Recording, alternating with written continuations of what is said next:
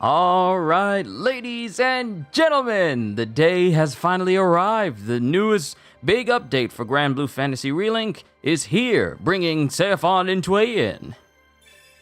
So let's get started, shall we? Yes! Version 1.2.0 update. This patch features new playable characters, quests, bug fixes, and other updates. The newly added quests are the keys to unlocking Seofon and Tweyen of the Eternals. Alternatively, character expansion sets containing the required unlock materials are available for purchase. Which, I'm gonna let you guys know now, I've already taken advantage of. Sorry if I sound a bit out of breath. Just did a quick set of sit-ups, real quick, before I started. New quests have been added. Ready to do battle against abominable Ahrimans and barbarous behemoths? Defeat them in the new quest Gulp. So these are the rumored monsters and Lockhorns. To earn treasures for unlocking Seofon and Tweyen. Item packs, color packs, and emote expansion sets are on sale now. Enrich your adventures in Zeka Grande Skydom even further with useful sigils, stunning character colors, and new emotes. And then, of course, you can always go to the website to find out more information. So let's get cracking. We got brand new characters to look forward to. Brand new characters to mess with. New quest is available, new quest. More sigils have been added to treasure trade. Claimable add-ons are available. So we're gonna run over here. Character unique, new treasure trade items available. Character unique sigils are available at the Knick-Knack Shack. So if we go to the crewmate card and go down to Seofon and Tweyen, they're different compared to the other characters, considering you need a crewmate card specifically for them. Haha! Look at these characters! Look at them! Seofon! This man leads the Eternals, a group of 10 weapon masters. Also known as the Star Sword Sovereign, Seofon collects spirit swords from defeated opponents and channels that spirit energy to manifest them onto the battlefield. Ease of use, 4 stars. And then Tweyen. This world-class hunter is the bowmaster of the Eternals. Not only can her supernatural eyes pinpoint prey across enormous distances, she commands the ability to fly. Each magic arrow fired from her bow finds its mark without fail. Ease of use, 3 stars. Man. So, I gotta go down to claim add-ons. And claim all. Alright, Supreme Weapon Essence, and a Damascus Ingot, Spirit Edge's Rally. Then we got Supreme Weapon Essence, Ambrosia, Dark Huntress Volley, and then I got a weapon upgrade item pack too, so I can boost their weapons up a little bit. You have obtained unique treasure. They can be traded for a special crewmate card via treasure trade. So now if we go over to treasure trade, Supreme Weapon Essence requires 30 Revenant Medallions. And then you need 3 Supreme Weapon Essences to even play Tweyen, unlock Tweyen, and Seofon. I was about to say Seofon. This ain't Bleach. Got some goodies for ya. Trade 1 for that. Trade 1 for that. And we have Supreme Weapon Essences. This golden essence is proof of one's ultimate power. It can be traded for valuable loot. Crewmate card. Give this card to Sierra Carte and she'll call in a new crewmate for you. So, we go down here to crewmate card. The old crew signal, eh? And we can go ahead and get them both. Ooh! Sete de Spade. This is his defender weapon. Now, the thing about Seofon and Tweyen, they don't have any terminus weapons. Psycho, it's good to see you, as always. They don't have any terminus weapons. Hold on, let me make sure my volume's good. Yep, volume's good. They don't have any terminus weapons, so you don't need to take them to the Tail of Bahamut in order to get it. They only have defender and Ascension. with Ascension being their better ones. So, Sete de Spade for Seofon, and then we have Bow of Dismissal for Tweyen. So let's get Seofon.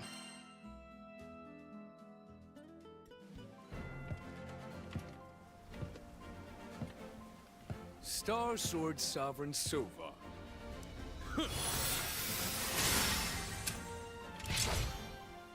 Is here to save the day. Seofon, join you on your journey! You got a sticker. Use communication tools to send stickers. Stickers. Skyfarers, assemble! Okay, Captain America. Want to practice with Seofon against Sir Beryld? Yes, please. I would like to see what this man can do. Me and Gajil, we just looked at the stream. We just looked at the stream, the dev stream for GRANBLUE, including getting like a slight preview of how Sandalphon behaves, and man, May is going to be a beautiful month. But seeing Seofon in action, or Siete if you want to go by his, you know, like name. Seofon is how they call him in Japanese, but Siete is technically the way you're supposed to say his name. But Seofon leads a crew known as the Eternals, comprised of 10 weapon masters. He collects spirit swords, employing them as complements to his dual-wielding style. Seofon creates various combos using square and triangle. Completing a combo fills his avatar gauge. Press triangle to summon an avatar to join Seofon's attacks. Combos and skills are enhanced while an avatar is summoned, but the avatar gauge depletes throughout the summoning. And we look at his command list. He has a lot of combos. He has a lot of combos. Command Avatar, Air Combo, Air Barrage. Star Sword Sovereign. These are his support skills. Allows Seofon to consume the Avatar gauge to summon an Avatar with Triangle. Landing combo finishers fills the Avatar gauge, and Spirit Swords. Seofon deals additional attacks based on his Sword Shine level. Landing combo finishers while an Avatar is summoned raises Sword Shine level. New entry added to the glossary. Eternals. Cat and mouse. One more. You're done. Over here.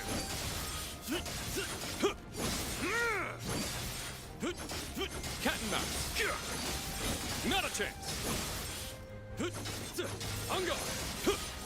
What's the matter? Sorry. Step up. Try to run. Enough. Over here. Say goodnight.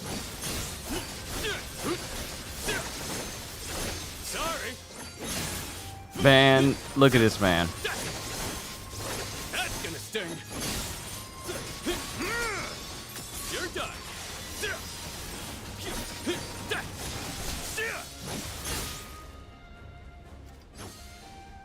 Bring it. And you could just summon him in, or dispel it at any time. I like it. Surprise! Have some dick! Cat and mouse. You're done! Sorry! One more! Oops! Too much for you?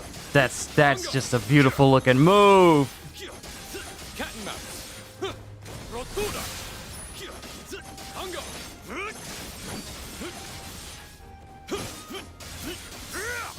Let's go. Cat and mouse. Not a chance. That all you got? Hungo.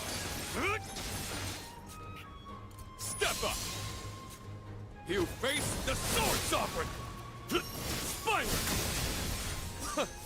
Boxed you in. Sure, I can do this the hard way. Not enough? And here I was hoping to save my truck card. 100,000 espadas! Oh, he's so clean. He's clean. Enough! Tasty! Sorry! Over here!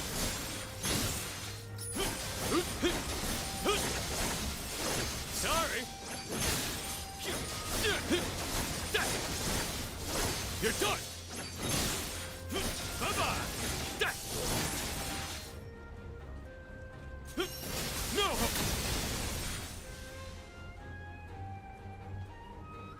So what was it about Sword Shine again? Deals additional attacks based on a Sword Shine level, landing combo finishers while an avatar is summoned raises Sword Shine. Okay. Cat and mouse. Alright, nice.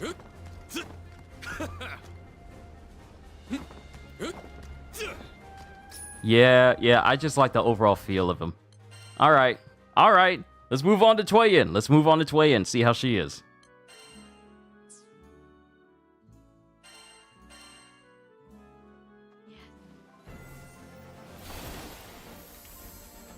Make way for Tweyen. The Eternal Archer offers her aid. Oh, this is so nice. I gotta save these clips. In these images. Hold on. The past 5 minutes. No. I gotta save the past 15. Because I want to take images of when it says they joined battle. I just want to have that. Tweyen joined you on your journey. Maximum punishment? Let's practice. Impede our path at your own peril. Controlling Tweyen, master of the bow and a member of the Eternals. All foes fall prey to Tweyen's archery. Armed with her magical bow and the ability to fly, she excels at long-range combat. Tweyen creates various combos with square and triangle. Charging triangle can allow her to fire at multiple foes simultaneously. Because in the lore, she's able to fire an arrow, but it's able to hit multiple people all at once. Landing attacks and skills raises her Ultra Sight level, which then increases the number of arrows fired from a charged multi-lock hail. So combo A, square, triangle, and holding a direction and then triangle. Combo B, square, triangle, or hold. Combo C, square, triangle, and then hold again. Multi-lock hail, hold down triangle, attacks multiple targets simultaneously. Launch, air combo, air barrage. And then her support skills. Dark Huntress. Holding triangle allows Tweyen to lock onto multiple targets based on her Ultra Sight level. Landing attacks and skills raises the level. And then Bring the Thunder. Grants Bring the Thunder to Tweyen upon using her SBA. Her damage skills deal more damage and inflict paralysis while Bring the Thunder is in effect. So just straight up paralysis every single time after her SBA is done. Nice.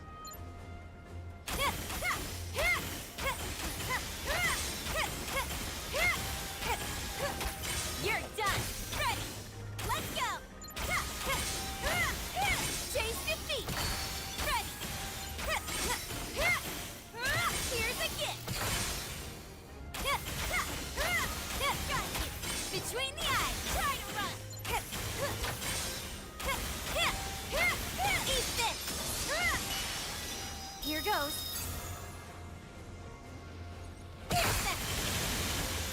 That's a lot of hits. That's a lot of hits.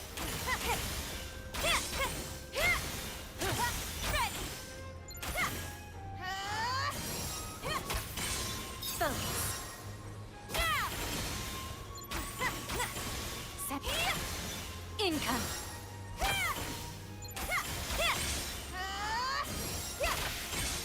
Oh, I get it. It's not hit triangle. You can alternate between regular hits or Center your breathing. a charge hit instead. It's just letting me know that those moves can be charged.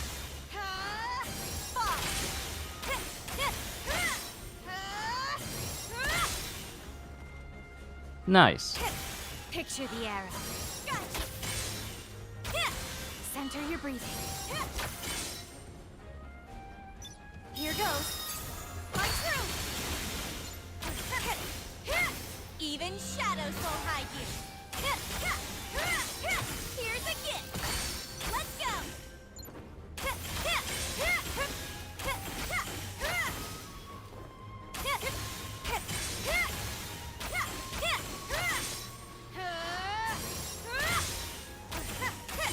Picture the arrow. Tempest of arrows. I have you. Fire. That Pot Warrior is hilarious. I'm going through his quest so you can get the talisman buff, my melee damage even more, and that's the last talisman you need for your build. Nice, nice, nice. Center your breathing. Alexander does have a very good talisman. You just got to go through his whole quest line to do it. No mercy. Eat this. I got to look at what these moves are for her. Valiant breathe. Rain from above.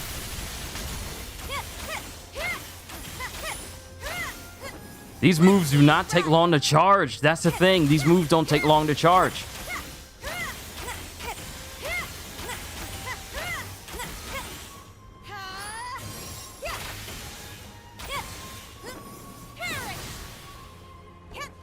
I keep wanting to hit the circle button to dodge because I just got done playing Rebirth. I see everything you do. Income. Tempest of arrows. I have you. Hit by my arrow. The way you can just spam these moves just a little bit.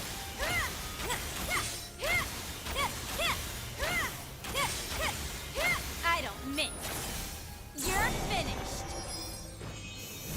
I'll pierce your heart.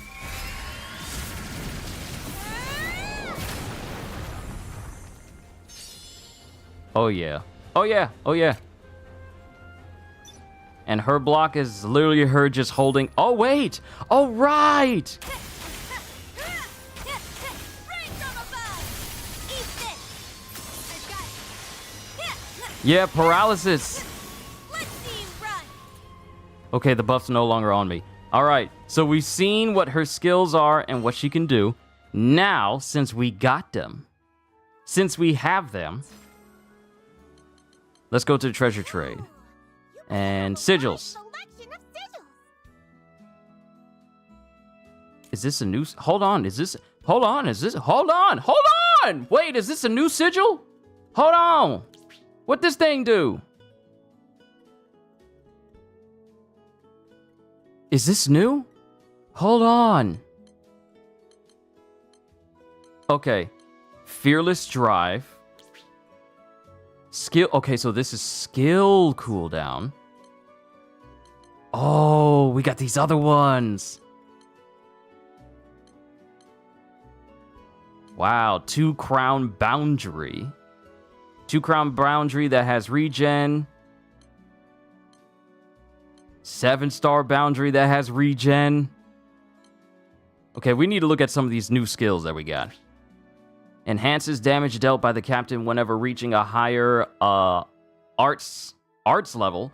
Ends when arts level returns to 1. Okay, you do more damage the higher your arts level is. Nice. Alright, this is Catalina, Guardian's Warpath. Grants a buff to the entire party whenever Catalina activates her Skybound art. Blades of Frost grant debuff immunity for 45 seconds. Also grants enhanced damage for 45 seconds. Ooh, nice. Rackham. Grants enhanced damage to Rackham whenever he performs 3 rhythmic triggers within a certain amount of time. I can kind of say that they're kind of on Virgil's speed level. Do you mean like the character Seofon and Tweyen? Seems like.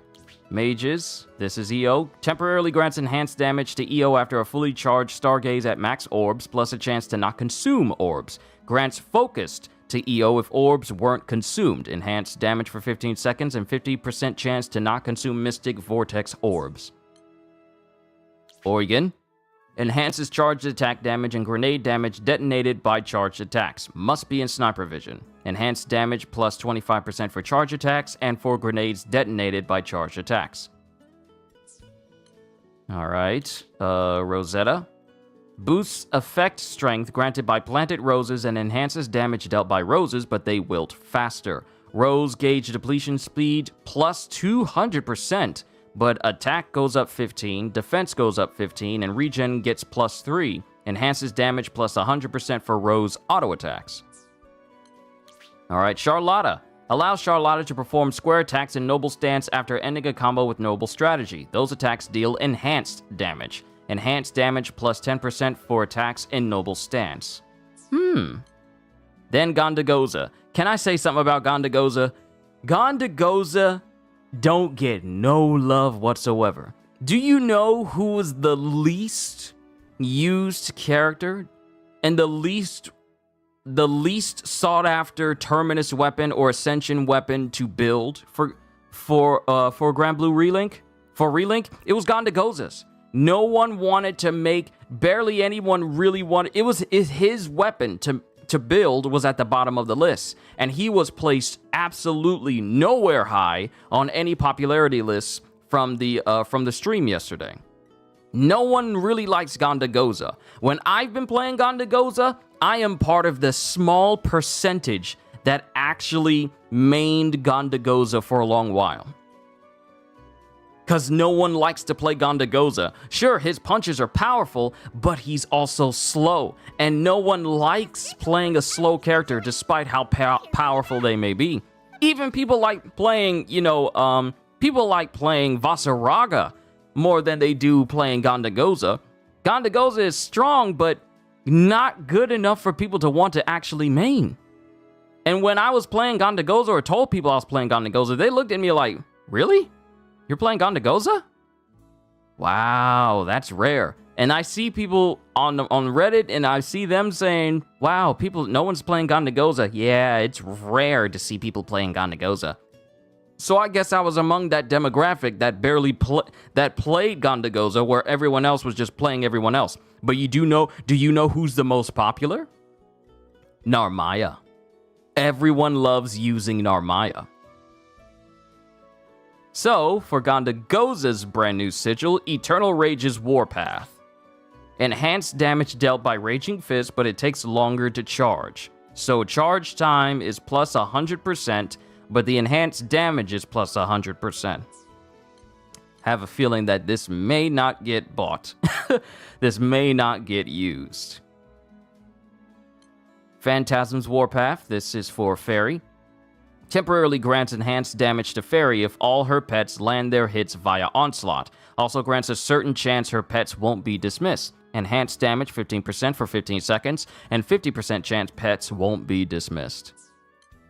Butterfly's Warpath, Narmaya! Temporarily grants enhanced damage and supplementary damage to Narmaya whenever she performs a stance shift combo, but her SBA gauge fills more slowly. So SBA gauge gain minus 50%, but enhanced damage 15% and supplementary damage 10% for 15 seconds after a stance shift combo. Honestly feel like people may get this, and it's probably going to change up how people operate with Narmaya even more. I mean, she's kind of a broken character because people love using her. White Dragon, this is Lancelot. Grants enhanced damage to Lancelot whenever he lands a combo finisher or performs a perfect dodge via Wirbelwind. Enhanced damage 10% for 30 seconds. Now, the thing that was noted is that characters didn't get a nerf. Characters really didn't get too big of a nerf.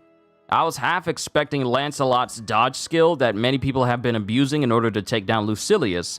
I am actually surprised that it doesn't show up in the patch notes for things that they fix. So I'm pretty sure that's still going to be there. Hero's Warpath. This is Vayne. Fills Vayne's beatdown gauge whenever he blocks an attack with his own triangle attack. Also enhances damage dealt by his triangle attacks. Enhanced damage plus 30% and beatdown gauge plus 12.5%. Lord's Warpath. This is Percival. Enhances Schlot's damage if it was charged faster than normal. Temporarily grants supplementary damage to Percival whenever he performs a successful charge parry. Enhanced damage plus 30% and supplementary damage 10% for 30 seconds. Dragon Slayer's Warpath, Siegfried. Enhances damage dealt by perfect square and triangle attacks, but reduces defenses. Defense minus 50, but enhanced damage plus 40. Founder's Warpath, Cagliostro. Temporarily grants enhanced damage to Cagliostro when she performs a combo finisher. Landing a different finisher while enhanced damage is active strengthens the effect. Enhanced damage 10% for 20 seconds. Enhanced damage 15% instead after landing a different combo finisher. Swordmaster's Warpath, Yodara. Enhances damage dealt by the shortest follow-up combos that are chained together via sharpened focus. Enhanced damage plus 30%. Crimson's Warpath. This is Zeta. Inflicts Arvis Femere upon a successful counter. Boosts critical hit rate and enhances damage dealt to foes inflicted with Arvis Femere. Enhanced damage plus 15% and critical hit rate plus 100%. That sounds interesting. Ebony's Warpath. Allows Vasaraga to consume HP to fill the Greenoth gauge by pressing triangle when the gauge is at 1 or higher. Also temporarily grants enhanced damage to Vasaraga. Consume 30% HP to fill the Greenoth gauge, and enhanced damage 30% for 45 seconds. Versailles Heart. Id. Grants enhanced damage to Id while in dragon form and god might, but the Versailles gauge depletes faster. He cannot transform again until the Versailles gauge completely depletes. Versailles gauge depletion rate plus 200% in dragon form and 200% with god might. Enhances damage 10% in dragon form and god might. Can't transform or lose transformation until gauge depletes. So you can't end it prematurely. Spirit Edge's Rally. This is Seofon's. Boosts Sword Shine level whenever Seofon activates a skill while an avatar is summoned. Sword Shine level plus 12.5%. Spirit Edge's Fury. This is another one, because Seofon and Tweyen, they get 4 sigils. Boosts attack power, stun power, and damage cap while an avatar is summoned. Attack plus 30%, stun power plus 30%, and damage cap plus 15%. Spirit Edge's Warpath. Grants temporary buffs to Seofon whenever he and an avatar land a finisher together. Enhanced damage 20%, Stout Heart, debuff immunity, drain for 30 seconds. Wait, what? Hold up! Hold up! See, here's the thing. When me and Gaja were looking at the stream, they didn't fully list out all the perks that came with these sigils. What do you mean he gets Stout Heart, debuff immunity, and drain for 30 seconds? Just a Stout Heart is basically, hey, you can't be interrupted while you're doing your attacks. Debuff immunity is exactly what it is. You're immune to debuffs. And then he just gains drain for 30 seconds. Okay. 7-star Boundary. And this is the only one that has like an extra sigil on top of it. So, 7-star Boundary. Sets max HP cap to 45,000 in exchange for a boost to attack power and damage cap. Attack plus 50% and damage cap plus 100%. And he also gets regen. Just straight up regeneration. Definitely gonna work towards getting this skill. I need Demigod Feathers and Supreme Weapon Essence in order to get this sigil. And the Demigod Feathers are not gonna be hard to come by. But the Supreme Weapon Essence, I gotta look into that. Sorry, I meant to look at the rest of the sigils for Tweyen. So Dark Huntress Volley. Temporarily grants enhanced damage as well as a chance to gain supplementary damage when executing a fully charged multi-lock hail at max Ultra Sight level. Enhanced damage plus 10% for 30 seconds. 30% chance to trigger supplementary damage for 30 seconds. Dark Huntress's Surge. Boosts rate of fire for Tweyen's normal attacks and movement speed when shooting her bow. Yeah, I'm definitely going to go after this for her so I can just constantly be able to move around. Rate of fire plus 10%. Movement speed plus 15. Dark Huntress's Warpath. Tweyen's charged attacks charge faster, deal more damage, and have more stun power. Also grants a certain chance for charged attacks to inflict a random debuff. I feel like I want to get this one too. Ooh, look at all the extra that comes with it! Dark Huntress's Warpath is literally giving you like a... Okay, let me just read out the stat. Charge time, minus 20%. Enhanced damage plus 20%, stun power plus 30%, and a 20% chance to randomly inflict attack down, defense down, burn, or poison. So essentially, the effects of her depravity skill is on this sigil. Okay, ideas are already forming. And then lastly, her 2-crown Boundary, which pretty much functions the exact same way as Seofon's 7-star bounty. 7-star Boundary. Set max HP cap to 45,000 in exchange for a boost to attack power and damage cap. Max HP becomes 45,000, and attack goes up by 50%, plus 50%, and damage cap goes up 100%. And then, of course, we have these other ones down here. Greater Aegis. greatly raises maximum health in proportion to your current max health. So this is a better version of Aegis. Auto Potion. Automatically uses a potion when HP drops below a certain threshold. Effect is disabled when using any assist modes. Increases the stock of all recovery items by 1.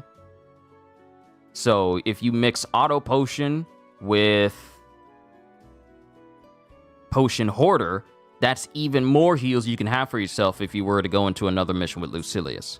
And then, of course, we have all of these that we had before. These sigils came with the Lucilius fight, and of course, these are the basic ones. All right. So, let me see. Let me give you a voucher for him. Wonder what kind of sigil we'll see today. So now we can do multiple trans marvels all at once. Well, not all at once. You can do it 30 at a time. Yep, we can do this all at once now.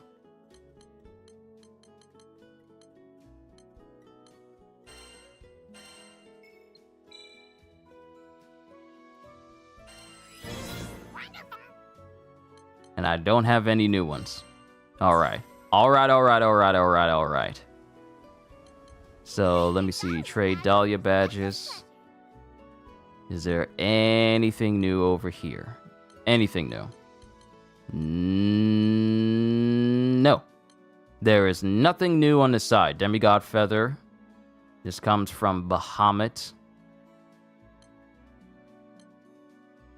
Yeah, there's nothing new on the Silver Dahlia badge side or the Gold Dahlia badge side. Gather the goods, and we'll buff those weapons till they're lean, mean, damage-dealing machines.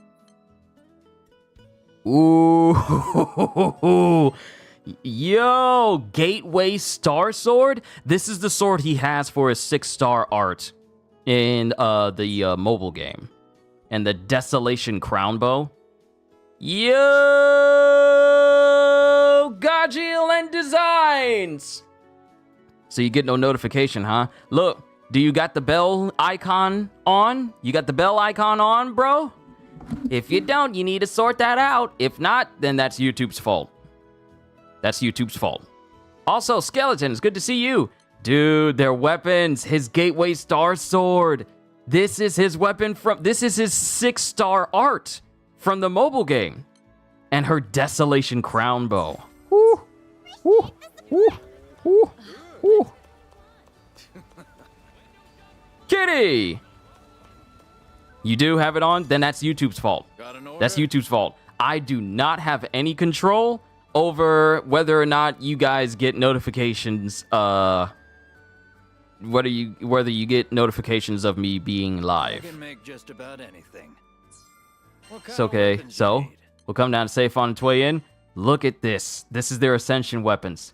Oh my goodness! I can't just build it freely. I was hoping I could, but I can't. I need Supreme Weapon Essence, a Death Nail, and a Crown of Lament. And I think I know where I'm going to get that from.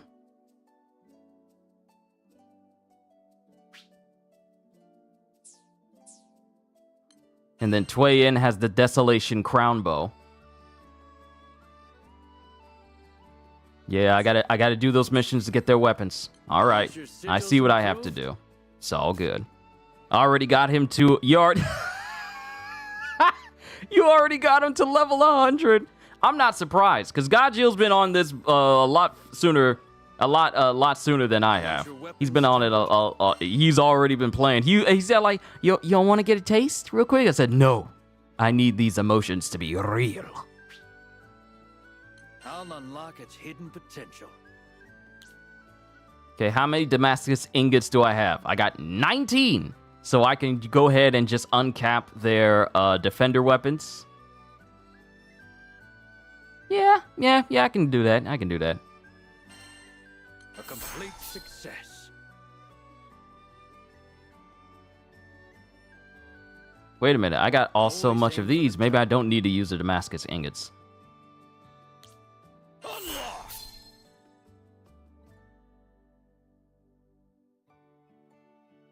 Okay, Let's it's kick not it up a asking me to notch. use any Oh, Silver look at that. Centrum yet. Oh, nice. I can go ahead and uncap his weapon to the max. Skill tree? I know, we'll get to it. But first, I'm going to get Seofon and Tweyen's weapons uncapped to their fullest first. Well, look at that. At least their defender weapons. And then I'll work towards getting their Ascension weapons next. I'll unlock a complete success. All right. And... is he saying unlocked? I thought he was coughing, going like...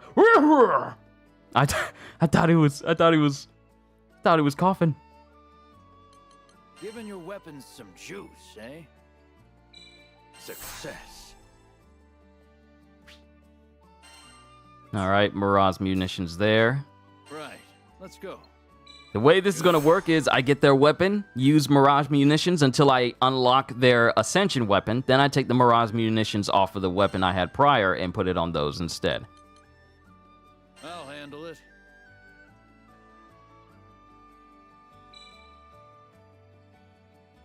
All right, it's not going to take too much. Good. How about that?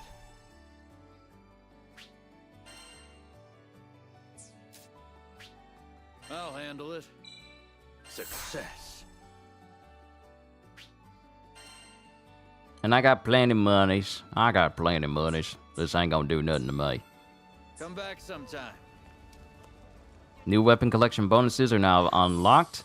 All right, so first things first, Cagliostro. Get out! You are no longer needed!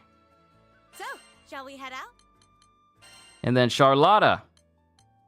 I've always got your back. All right, now for the good stuff.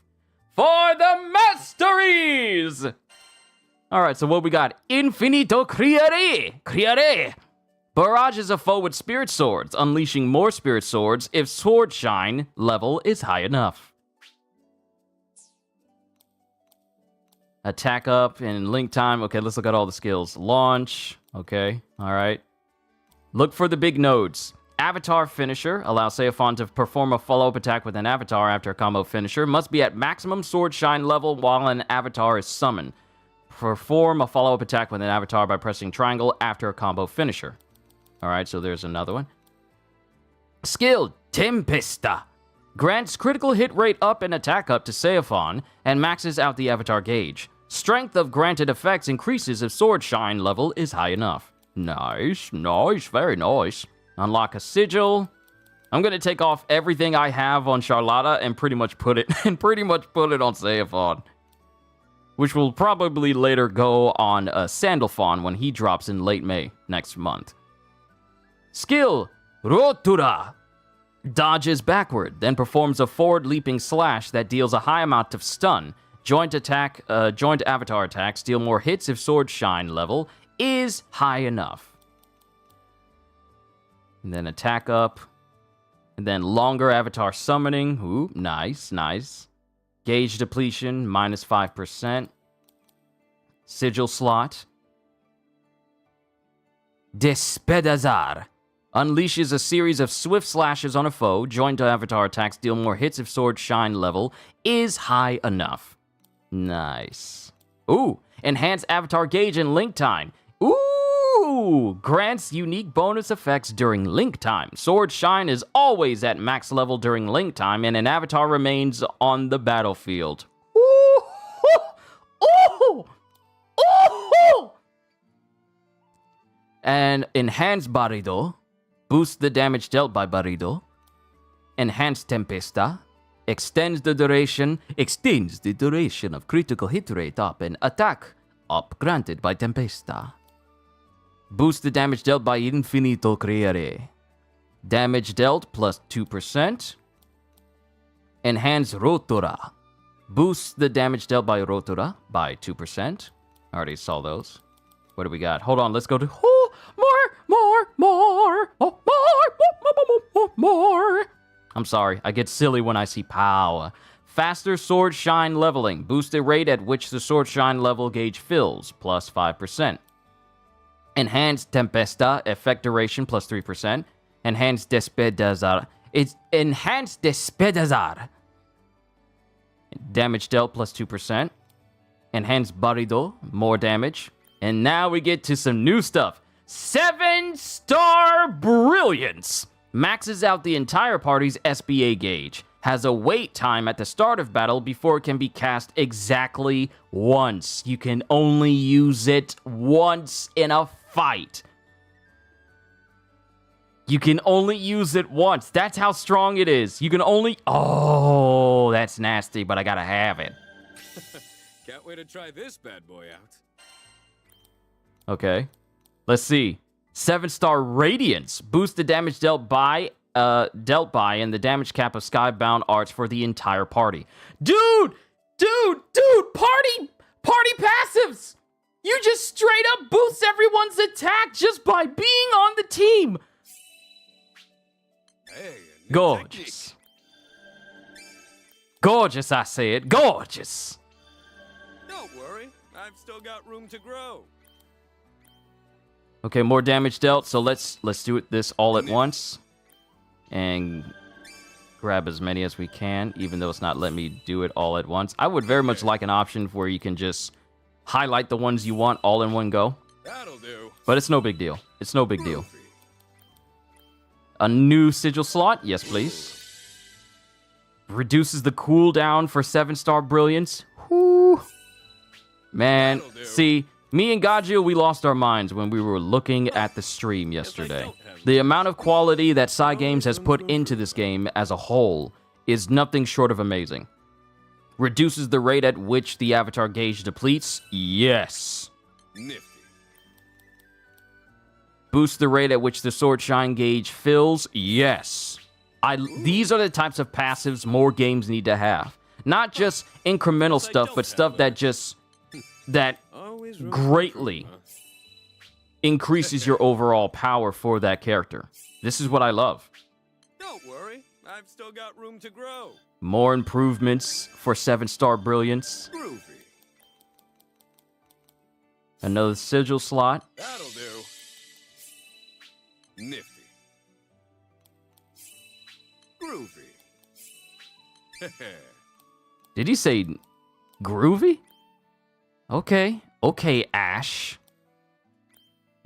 Even more reduces the cooldown for 7-star Brilliance again. They want you to know that you have the 7-star Sovereign's Aid. Ooh. Damage cap.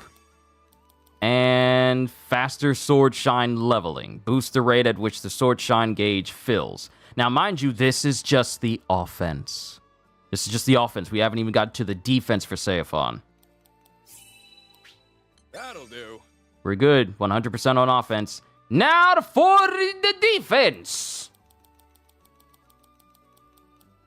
What skills you got? Ispirazione. Grants. Ispirazione. Ooh, I like that name. I like the names. Ispirazione. Grants hostility up and defense up to Seofon. Also grants him debuff immunity if sword shine level is high enough. Just straight up, hey, I'm over here. Also, I am immune to your debuffs if you try to hit me with something that can debilitate me. Nice. I like. Sigil slot. And then just regular resistances and such. Okay. Prisión de Ramas. Unleashes a wave that hits foes and inflicts slow in a conical zone in front of Seofon. Joint avatar attacks deal more damage if sword shine level is high enough. What I thought was useful on Gondagoza, forget it. Forget it. He had a stomp that could slow people down, but now Seofon has it, and he's faster than Gondagoza. Gondagoza, it's been a nice ride. It's been fun, bruh. It's been fun. But I'm sorry. Enhanced Ispirazione.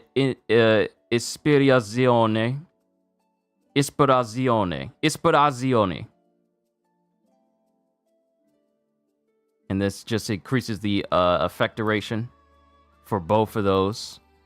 Enhanced Inspirazione, enhanced Prison the Arms, effect duration, more slow. Always room to improve, huh? See, we need more anime games done like this. I know I've been saying it a whole bunch, but it's true. What they've done with GRANBLUE is basically say, hey, this is how a good IP can be changed into a fantastic RPG. Nifty. Effects duration has been increased. Yes, yes, yes. Ooh. That'll do. Groovy. Is he saying groovy? I think he's saying groovy. Nifty. All right, defense is 100%. Now for collection, he only gets 2 weapons, a defender one and an ascension one. They're simply too strong for a terminus weapon. So all the way over. Gotta keep your sword arm in shape. Not gonna lie, swords have never let me down. You, my little friend, are going to be the best sword ever. All right, I'll worry about overmastery later. Right now,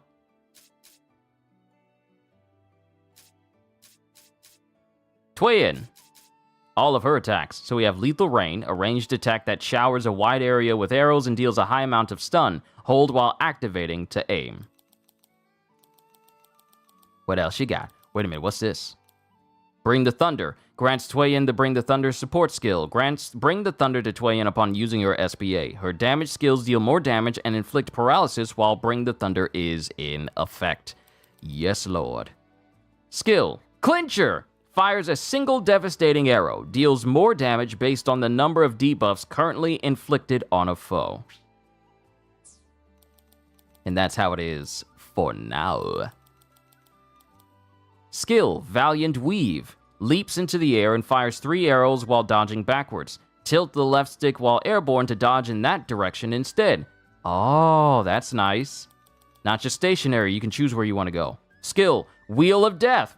Fires arrows while spinning in place. Launches a foe into the air on hit. Oh, this is going to be nice when you're surrounded. Or if you're playing Slimepede and you want to hit a whole bunch of slimes all at once.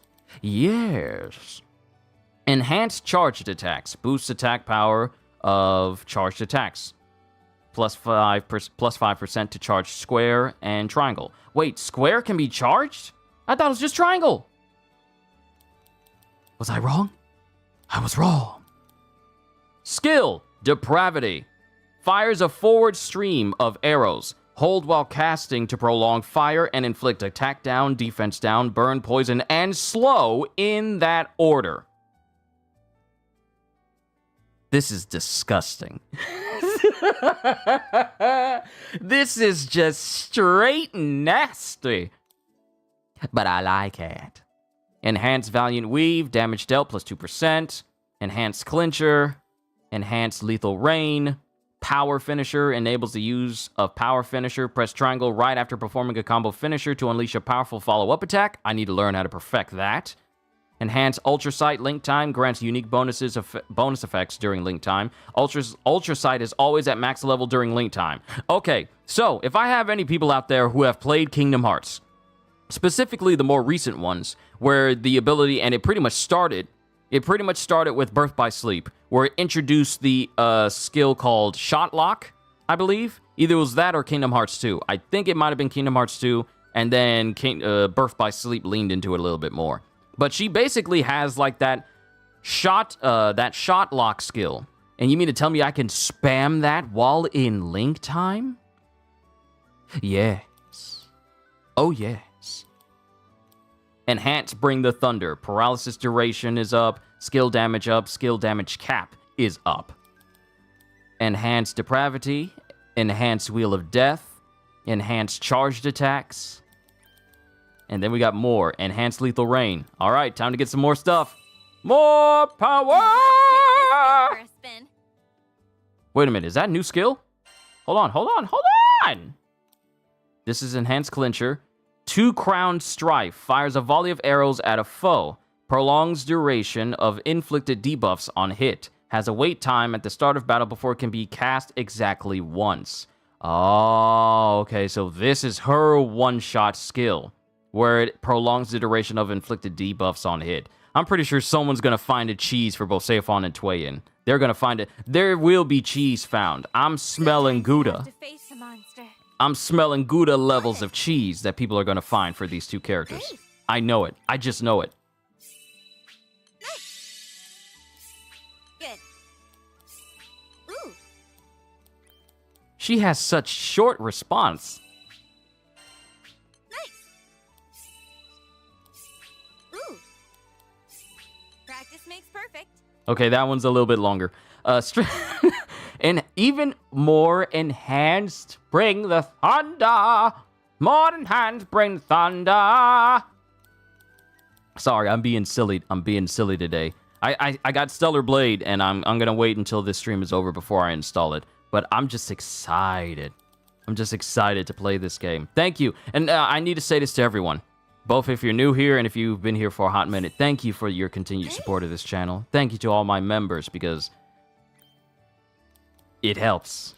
I just want to say thank you for all that you contribute towards this channel. It really is amazing. More power. More power. Bruh. Homemade hamburgers on the grill or burrito taco crunch wrap? I say homemade hamburgers. Them sound good to me.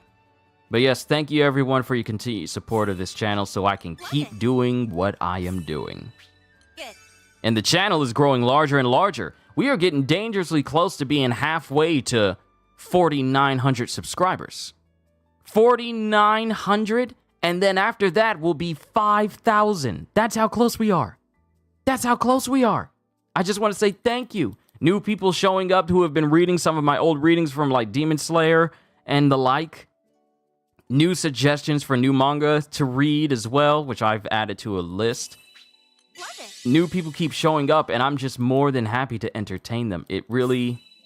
It's a blessing that people like what I do, and it's an encouragement for me to keep doing what I'm doing. Uh-oh, we got 1 and 1. Gajil sells burritos. I say hamburgers. Well, Good. 1 for burrito and 1 for hamburgers. Well, if no one else chips in their suggestion, flip a coin. Heads, hamburgers. Tails, burritos. Whichever one it lands on, let that be the deciding factor. More power! More enhance, bring the thunder! Yes, sir! Great.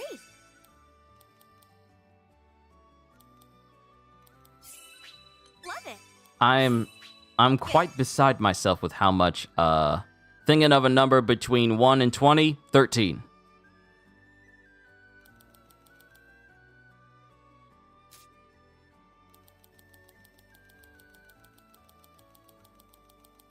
Okay, wait a minute. I'm going too fast. I'm skipping over skills. We are completely done with offense skills. Now to work on her defense. So let's see. Enhance Peerless Eye. Wait, where is the first Peerless Eye? Oh, grant Stout Heart and Deadshot to Tweyen. Peerless Eye. Stout Heart and Deadshot on Ultra Sight level gain is boosted. Ooh. That's nice. Peerless Eye, Enhanced Merculite. Wait a minute, where's Merculite? Did I skip over that too? 9, Gajil wins. Nice. Congratulations, Gajil. We'll talk about your stance as a moderator later. I'm kidding. I'm kidding.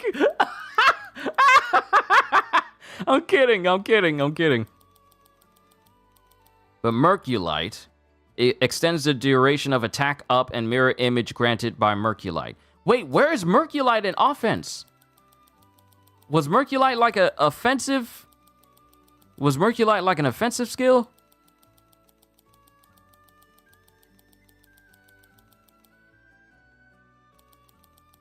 Wait, where's Merculite?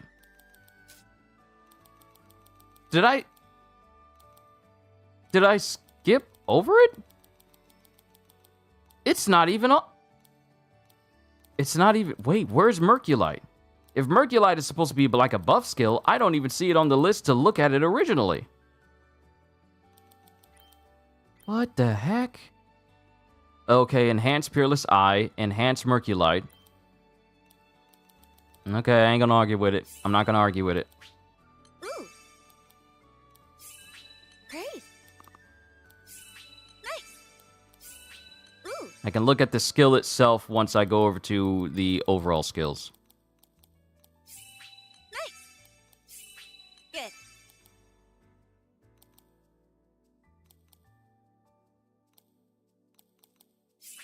Great. Love it. Nice. Ooh, I'll build up my mastery points later. love it. Alright, defense maxed out. You have to treat your bow like a friend. Breathe calmly, and the bow will take care of the rest. Breathe calmly, and the bow will take care of the rest. Alright, so both Tweyen and Seofon, their skill trees have been completely maxed out, save for the weapons I need to work on. So now let's check out their skills. Barido, Infinito, Criere, Tempesta, and Rotura. Then for Tweyen, Merculite. Okay, so mirror image. Damage is nullified for a set number of hits. Ah, so that's what it was. I forgot that's what it did. But yeah, we're going to keep Merculite, Lethal Rain, Clincher, Valiant Wave. Let's switch that with Peerless Eye.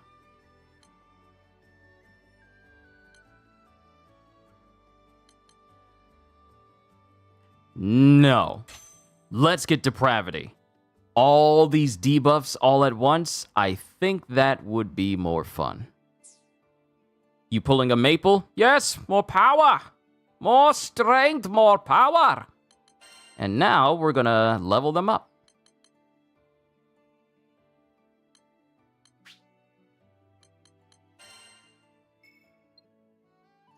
I just need 6. Wait a minute.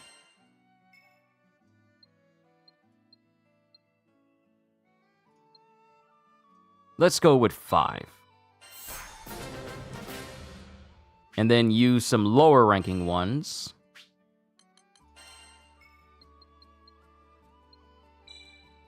To get their levels to 100.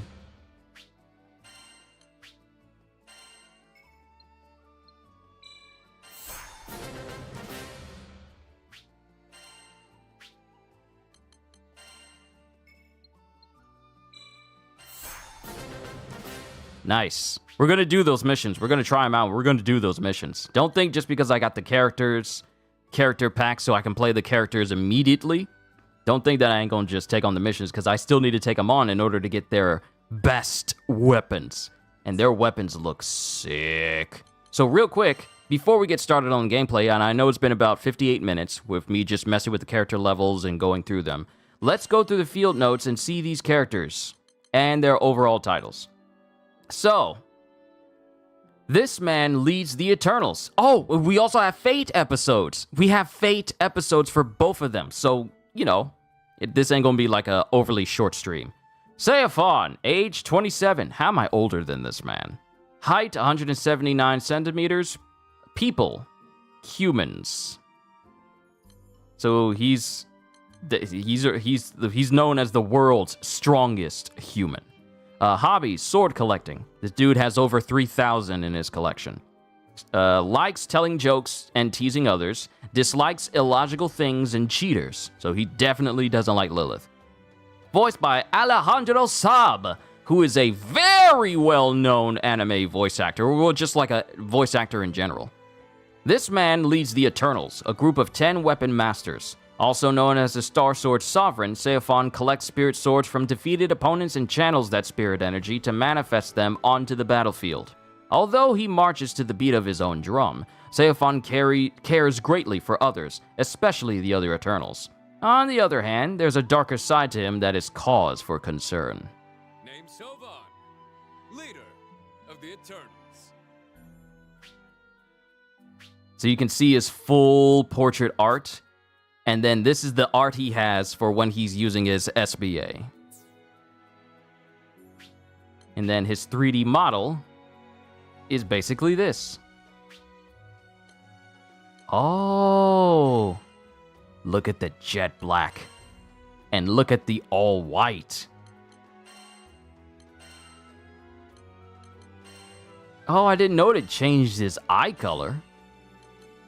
This straight up changes his eye color. But we'll keep it on this one. So this is his regular mode. This is when he's using look at that effect. Look at that effect in his cape. And his cape is perpetually always move. Like, the more I get into it, look at the stars. Look at the stars. Look at that effect. I love that effect. How did they do that? How did they do that in video games? I love that. I love that effect.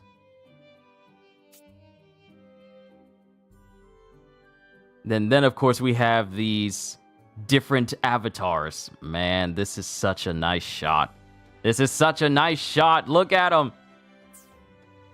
So that's Seofon. Onwards to Tweyen.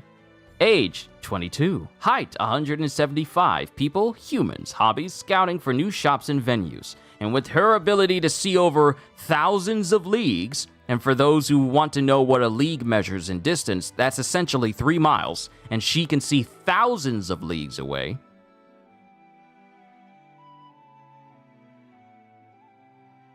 Being able to hide from her is basically impossible. Likes being one of the girls, dislikes being treated differently and making bad puns. Voiced by Giselle Fernandez. This world-class hunter is the bowmaster of the Eternals. Not only can her supernatural eyes pinpoint prey across enormous distances, she commands the ability to fly. Each arrow fired from her bow finds its mark without fail. Typically a quiet woman who exudes an air of mystique, she'll talk your head off once you get to know her. Ah, okay. All right. You're the type of individual that will listen to a conversation, but if you get used to her, she'll just straight up talk your ears off. I don't mind that in a lady. I don't mind that in a lady. I'm ready for the hunt. So this is her full art, and this is her art for her SBA. When she ain't smiling, oh, you know it's over. It's over. And then 3D model, and she just perpetually floats in the air. She just flies. She just straight up flies. Oh, they gave her some nice colors. These are some nice colors. Ooh, this is nice. This is a really nice one. This might even look better than the... Trust me, my eyes see everything. Wait. Hold up. I've had this game since February. You mean to tell me there was a pause button? This entire time? Shall we spar? You mean to tell me there was a pause button this entire time?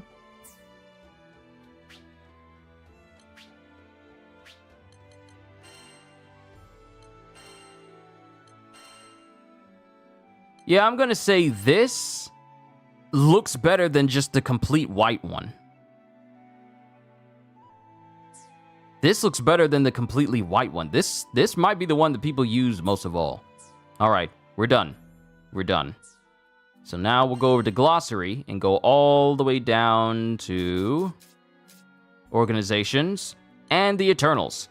This legendary skyfaring crew is home to the world's top weapon masters. The entire world, there is no one who's better at it than them. Blessed with such formidable might and skill, they bear a responsibility to wield their power for the sake of righteousness. Day in and day out, the Eternals endeavor to maintain peace in the skies. They are the strongest among all crews in the entire world. They are the strongest. The only person that's capable of matching them in strength below them is the captain, our main character. Because he has that advantage. Let's see. Let me exit out. We're done here. Let's go back to the main menu. Got a new trophy. I studied the blade. Swimming in a sea of stars. Master of Smug doing this. All-seeing eye. Hawkish bowmaster. Northern Lights. Shining arrow. Solo sniper. Harkener of the boundary. Look at him. Look at him. All right, let's get some emotes. Let's get some emotes. Hey!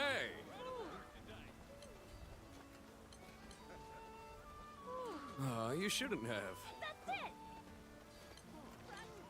Okay, so the photo mode doesn't drop until the May update, but I'm looking forward to being able to take pictures and just upload them to the Discord for all of you. Y'all know I like to take pictures in video games. I agree. Oh, I'm glad you do. Thank you. I'm looking forward to taking pictures of you and Tweyen and everybody else. I'm not so sure. What? What you trying to say? You trying to say that I ain't good at taking photos? Well done. What a mess. Hey guys, this way. The voice just fits so well in the dub. Oh, bang up job there. Nice, very nice.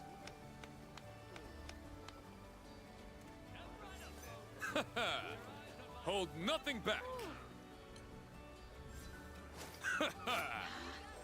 Victory is ours. Time for a break. He's just so chill. He's just so Better chill. get a move on. All right. So let's check and see what those trophies are that we got. See, I'm getting excited for Seofon and Tweyen, but Sandalphon, literally the supreme primarch of the archangels, who oversees the very elements of the entire world itself, just oversees its entire nature. That's going to be someone to really look forward to playing. Because he's basically a god. He's just basically a god. How to unlock new character's weapon? Nathanon, you have to do... well, actually, you know what? Let me go through these real quick. Reach level 80 and 100. Then unlock Seofon's first mastery node. Attain 100% completion of the offense and defense. And then unlock all of Seofon's mastery nodes. We got to get that by making his weapon. But you get it from the parts... You get it from the parts you get from doing the missions. And I believe you got to do that behemoth mission a couple of times in order to unlock his new weapon. Because they only get two. If you didn't know, they only get two weapons. A defender weapon and an ascension. They don't get terminus weapons. Because they're that strong. They're too strong for terminus weapons. And then for Tweyen, we get Shining Arrow, Solar Sniper, Dodge This, All-Seeing Eye, and Hawkish Bowmaster. And her final one is I Never Miss. So let's claim all of these prizes. And let's go ahead and play. Let's go ahead and get them sorted out. It's been an hour and I haven't done a mission with them yet because I've been looking through all of their stuff. Because they got quite a lot that's interesting. Thanks. No problem. No problem. Because I wanted to look at their weapon because the weapon shows up in the awakening section for Sierra. And Let's talk. matter of fact, I can just show you right here. So Seofon, not upgrade, I meant to say forge. Seofon, he gets the Gateway Star Sword. And you need 1 Supreme Weapon Essence, 30 Death Nails, and 5 Crown of Laments, along with 5 Terror Urns, and 3 Legendary Merits. The Terror Urns, I believe you get from Angra Mainyu, and the Death Nails, Crown of Lament, and Supreme Weapon Essence you get from the Behemoth mission. The same can be said for Tweyen. It's basically the same thing. Death Nails, Crown of Laments. Matter of fact, let's be smart about this. Details. Add this to the wish list. And Crown of Lament to the wish list. So you need to get these parts from a behemoth. While the Supreme Weapon Essences you can get from Sierra. So I've added them to the list so I know exactly where to go. Come back sometime. And I'm probably going to dedicate a lot of time to upgrading their Ascension weapon so it can be maxed out. Because it just looks cool. So first things first. Before we get started, we need to put some sigils on this man.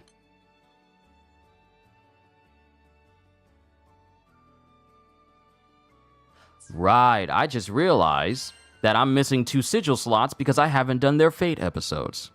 I was about to say, I was literally thinking, wait, I'm missing 2 slots. But then I remembered that 2 Fate episodes will give you 2 sigils. So, sorry about this, Charlotta, but...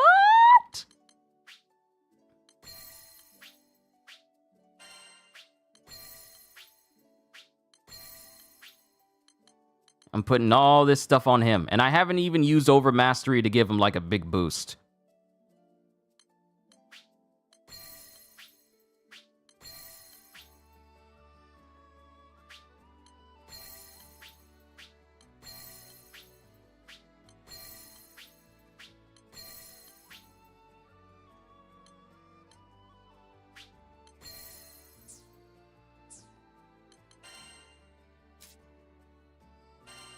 All right, so you know what? Let's see if we can get him like a good mix.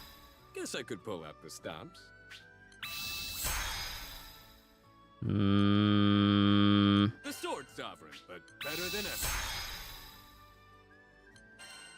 Got to dip dinner prep time. Catch you guys later or next time. All right, Kitty, it was wonderful having you here. Can't wait to see you in the next one. And today's only Friday. Okay, health. No, I need to have a lot of these. Ooh. Okay, normal attack is maxed out. Critical hit rate is maxed out. Attack power is almost maxed, and stun power is this might. Yeah. I'm gonna keep this bonus. I'm gonna keep this bonus. I'm gonna keep this bonus. I'm keeping this bonus.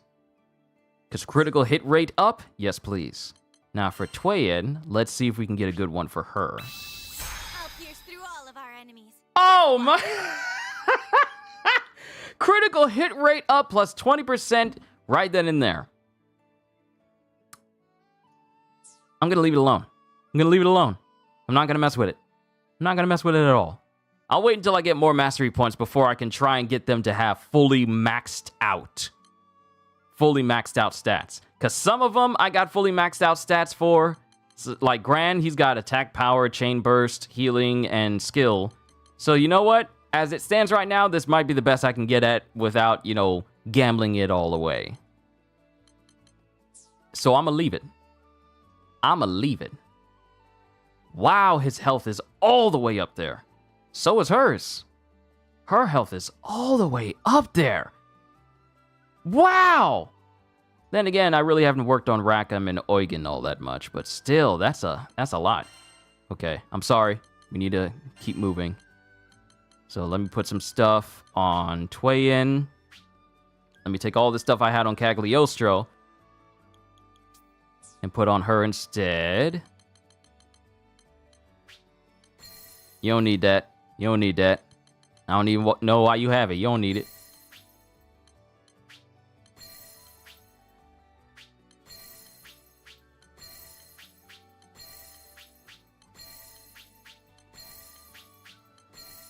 I know this is not optimized for her. I know it isn't.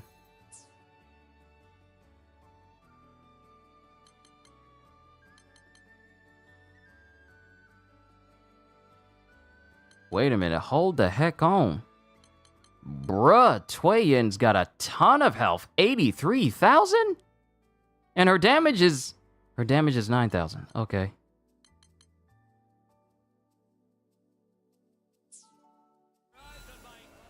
Got a new trophy, Sky's Strongest Blade. All right, let's do these Fate episodes. Sorry it took so long. So hold on, let me look at this new quest that we got. New boss.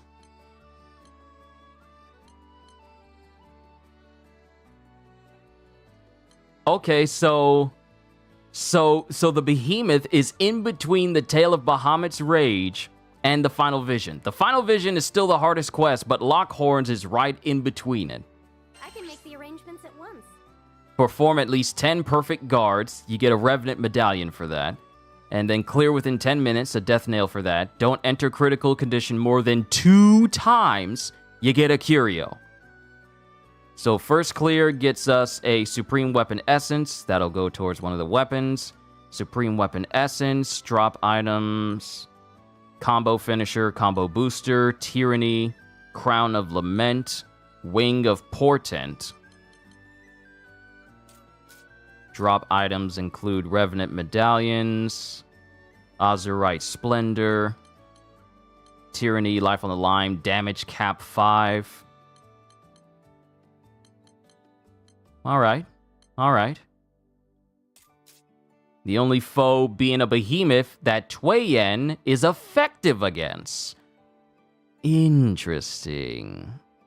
Interesting. Alright. We got a game plan. Yes? So, we've done everyone's except for Seofon and Tweyen. The leader of the Eternals, let me see. The leader of the Eternals, a group of the strongest weapon masters in the skies, also known as the Star Sword Sovereign. His prowess with the sword is limitless. Limitless! Not unmatched! Limitless! He cares greatly for everyone's well-being while also maintaining laid-back vibes. And for Tweyen, we'll look at hers once we get to it. Halster, yo, to you as well! There's our sigil slot there, and there's our sigil slot there. Let's get started!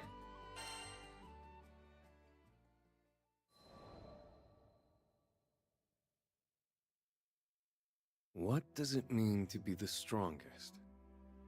We've all wrestled with our inadequacies at one point or another. I know I have. Doesn't matter how old you are or where you come from.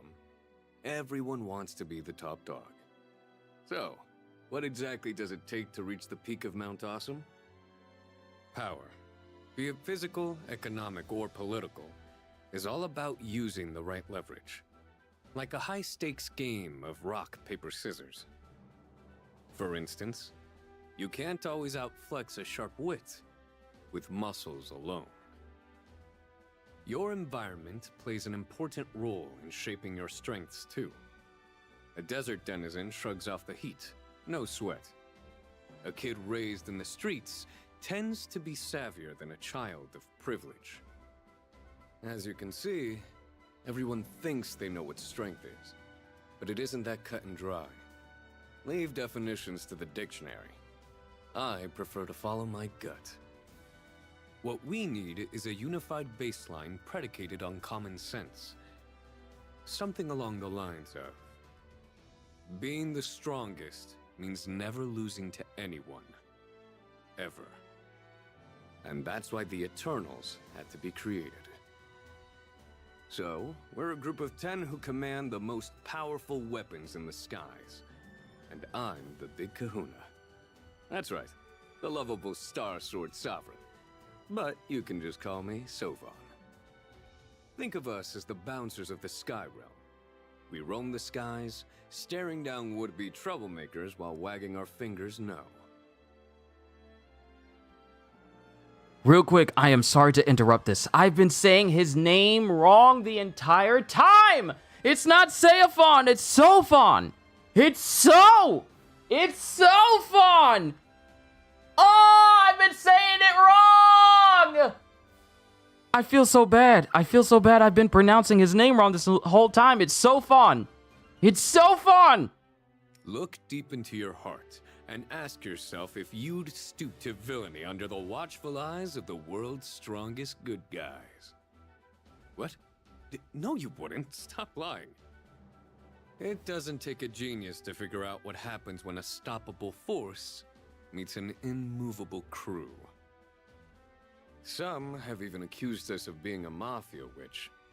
I mean, that's just flat out disrespectful. Look, we never claimed we were perfect. There are more than enough nations and leaders out there who view our autonomy as a threat to their interests. Our plans have backfired on us before, leading to unnecessary animosity and resentment. Mistakes have definitely been made. Yet despite all that, and this is just between me and you, okay? Recruiting the world's biggest badasses sounded way too fun to pass up. I knew getting the strongest people in the world to gel wouldn't be easy. It was hard enough convincing them to join the team, let alone work as one. You win some, you lose some. Now I know what you're dying to ask. Whenever people gossip about us, they always feel the need to bring it up. So, let's get this out of the way and put the subject to bed. There can only be one who wears the crown of strongest eternal. Only one whose bravery and deeds are second to none. Possessed of both unparalleled martial power and wisdom. And great hair to boot. Now, who could that be, I wonder?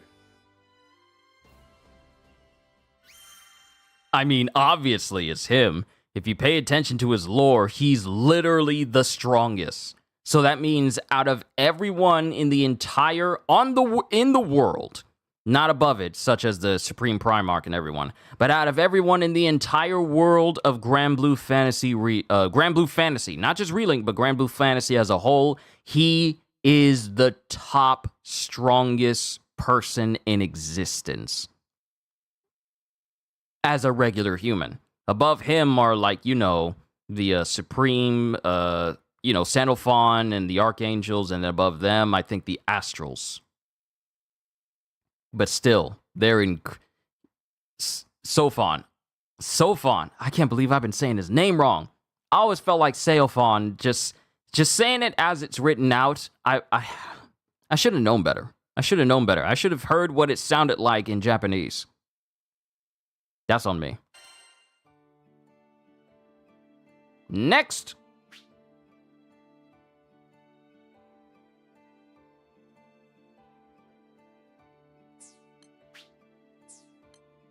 Okay, Seofon. Sorry, it's a habit now. Seofon assembled 10 of the strongest warriors in their weapon class to form the Eternals.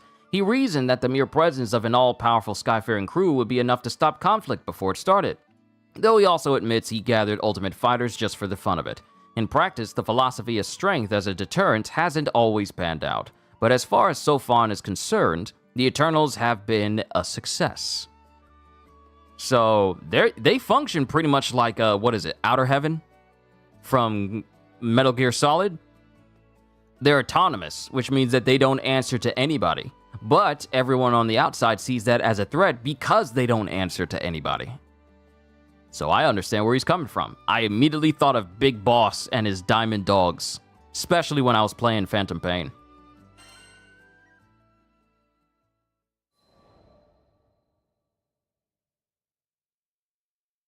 There's a place called the Boundary, where every strand of time entwines and colossal concentrations of energy are stored.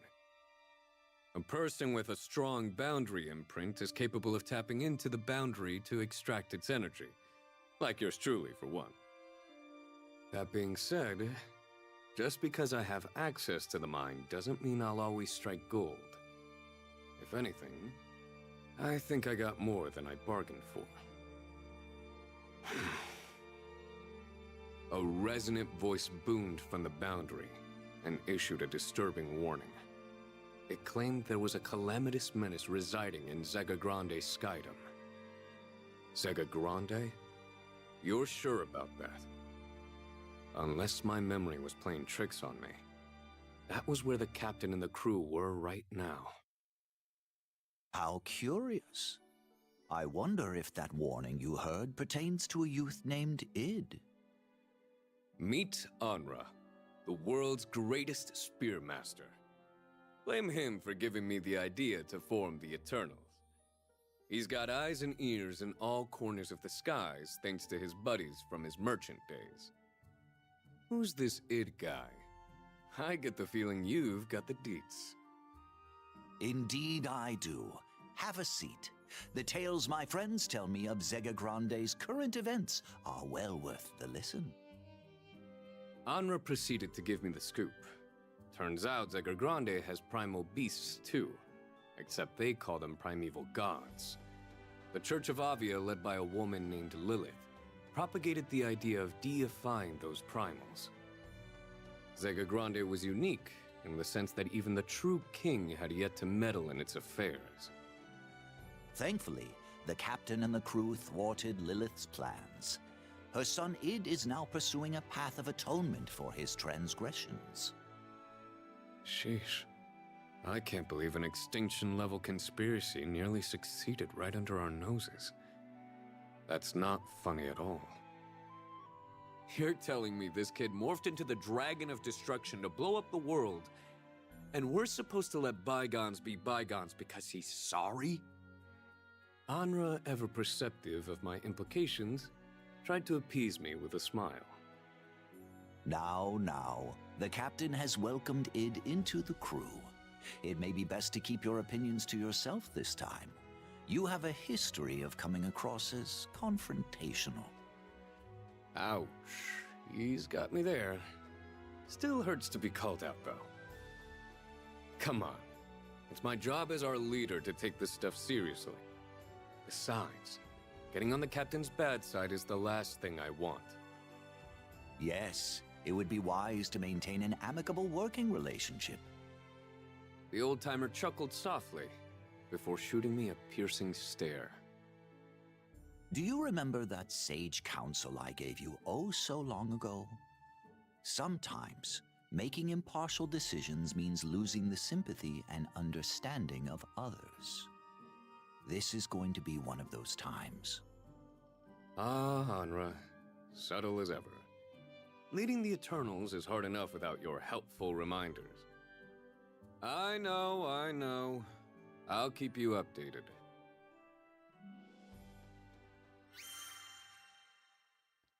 The fact that they got a voice for Henri, because he's also a member of the Eternals as well, obviously, but he holds the status of being, I think his title is 1 amongst all of the members, whereas Seofon is 7 and Tweyen is 2. Henri is 1. So Henri, with Seofon, basically created the entire Eternals team.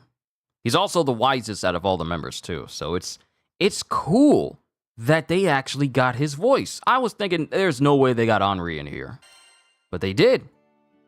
I like that. I told y'all I like lore. Episode 2. A voice echoing from the boundary alerts Seofon about its existence, declaring that it has the potential to destroy the skies.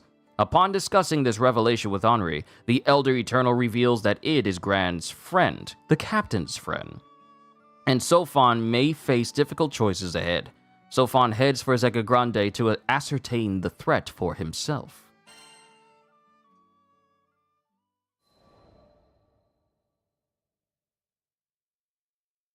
Wait, really? You're coming with me, Tweyen?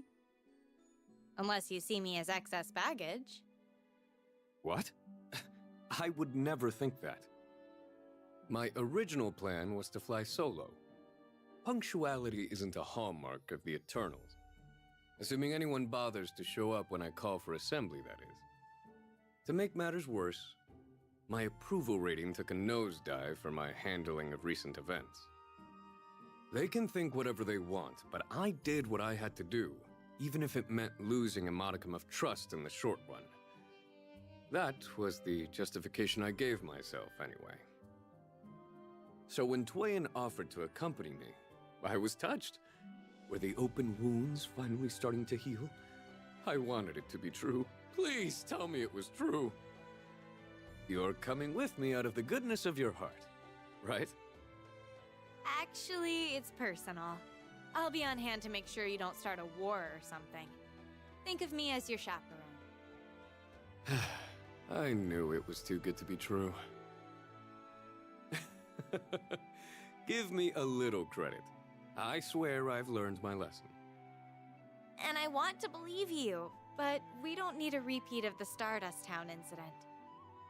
Oh, right. That little unhappiness. Me reaping what I sowed really sucks. Well, that's just Tweyen being Tweyen. I know she's worried about me. She's too professional to say it. Yeah, let's go with that.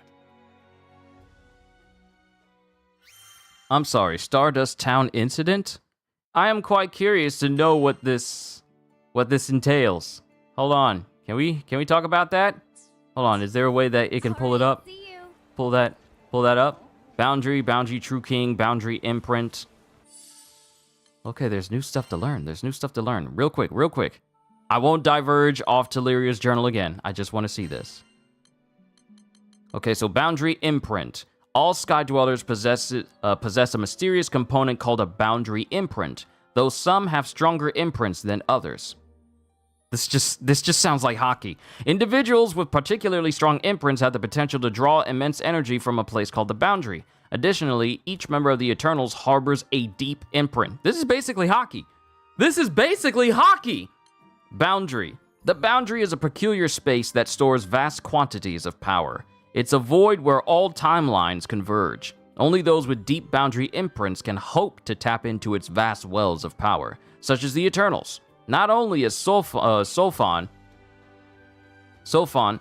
the leader of the Eternals, able to directly connect to the boundary, he is pestered by a version of himself from a different timeline. Wow, that's interesting. True King. This man will play a pivotal role in the fate of skies. He rules over the Estavian kingdom in the great Grande.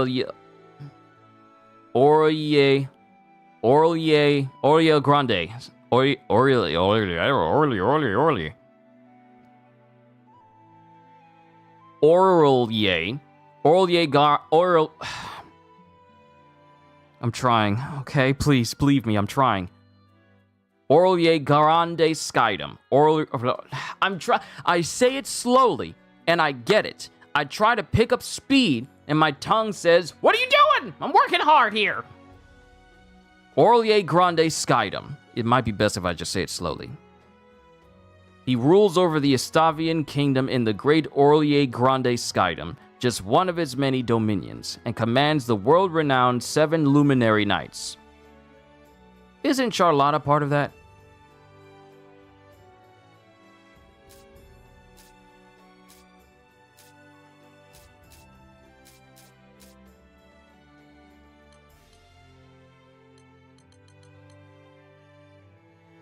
No, that's the Lumiel Order of Holy Knights. No, that's completely different. That's completely different. 7 Luminary Knights, also known as Taoluk. As the true king, he attempted to bring the entirety of the Sky Realm under his banner in order to prevent a future in which the world is destroyed. Interesting.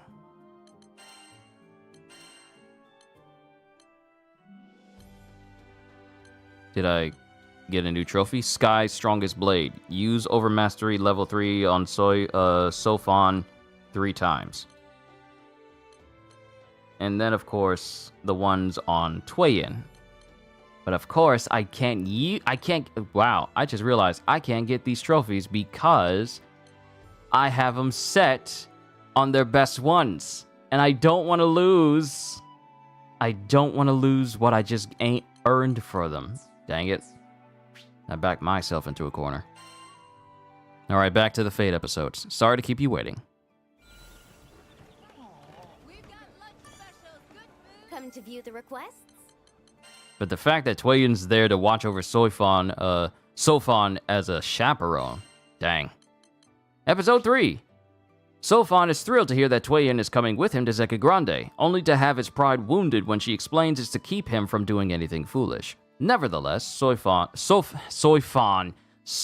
thinking Seofon from Bleach. Nevertheless, Seofon is grateful for the company, choosing to believe this is Tweyen's way of showing concern for him.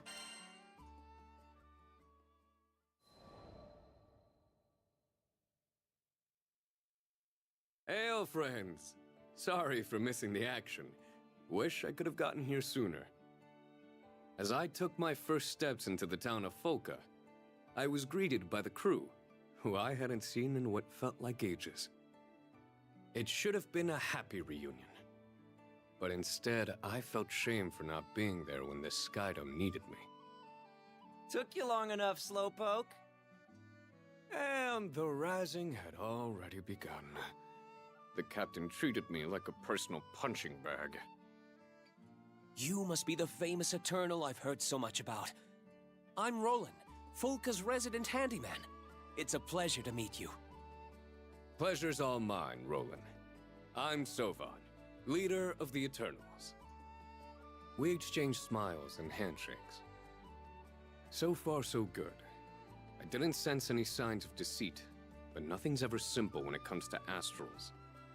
Kinda hard to trust the people who once invaded your homeland, you know.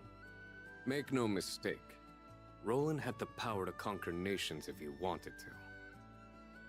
So, is it true that you're an astral? Yes, there's no escaping my past.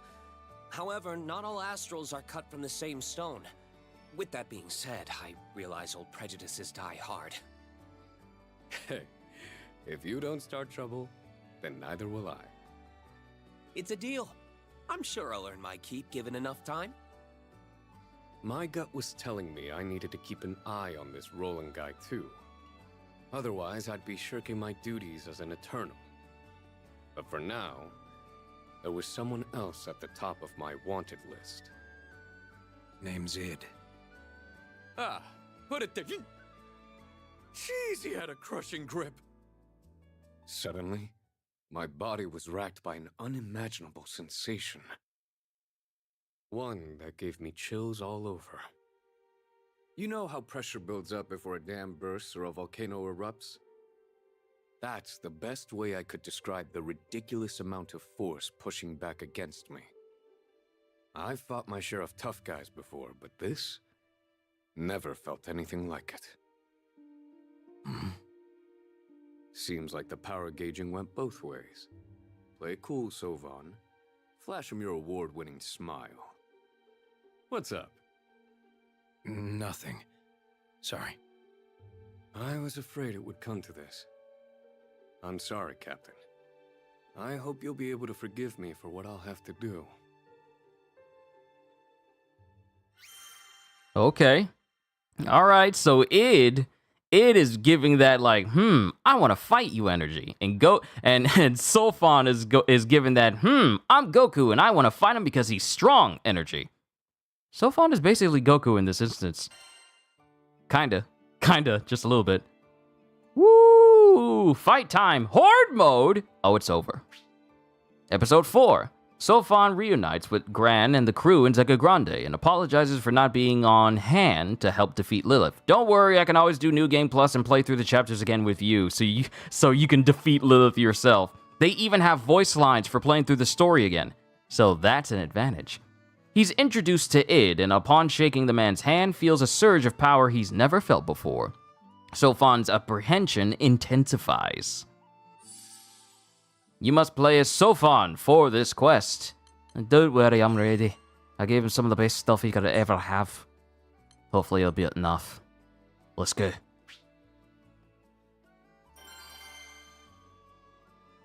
Upgraded his defender weapon.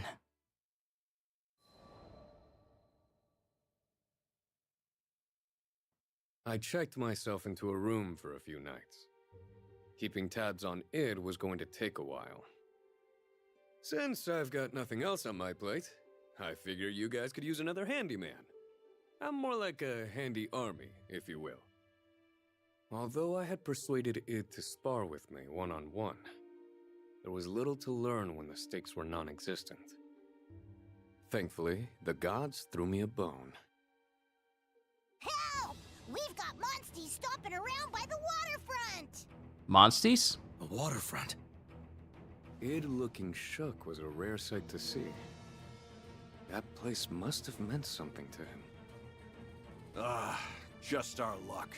The Grand Cipher's still in the shop. I'll go ask Roland if we can borrow a ship! Damn it. This was my chance to see how Id reacted when pushed to the brink. And of course, we had people to save as well. If you don't mind the squeeze, I've got my two-seater that I flew here in. Need a ride? Good idea! No monsters will stand a chance against you two. We'll catch up as soon as we can. Got it. See you there.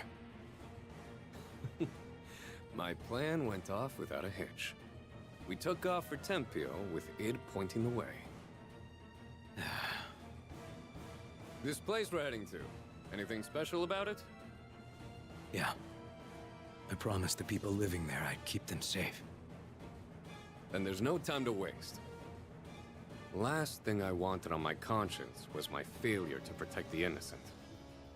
Lives were at stake, and that's all that mattered.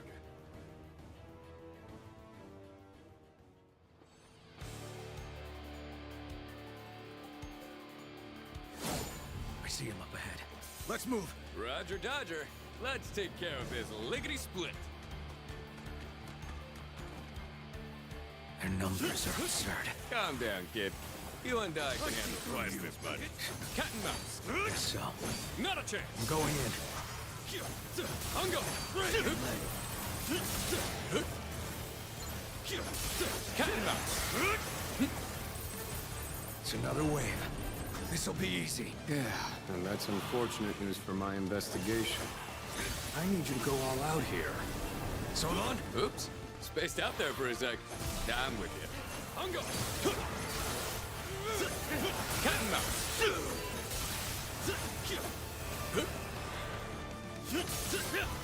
Hungo. What's the matter?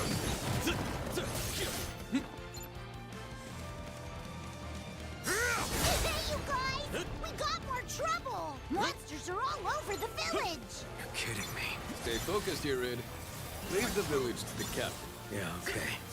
Let's wrap this up. Tear them apart! Arriba! Whoo! Catch him out!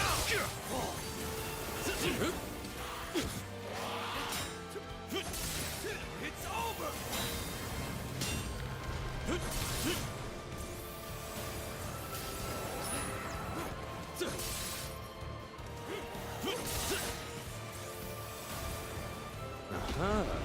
That must be their gem.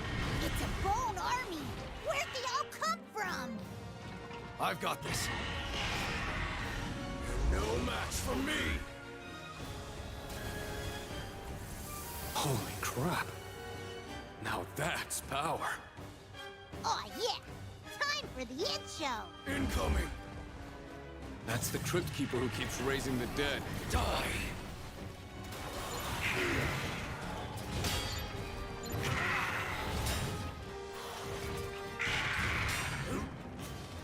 Oh, look! I can't believe what I'm seeing. He's unstoppable. I know, right? This dragon form was freaky at first, but now everyone thinks it's the coolest thing! Is that right? Never would have guessed. What's the biggest? Empesta! Not over yet. Oops. Made to lunch. Oops! Made you look!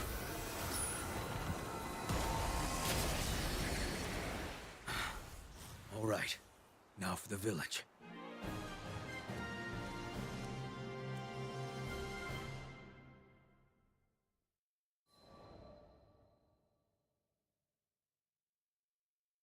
I hope we are not too late. Id's entire body twitched with impatience. His anxiety was getting the better of him. Go on ahead with Vern. I'll stick around here to mop up any stragglers. Thanks. I owe you one. Come on! I watched them depart, then turned back to my task at hand. That power of his is off the charts. And to think, he demonstrated such devastating power without even fully knowing how to control it. Tackling godlike entities was par for the course for us Eternals. Frankly, in his current state, I'd stick Id several tiers below the toughest of the tough, but he could easily shoot up the rankings. Fully powered or not, the instant he transformed into a mini Bahamut, I'd seen enough. If he ever figures out how to unlock the secrets of Bahamut's destructive might, then gods help us all. Wow, it's got major potential. Interesting. Very interesting. But we've unlocked another sigil slot.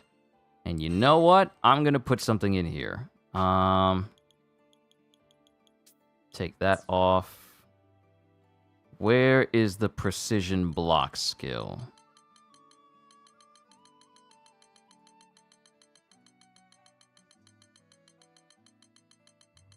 I know there's a skill for blocking perfectly. I got a lot of these sigils. I need to go through and just get rid of a whole bunch of them. Okay, untouchable. Extends the range of ground dodges. No. I need...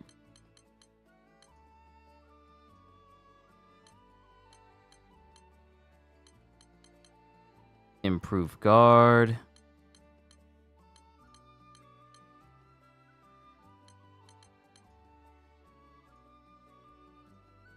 Make your guards harder to break. Because there is a skill, there's a secondary objective for you to do when you're taking on the behemoth, to do 10 perfect guards. And I haven't perfected my ability to do perfect guards yet. I haven't perfected it yet. So things that can make it so that my guard is harder to break would be good. So let's see. Improve guard. What maximum does it go to? Oh, it goes all the way up to 30. Foe's ability to cause guard break, minus 50%. I might need to improve this and stack that. And see where we go from there. But we'll see. We'll see. Damage cap is there. Critical hit damage there. Supplementary, maxed out. But yeah, we'll see. We'll see. Come to view the request? What do you think?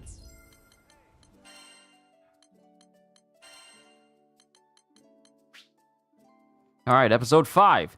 Seofon helps with requests around Folka in order to observe id. One day, a settlement comes under attack from powerful monsters.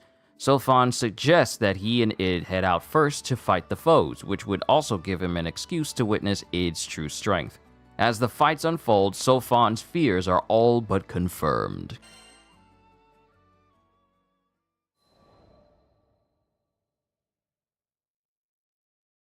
The 11th hour was approaching fast. I wanted to spring into action, snip the weed at the roots. But I decided to check in with Tweyen first, just in case. His power is a ticking time bomb. You want to live with endless guilt after he goes off? 'Cause I don't.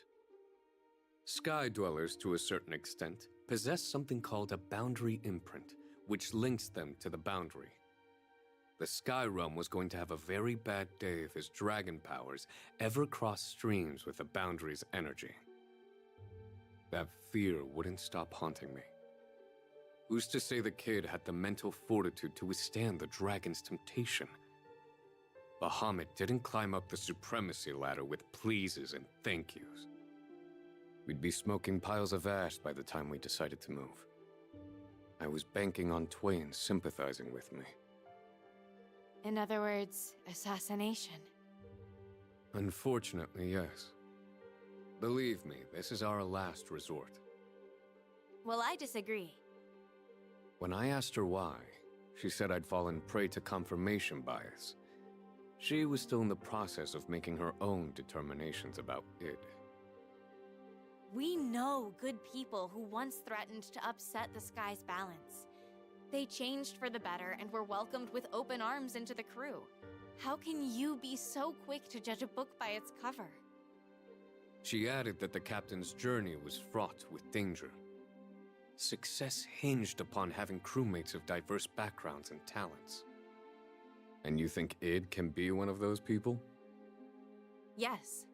He'll prove himself soon. You'll see. She always knew how to make a compelling argument. Heck, part of me was even rooting for the kid to conquer the dragon's power. Fair enough. I'll put Plan B on the back burner until further notice. That man saw id's power, immediately thought, yeah, we need to kill this man now, before he fully realizes that he's capable of destroying everything. We need to kill him, right now. Tweyen, calm down! We need to kill him. Calm down! Okay. That's literally how that dynamic works. Episode 6. Having concluded that id's power poses a risk to the world's stability, Seofon argues with Tweyen that it's their duty as Eternals to eliminate him. Tweyen counters that Id needs more time to prove himself, reminding Seofon that other problem cases have gone on to become Gran's greatest allies. Seofon accepts Tweyen's opinion and agrees to observe Id for a bit longer.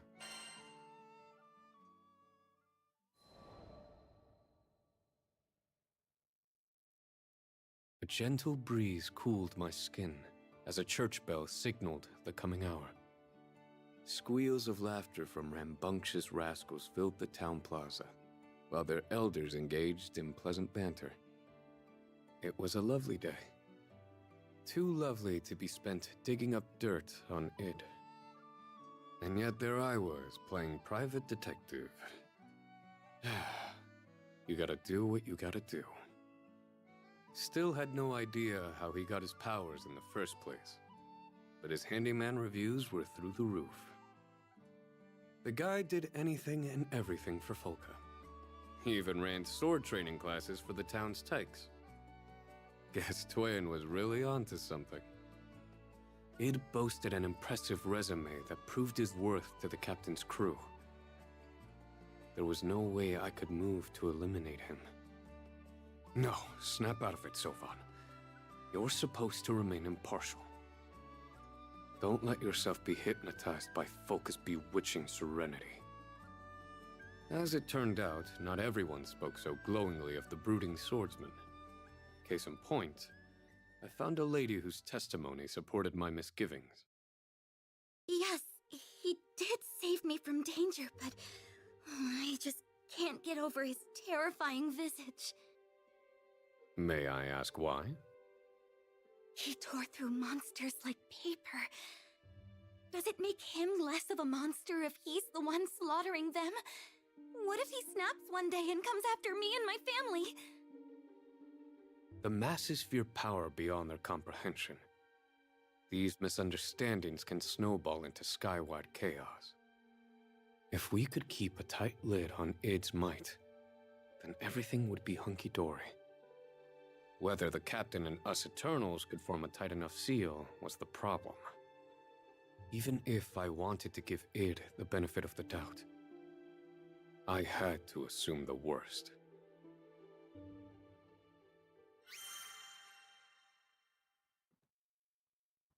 I'll never get tired of these Fate episodes. Episode 7. Seofon asks the Folka locals about about Id and learns that he's nearly universally praised.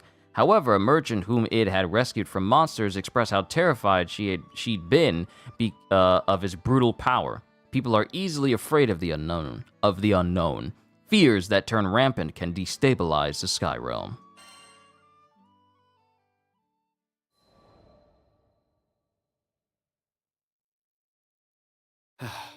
Another gorgeous day. Light winds, and not a cloud in the sky. I leaned on the deck railing of the airship and stared out into the forgotten sky. This is it. I'd arrived at the spot where Id had rescued Roland, where he had opened a hole to another dimension. Wasn't traversing dimensions something only the 6 dragons were capable of? Can I risk letting a kid who's capable of tearing the fabric of space live? Can't hold it against him that his astral foster mother led him down a path of darkness. Not to mention, his body had been hijacked by a literal dragon god. Don't be stupid. Unlike the other problem cases in the crew, this guy is beyond saving. He's an irredeemable menace. I hated that annoying voice, because I knew it was telling me what I wanted to hear. He's too dangerous to be left alive, and you know it.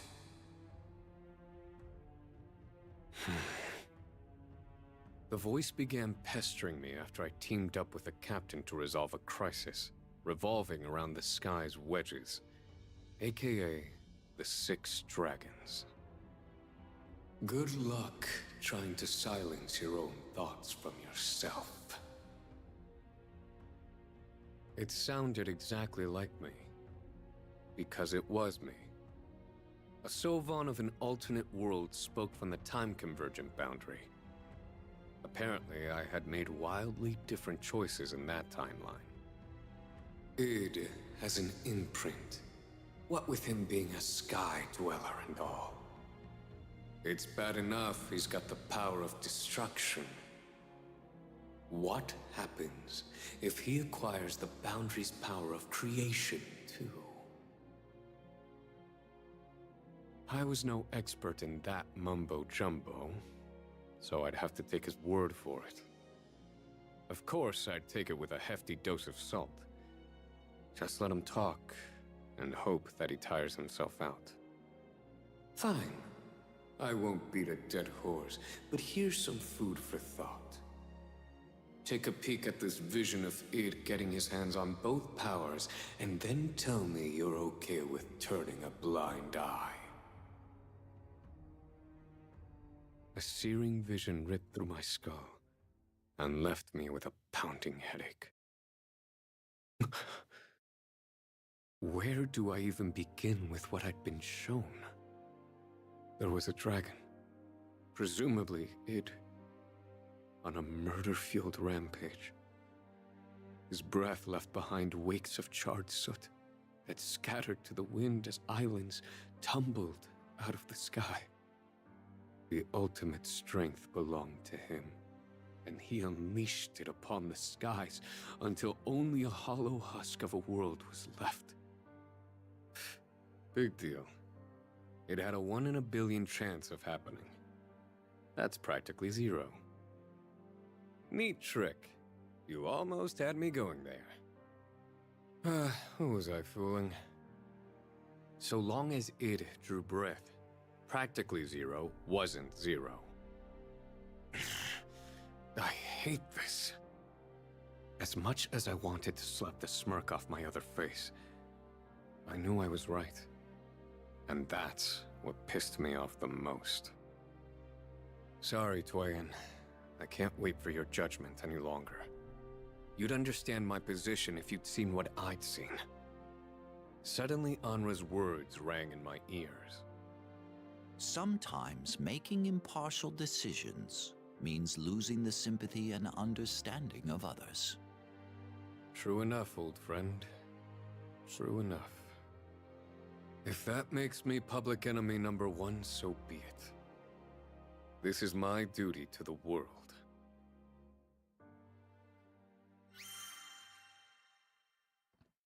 Things are getting serious. CJ, greetings to you as well. We're going through the Fate episodes of Seofon and Tweyen. Then we're going to do the missions. Because, I can't wait to play. Well, I've played as them already through a test. And now just going through their Fate episodes. And then we're going to do the missions. Because we still need to unlock, like, their sigils and their supreme weapons as well. And they look amazing. Episode 8. As Seofon wrestles with what to do with Id, the voice from the boundary, a Seofon from a different timeline, warns that Id will threaten the world if he obtains the power of creation to complement his dragon powers. Anre's premonition about Seofon making difficult choices has come true. Seofon decides he has to eliminate Id. Oh, so he's moving forward with it. Yeah, he's moving forward with it. This is not gonna be. This is serious. This is gonna be interesting. This is gonna be interesting. Am I good on gear for the time being? Yes. And the thing about Seofon, whose name I've been mispronouncing this entire time. What's this all about, Seofon? Id eyed me with great suspicion, and he had every right to do so. One doesn't get called out to the monster-infested Skyworm Valley expecting to have a fun-filled picnic. Thanks for coming on such short notice. You might want to sit down for this. It wasn't going to be an easy pill for him to swallow. I told him about his boundary imprint, the boundary's power, all that jazz. It was imperative for him to understand that one wrong move could spell doom for the world. Prevention is the best cure, meaning you've got to go. I took everything, and I mean everything, into consideration. I'm just doing my job here. No hard feelings. In my mind, I pictured a dragon's silhouette, racing through the sky above the valley, raining death and decay upon the land. I told myself I was doing the right thing. I see. Considering the gravity of what I'd just told him, it was doing a good job of staying composed. I can't dispute the fact that my power has the potential to cause disaster. His eyes burned with the will to fight. But here's the rub. I'm indebted to the people of these skies, and I aim to repay them. The Sky Realm granted me this strength for a reason, and until I understand my purpose in life, I swore I'd never let this second chance go to waste. I knew he was doing everything in his power to help the captain and others. You can't fake that kind of sincerity. Come hell or high water, I will survive. He made a big show of drawing his great blade. Yeah, right. As if that would dissuade me. Fine then. Let the games begin. We were both swordsmen, and we knew the score. Only one of us was going to come out on top. I, Seofon, the Star Sword Sovereign, shall cut you down!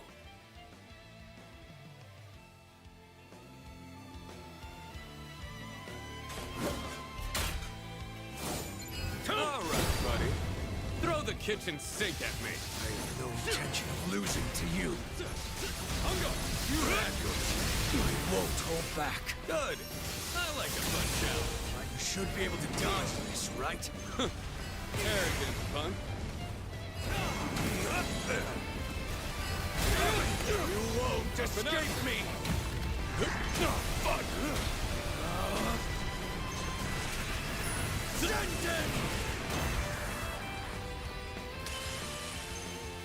Keep on.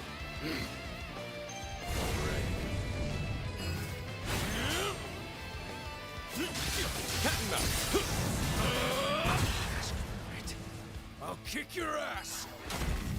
Your dawn has arrived. I really am just messing with him right now. I just want to see what he does. Knowing good and well I'm going to win. Look at me. Look at me. He doesn't have the ability to regenerate, but I already have. Granted, this isn't a particularly strong version of it.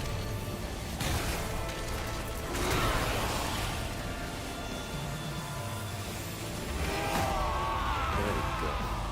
Free the beast. Seofon. Resist.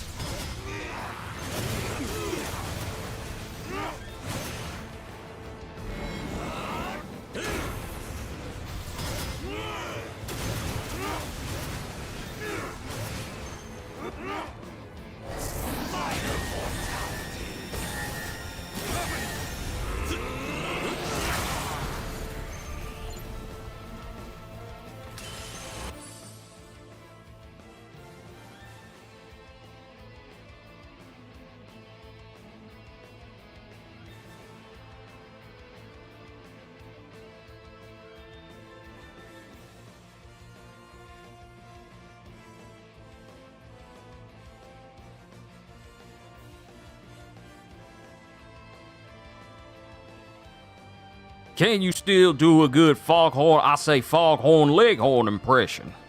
Well, you tell me.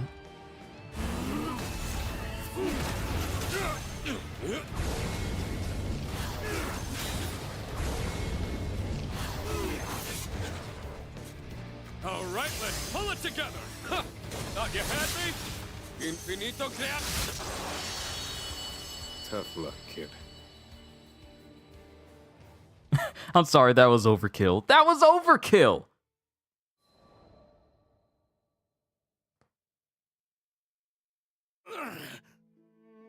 I finally broke through its tenacity and forced him down onto one knee. The kid wasn't a monster. Far from it. But I had to heed the warning from my other self. Without the guarantee of him mastering his powers, I couldn't take any chances. I refuse to stay down. To my surprise, he wobbled back up on trembling legs and readied his hulking sword again. What does he eat, iron? You won't stop me from keeping my promises. Then I guess we're about to find out who's on the right side of justice. Neither of us spoke at this critical juncture. We raised our swords and prepared for one last strike. Suddenly, there came a whistle of air followed by an almost inaudible thud. Crap. Thought I had more time. The instant I saw that quivering arrow shaft sticking out from the ground, I knew my best laid plans had gone up in smoke. I'd been busted by the Goody Two-Shoe Squad, and I didn't need to guess who was part of that team. Tweyen, Lyria, Vern, and of course, the captain. Tweyen reached me first and alighted gracefully by my side. Now that's weird. No one consulted me about dragging it out into the wilderness to murder him. No, really, what could I say? The rest of the group came sprinting over while I got chewed out. That's enough, Seofon! Why are you two trying to hurt each other? Yeah, what's got into you guys? We're all supposed to be friends! Look, we've still got a situation here. Don't come any closer. Knock it off, dummy! It took a second for the slap to register. When it did, oh boy, did it sting. The others stood there in uncomfortable silence, unsure if it was wise to speak. You still trust me? Knowing when to cut your losses is a valuable skill. Nothing more I could do but sheath my sword. The captain had this uncanny ability to inspire hope when the chips were down. I swear I could see this heroic aura glowing around them. Ever since I first met the captain, I could always rely on them as a bedrock of integrity. If I ever stumbled down a hole and vanished from the face of the Sky Realm, the Eternals and the world would continue chugging along without a hiccup under their lead. So back to the question. Did I still trust the captain? There was only one answer to that. Yeah, I still trust you. 110%. My beef with the Dragon Kid was all but cooked. I never have and never will lose faith in the captain. Now it was time for me to put that faith to the test.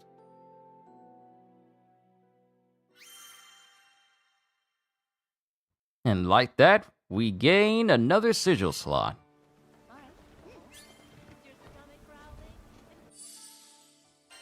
Of course, what I have on Seofon is not the pinnacle. It's not the maximum.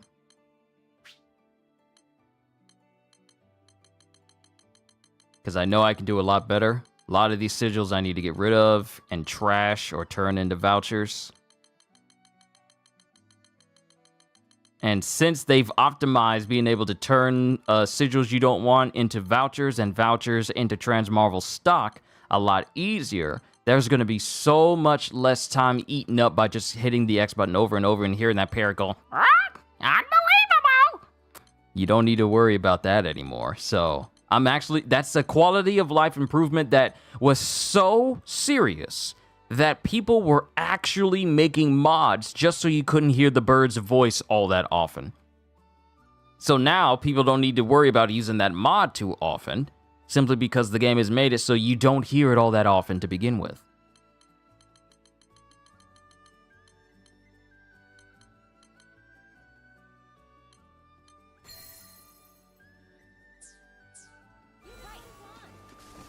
All right, let's go ahead and conclude Seofon's Fate episodes, then we'll move on to Tweyen.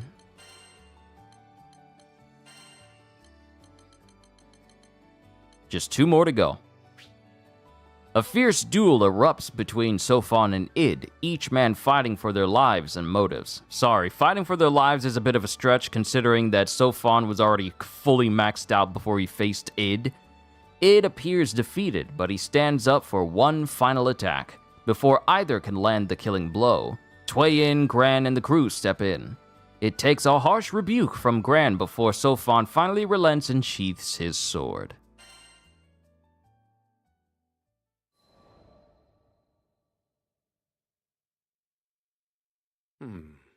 Well, this was awkward. I turned to Id and gave him the best I'm sorry I could muster. Outcome notwithstanding, this mess was on me.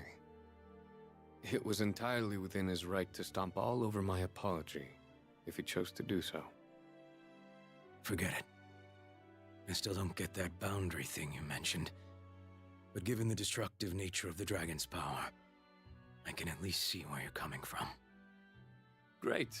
Way to twist that knife into my guilty heart. He and the captain were so much alike. Super kind, yet, at times, super ruthless. A dangerous combination, to be sure.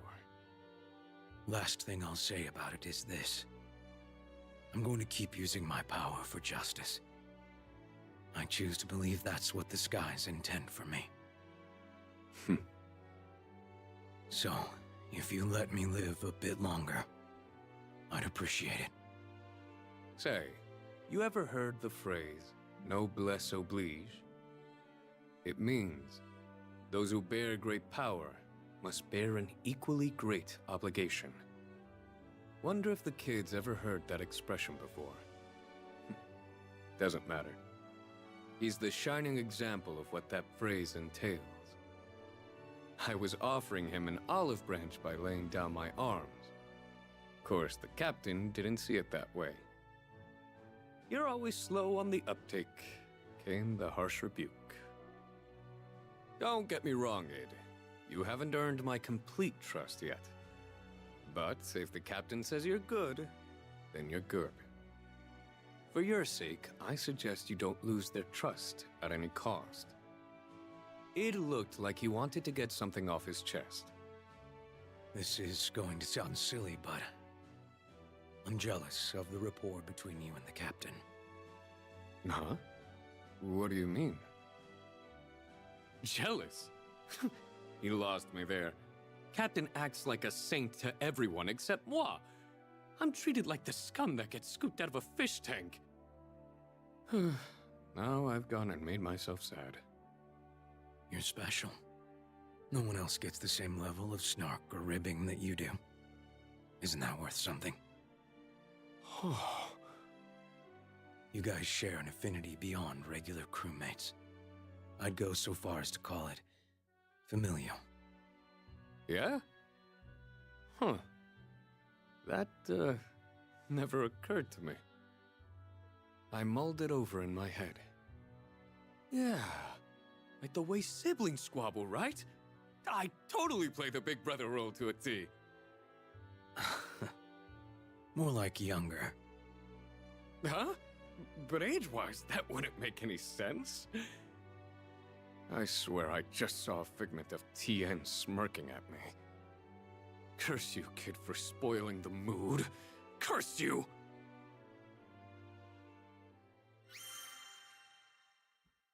The strongest person in the world, and he still can't get over the fact that people can still walk over him with words. Ginger! Hi to you as well. I hope you've been well. I hope you've been well this week. Actually, I hope you all have been well this week. Really, I do. I hope you all have been doing good. I hope you all have been doing great. Because I like to hear success stories from my viewers. I really do. Even if it's something minor throughout their days that they see as minor, but it's still a success, I like to hear success stories. Because that's what we promote here.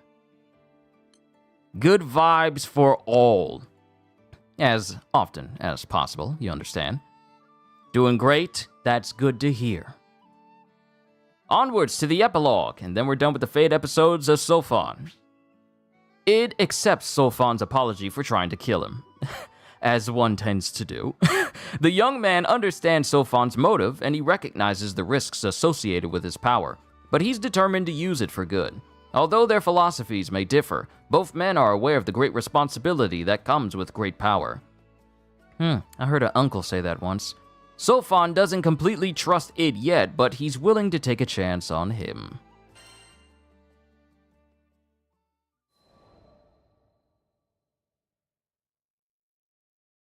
Hey, Seofon! This letter came for you! Awesome. Thanks a bundle, Lyria. Once we'd returned to town, I had drafted a report about the Id kerfuffle and sent it off to Anra. My hands trembled ever so slightly as I unsealed the envelope and my pulse began to quicken.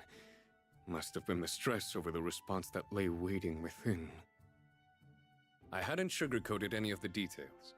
I judged Id to be a threat and attempted to eliminate him. But the captain's steadfast guidance helped me cool my head. Me in the old days would have been like, "Slay first, ask later. The leader of the Eternals is always right." I cringed at the recollection of my former pig-headed self. But on to the letter. Dear Seofon, I read your report with rapt interest. I get the sense you're conflicted about your personal development over the years. I don't know how helpful this may prove to be, but I'd like to offer my perspective.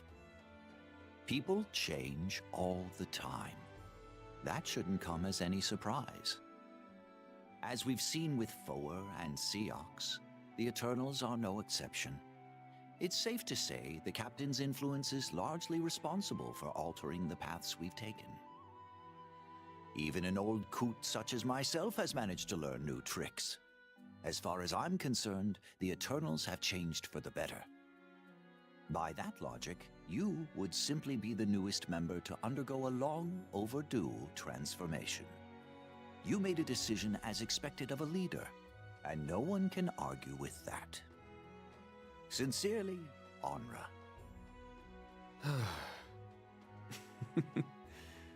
No one understands me like you do, old friend. Looks like Anra was letting my bonehead mistake slide without too much of a fuss. At least this time, anyway. That was a small weight off my shoulder.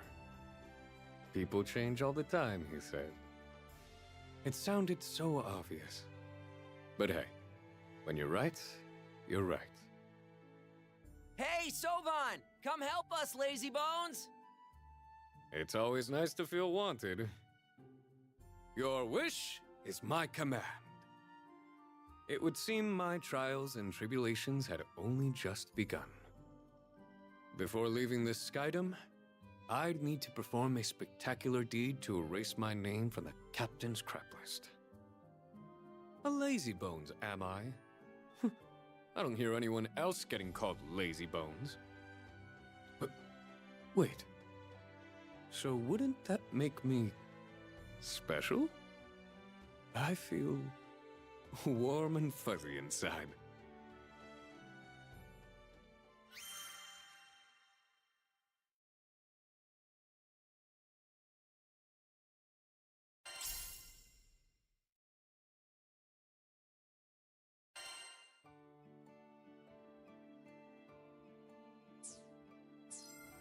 Come again.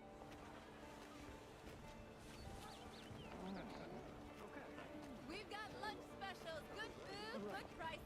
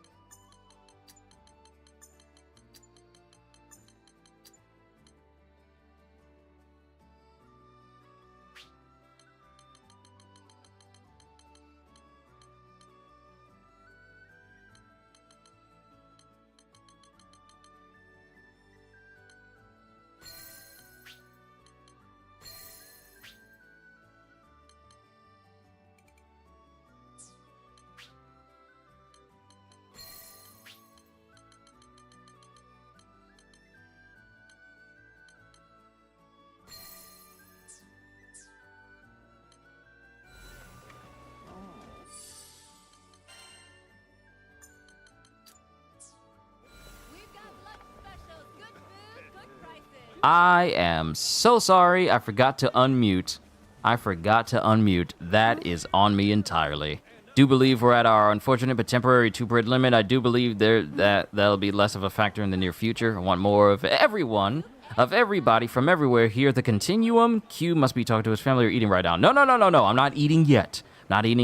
Mom got chicken salad downstairs, so I'm going to eat that after I am done.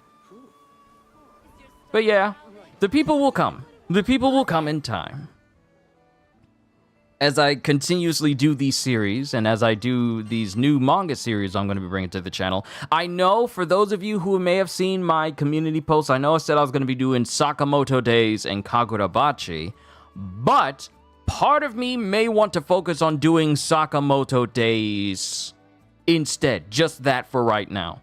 I'm already getting suggestions of other types of manga to bring to the channel, but I kind of want to focus on at least one particular series. I know I brought it up as to when My Hero Academia ends. That's going to be the series that I focus on as a new manga series to read. But yes, the channel is growing. And CJ, I don't think you were here when I announced this, but we are pretty much almost halfway to the point of reaching 4,900 subscribers. And then 100 more after that for reaching 5,000. 5,000 subscribers. So, once again, I just thank everybody for the continued support as I pursue this whole full-time YouTube thing, because it's really been nothing but a complete joy just to wake up and do this for all of you. Thank you for telling other people about this channel. If I got anyone new here, thank you for being here. Hope you enjoy yourself. And just overall, thank you for all that you guys do for me. From my members, to my moderators, to my regular viewers. It really is an honor to be someone that you guys enjoy to watch. Seriously. So, let's continue with Tweyen's Fate episodes. Tweyen, a top-class hunter serving as the bowmaster for the Eternals. Blessed with supernatural eyesight, she'll never miss her prey. Typically quiet, she'll talk your head off once you get to know her. So let's begin.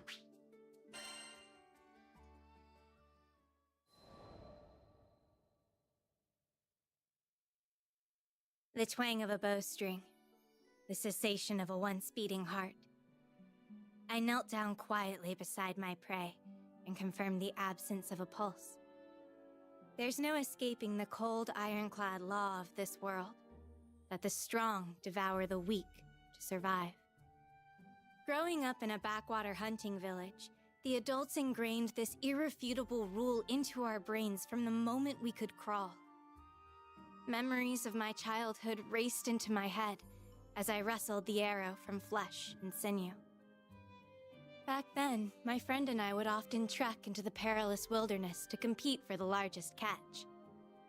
Although no records of our matches were ever kept, I can assure you that I never lost once.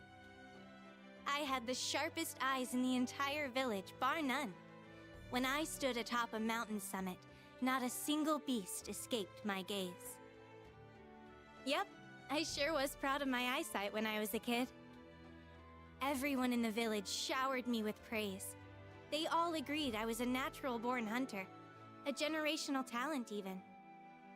Now, I'm not going to lie, I might have let it go to my head a little. Before I realized it, my bonds with the villagers began to fray. My world, the village, felt suffocating. I took to hunting on my own as a means of improving my survival skills, to learn to be self-sufficient. Before long, I left the village behind. As someone who could pinpoint a pin in a sea of silver, the ends of the skies remained opaque to me.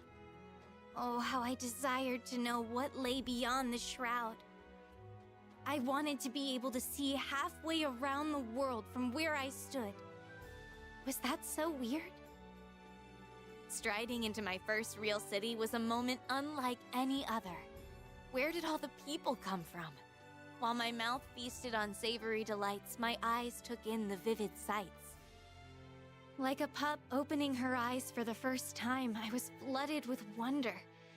What a mess of nerves and excitement I must have been. For the better part of a week, I worked tirelessly to blend in with the crowd. Couldn't let anyone find out I was a country bumpkin. The transition was seamless. I even established quite a few friendships. Life in the city was a delight, until reality finally caught up to me. One day, a colossal beast broke past the city gates. In an instant, I fired my bow with the goal of taking one life to save many. With nary a twitch, the interloper went down in a silent heap, my arrow protruding from the center of its brow. It was so quiet I thought time had stopped. None dared breathe, let alone speak. Suddenly, the entire square erupted with cheers and applause. For the first time since my arrival, I wasn't simply another face in the crowd. Riding the high, I instinctively went about field dressing the kill, right in front of everyone. Can you blame me? Its meat and hide would have made such fabulous gifts for the city folk. Oh, I was so naive back then. You can take the girl out of the country, but you can't take the country out of the girl. The warm reception I had won turned absolutely frosty. From the moment I made the first incision, I realized my faux pas, but it was already too late. Friends with whom I'd stayed up many a night swapping stories over food and drink instantly severed ties with me and began to gossip behind my back. In the blink of an eye, I'd lost everything. That was the day I received my first bitter taste of isolation.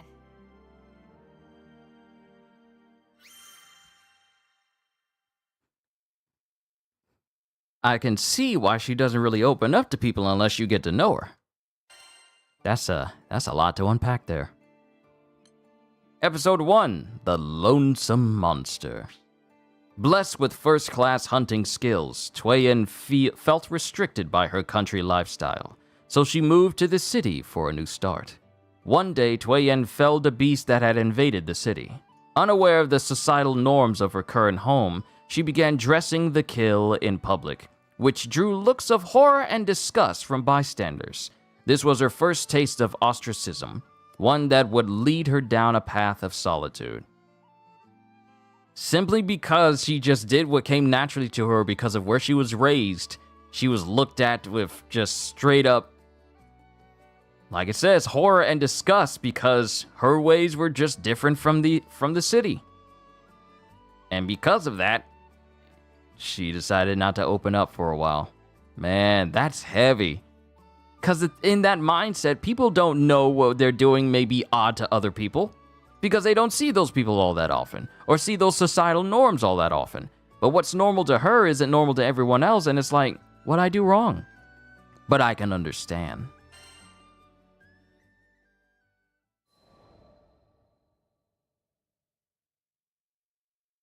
It's hard to identify exactly when the cynicism set in, when I started to view myself as a monster. Things are so much simpler when you're a kid. I was happy as the village's top archer, and that was that. Then I stepped outside my little bubble and was never the same again.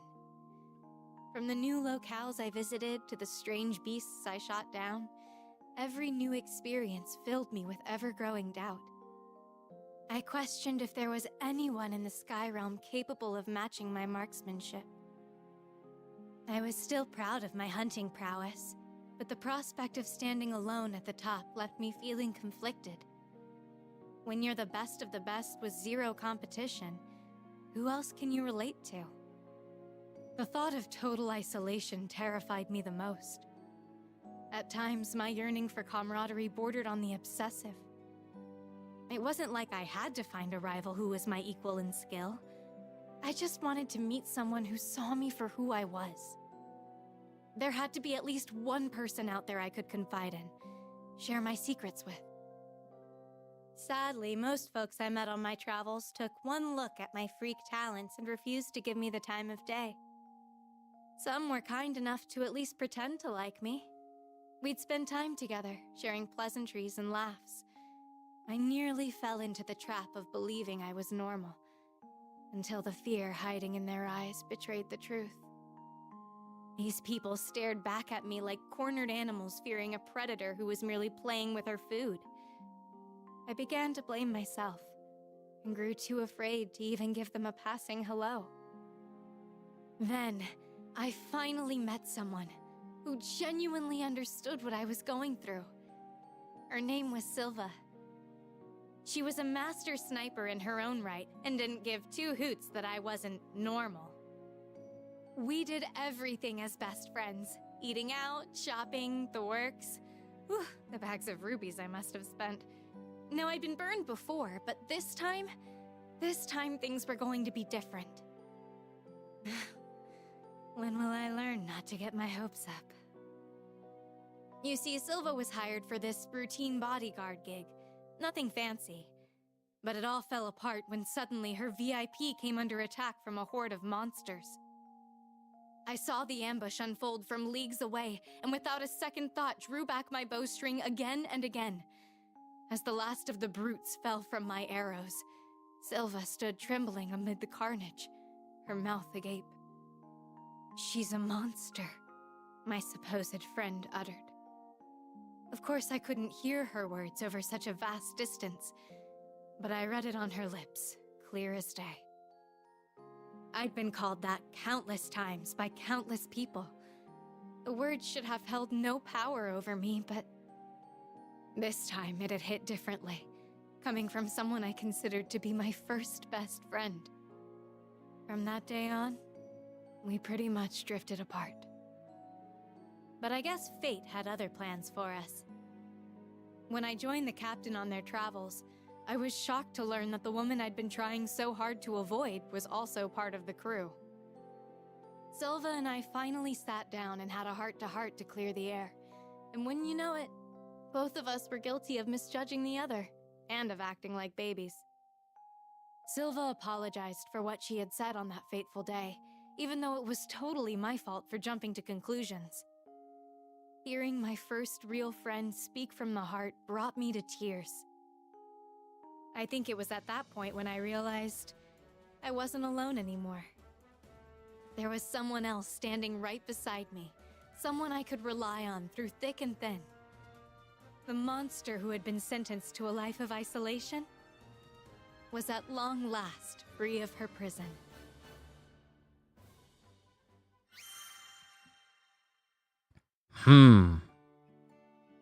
I really like these Fate episodes. I really do. Episode 4 is when we can fight. And then episode 8, and then after that. Yes. Episode 2. As Tweyen continued to travel the skies, she wondered if anyone could match her shooting skills. Because of her monstrous abilities, she came to cynically view herself as a monster. An appraisal further exacerbated when Silva, her supposed best friend, inadvertently called her one.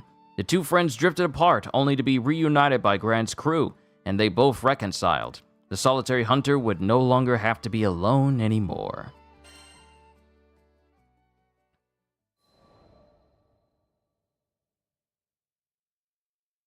There are 10 of us that make up the Eternals.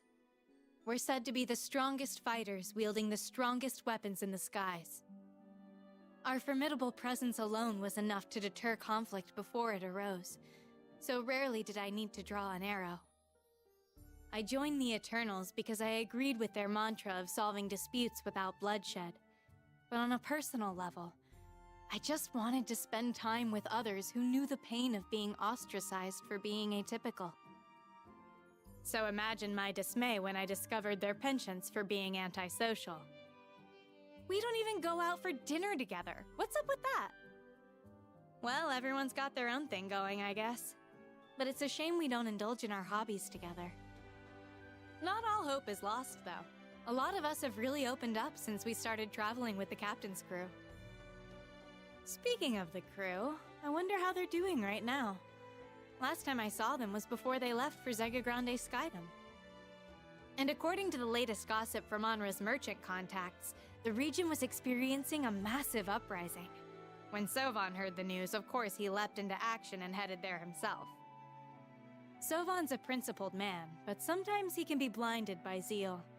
Like the time the Seven-Star Sword manipulated him into attacking his fellow Eternals. Yep, including me. So, I thought I should go and keep an eye on him. It wasn't that I was worried about him, per se. Better to have extra help on hand should complications develop, you know? Besides, I was doing this as a favor to Anra, too. And as long as I was making excuses, I might as well confess. Although I never miss my target, I certainly missed the captain and the crew.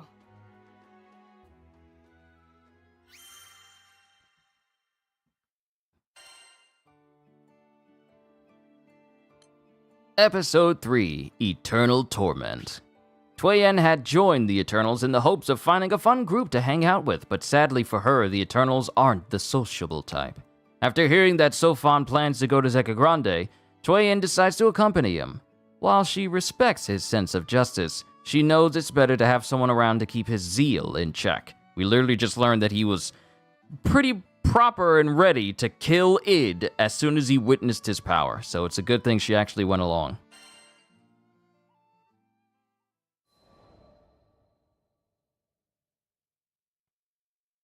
Upon my arrival in Grande, the crew introduced me to Id, one of their newest acquaintances. He'd been at the eye of the storm, and it wasn't hard to see he was talented. He was equally as strong as the captain. No, perhaps he had a higher ceiling. Seofon gave a big smile as he shook hands with Id, but I felt the crackle of tension in the air. Meanwhile, Id struck me as a troubled youth. Something about his mannerisms led me to believe that he too had suffered unfairly because of his power. He would have fit right in as the 11th member of the Eternals. Would it be alright if I lent a hand with your handyman tasks? Now that I was here, I decided to make myself useful. Maybe then I'd gain more insight into Id's constant self-reproach, learn the meaning behind those words he so often spoke. I must atone for the crimes I've committed. As the story went, the Church of Avia sought to throw this skydom into chaos, and Id had served as one of its generals. Yet as far as I could tell, the people of Folca seemed to have already forgiven him, and were treating him as one of their own. This swordsman had made sacrifices for the well-being of others, and he appeared determined to continue doing so. I couldn't imagine anyone accusing him for not atoning enough. But in fact, there was one person capable of it. Id himself. When I heard about the dragon power that had been sealed in his body, I felt a cold chill go through my own, a fear and uncertainty. For him, it's a burden he'll have to bear for the rest of his life. Imagine having the power to destroy the skies inside you, and all it takes is for you to lose control, and everything you ever loved and cared for could wind up just being utterly destroyed. Yeah. It's not a good feeling, is it? Episode 4, A Dragon in Sheep's Clothing. Once in Grande, Tweyen is introduced to Id, and she volunteers to help the handyman with Folca requests. During her time working with Id, she comes to see him as a young man tormented by unrelenting guilt. And that worries her. Of course, we are ready for Tweyen. Let us begin.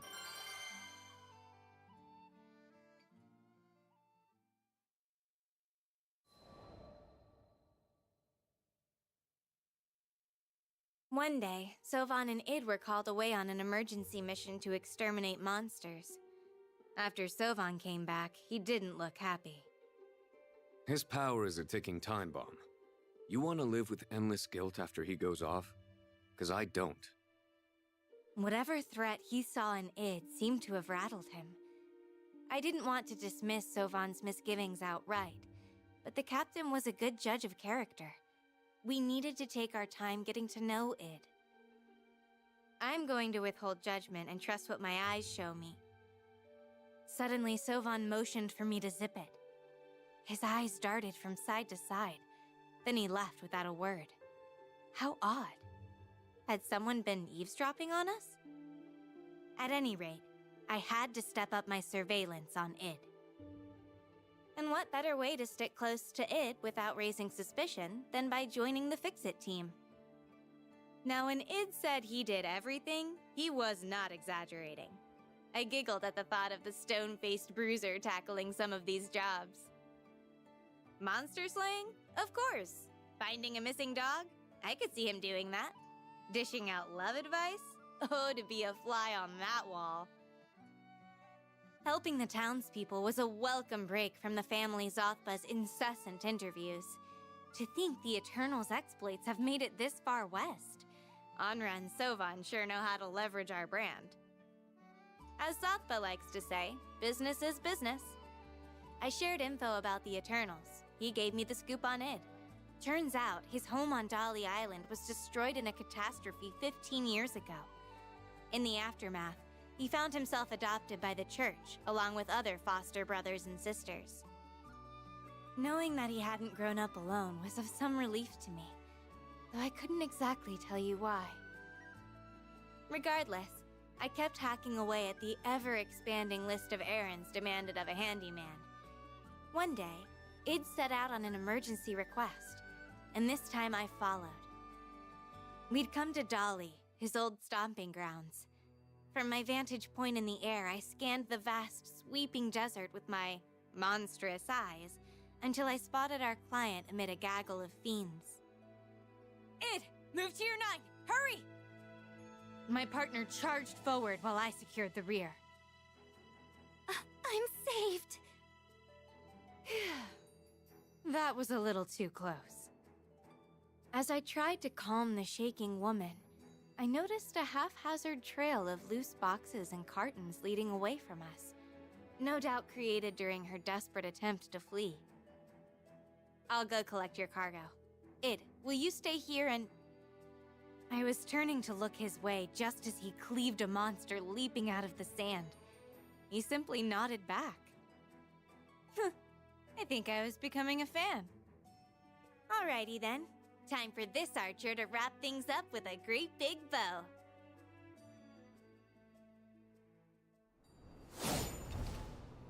My associate Id will keep you safe while I collect your stuff. Be right back. Okay. Thank you. Go on. I got this.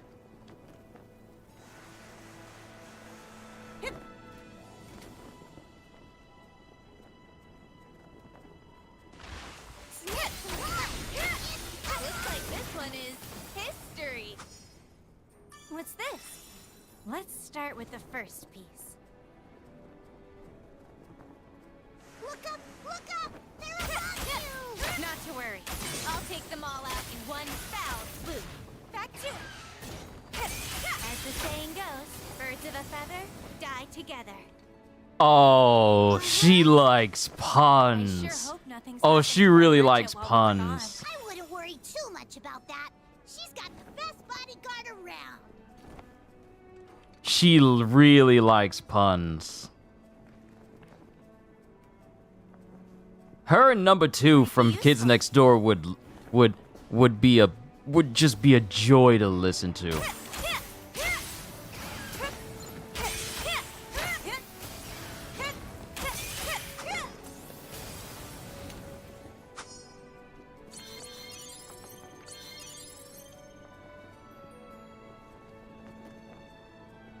What's this?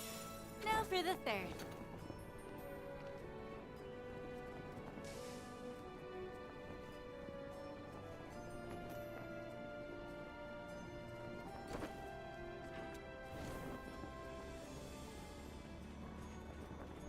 She's a pungent master? No. These pups are in for alrighty. On to number 2. Don't you fall for it either. Sweet. It's a trap. The puns are a trap. Don't fall for it. Ambush. Get away, you fiend! Help me! Come on. Oh, so this is the event that the merchant was talking about to Seofon. Having no wind to hold the fort.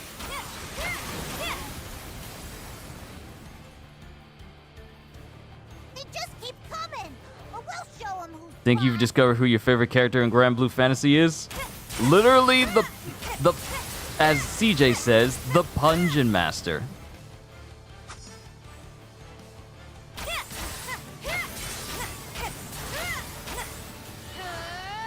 Oh, I can charge my square attacks. Picture the arrow.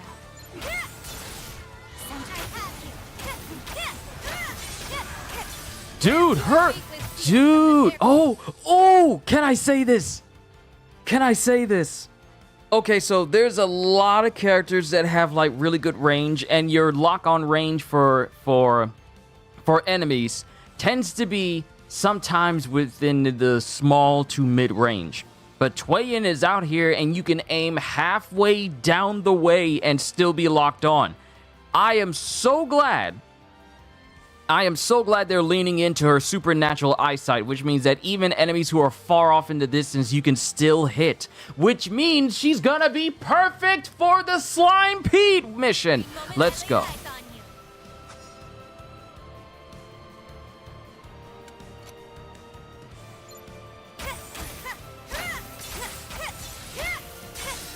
Like, I can get them before they even get here.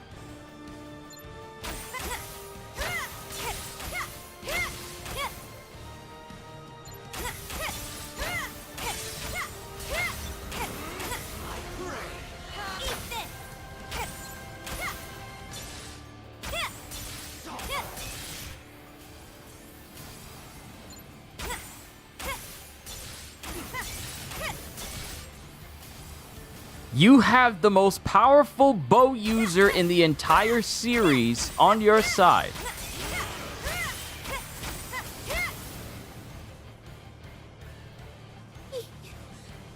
You tricked me.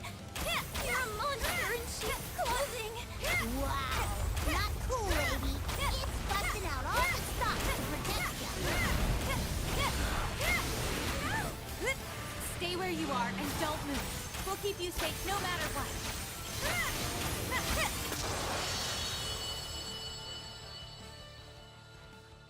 Wha-bam! Down for the count. It looks all clear to me. I'm not seeing any more foes. Thank goodness. Oh yeah, Tweyen is gonna be incredibly fun.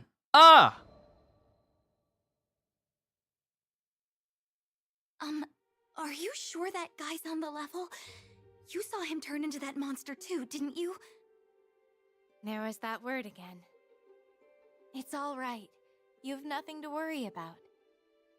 We'd slain every last enemy and secured the woman's safety, but that did nothing to soothe her nerves.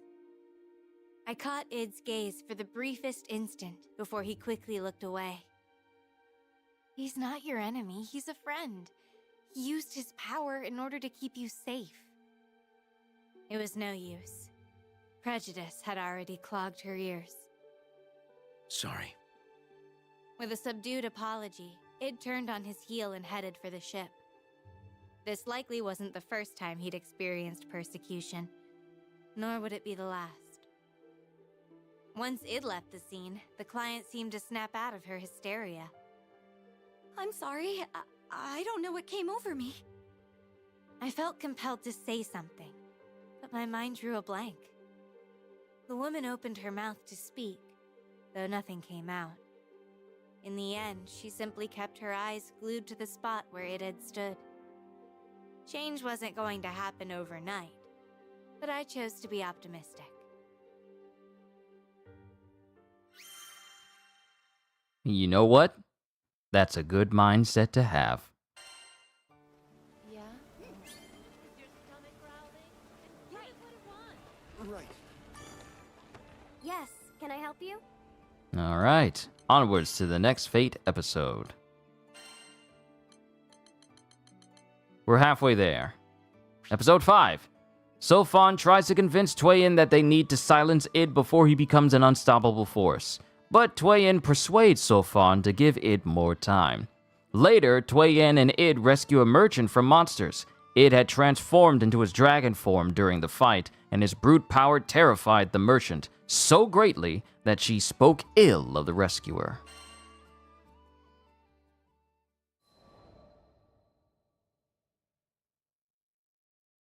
As we pulled into Fulka, I saw a throng of people lined up along the dock awaiting Id's return.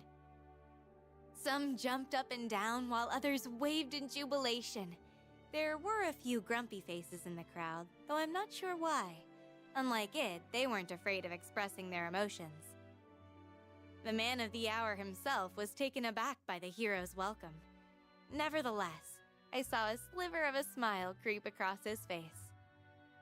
He'd touched the hearts of many serving as Fulka's handyman. Not a single one of the grateful residents saw him as a monster. Having had the pleasure of working with Id, I was able to draw several conclusions. He wasn't big on words, and when he did speak, it was short and to the point. Yet he never brandished his attitude with the intention of causing harm. I sensed no bitter embers of resentment smoldering within him. Nor did I sense a deep-seated grudge for the hand he was dealt. His positive reputation stood as a testament to his unwavering resolve. Be that as it may, Seofon was correct in treating Id's destructive power as a threat. People who didn't know him would easily mistake his power as a tool for evil, and that's before it had even reached its fullest potential. Right, the Dolly catastrophe. According to Roland, the force that devastated Dolly over a decade ago now courses through Id's veins. That power of destruction had already carved its place in history. The future is not mine to predict. However, I am an Eternal, and I have an obligation to ensure that the world remains at peace.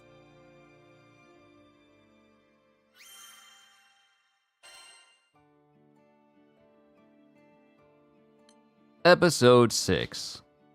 When Tweyen and Id pulled into Fulka's port, a large crowd of townspeople is on hand to welcome Id home. Id has earned his place in Fulka, and not a single person is afraid of his dragon counterpart. Nevertheless, Tweyen knows Id's power has the potential to threaten the world. She travels to Dolly Island in a bid to better understand his power. If Id was a bird, he'd be a bluebird.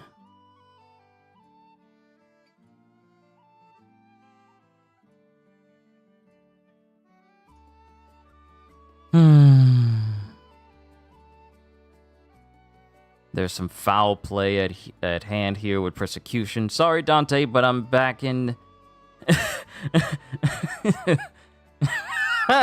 But you're alright, he looks a little like Nero. Only thing he's missing is Kyrie. Dolly was empty. Not that I expected visitors. My only company was the occasional gust of wind that blew in to kick up dust. In the hubbub of trying to keep the client safe, I hadn't had the chance to soak in the scenery. Broken structures from the disaster 15 years ago lay half buried amid the ruins, like sunken ships in a sea of sand. I spotted a rusted seesaw, forced to retire from ever lifting another gleeful passenger. A sigh escaped my lips. After cresting a dune, I came to a stop and reflected on my own mission. How was I supposed to handle Id from the perspective of the Eternals? Was I to judge this man so beloved by his community, simply because he harbored the potential for catastrophe? I was so lost in thought that I didn't realize I wasn't alone anymore. This used to be my neighborhood. What was he holding? Flowers? Oh, these. Turns out he made frequent trips to Dolly to pay respect to the fallen. Lilith found me here. My real parents were probably... already. He looked down at his feet as he continued. This wasteland is Versa's legacy. The dragon that was sealed within me. And now his power and I are inseparable. Id himself wasn't to blame for the catastrophe. That much I knew for certain. But with such devastation quietly resting within him, it was hard to let things slide. Not to mention, he did have a record of going berserk before joining the crew. Power and responsibility go hand in hand. I had to make a decision soon.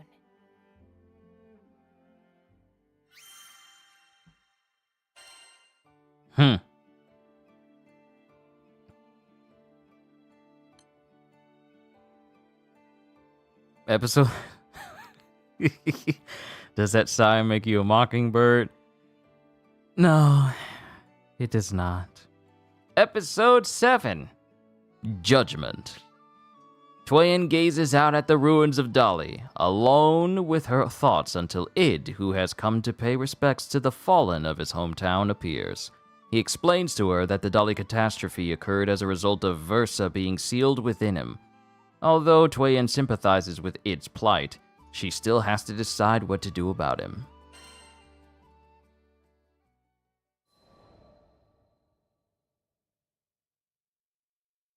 There's nothing inherently wrong about wanting to get stronger. But when you're blasting away entire villages with the snap of a finger, that's where I draw the line. In the beginning, I saw a bit of myself in Id. People shunned my extreme abilities, and I retreated into my shell because of it. He, however, had a strong support system in place to prop him up. It hurts to admit that I was once beguiled by my own weapon, the two-crown bow. Id, as he is right now, wouldn't have fallen for that trickery. Still, I had to be sure.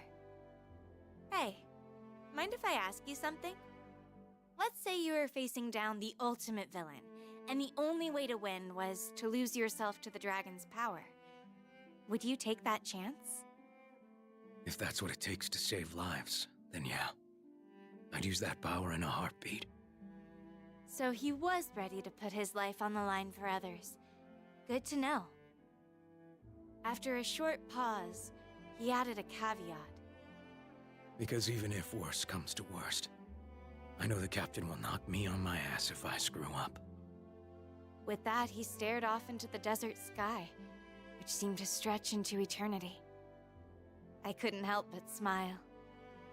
Winning people over when you're on an entirely different playing field is no easy feat. Believe me, I know. He'll tolerate the jeers, the scorn, and the acrimony, but he'll never tolerate his failure to help others. It was finally clear what I had to do. He's even an orphan too, complete with a devil trigger of sorts with a touch of Naruto too. Just a little bit. The classic touches of shonen anime here and there. Ooh, episode 8, Clash of the Titans. This is a boss fight. Excellent. Now, let's see. Okay, Merculite, attack boost, mirror image, lethal rain, clincher, and depravity. So depravity first and then clincher for maximum damage. Yes. Also go to gear, because she now has the ability for more stuff.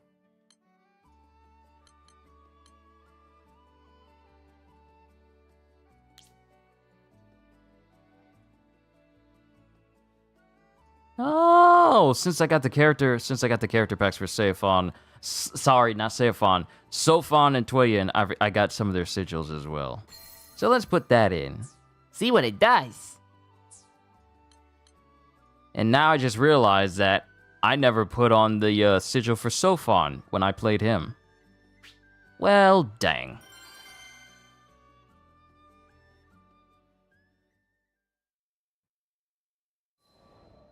Galanza? Upon my return to Seed Hollow, a member of the family Zothba dropped off a letter for me, and I wasted no time in reading it. I could feel the author's disdain in every word. I hereby challenge Tweyen of the Eternals to a duel. You can't hide your plot against it from me! Meet me at Seed Hollow Castle, now. Former commander of the Silver Wolf Corps, Galanza. Okay?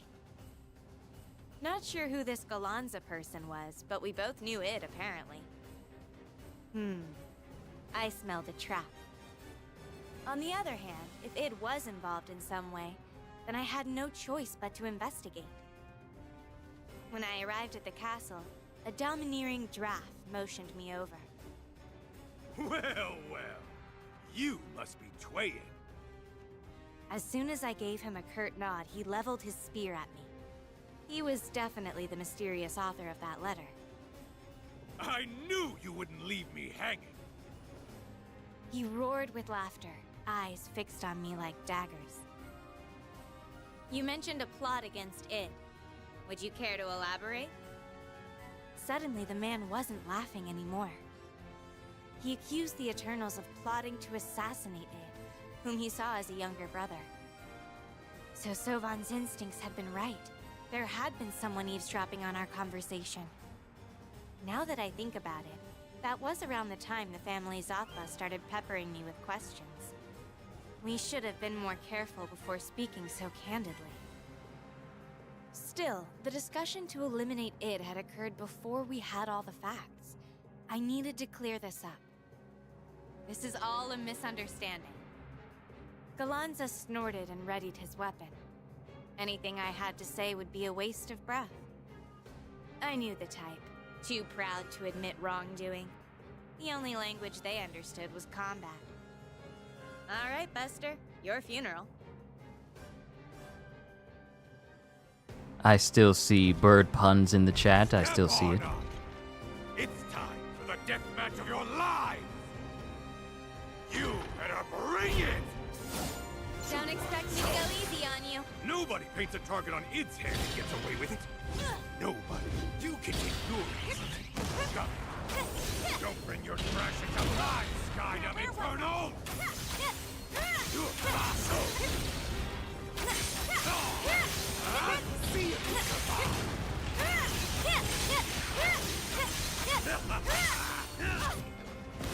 Go. Chew on this.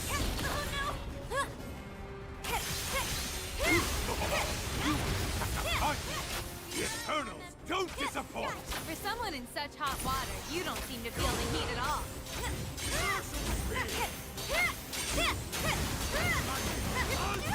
Now where was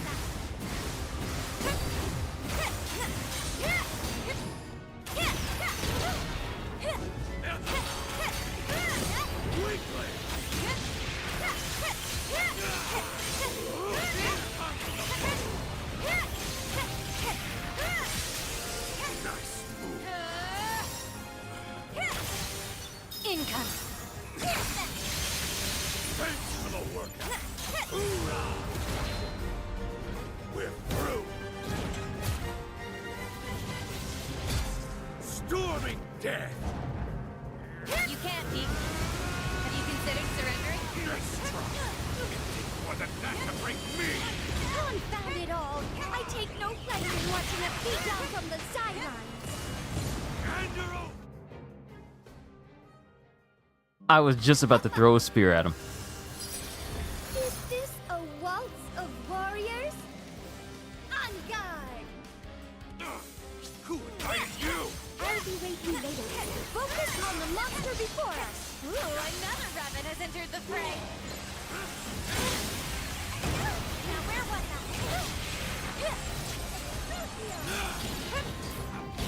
Hey, got your blades in order? But of course.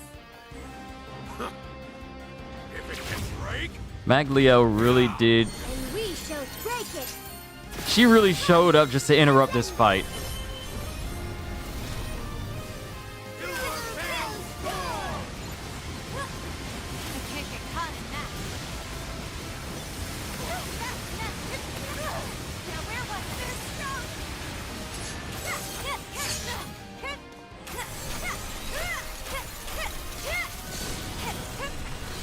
You would be so kind.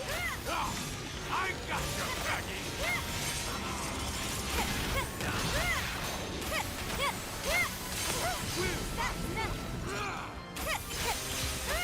I see right through. Answer me, then. Why are you? Perhaps for the same reason like a kid brother in my eyes. I'll be damned if I did nothing to stop him from being murdered. One more time! Let's not leave them wanting. Now for the encore! Now where was I?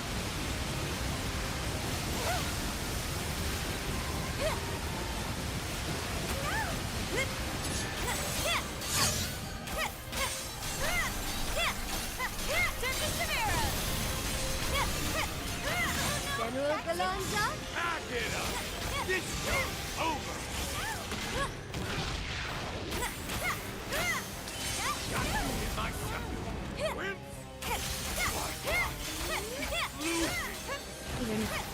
I should carry the torch.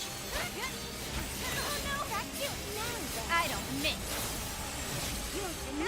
I don't miss. Proceeds to miss. That's on me, though.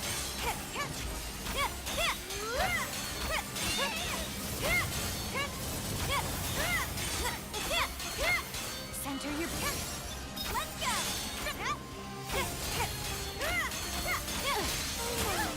Where was it?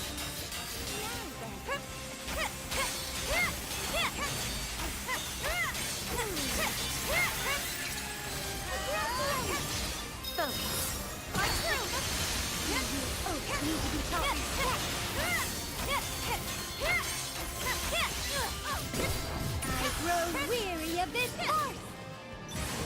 Heed me. Glorious weapons of yore.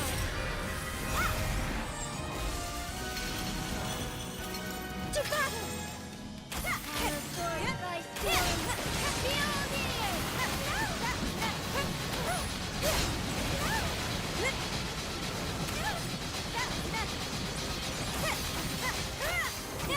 Rescue from demons! Praise Google! These Eternals are tough. I can't believe you're pushing us into a corner.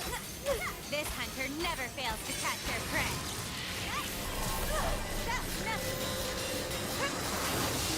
Sharpened by legend. I'm trying to... While I'm doing all of this, I'm trying to perfect my perfect block so I can stop getting knocked around. I know I'm getting knocked around a lot. I know I'm getting knocked around a lot, but it's not...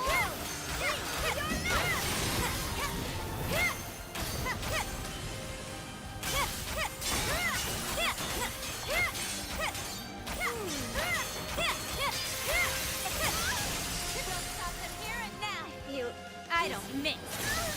You're finished. I'll pierce your heart.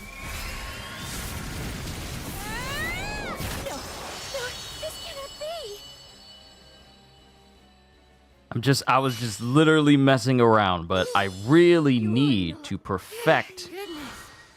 That ranks as one of my top 5 hardest fights.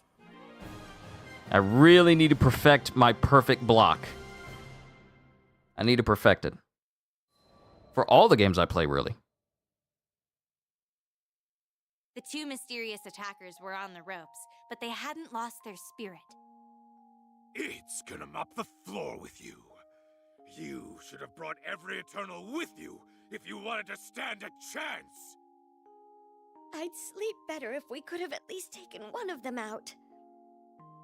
It wasn't the loss itself they lamented, but rather their inability to protect someone important to them. I was relieved to know they weren't bad people.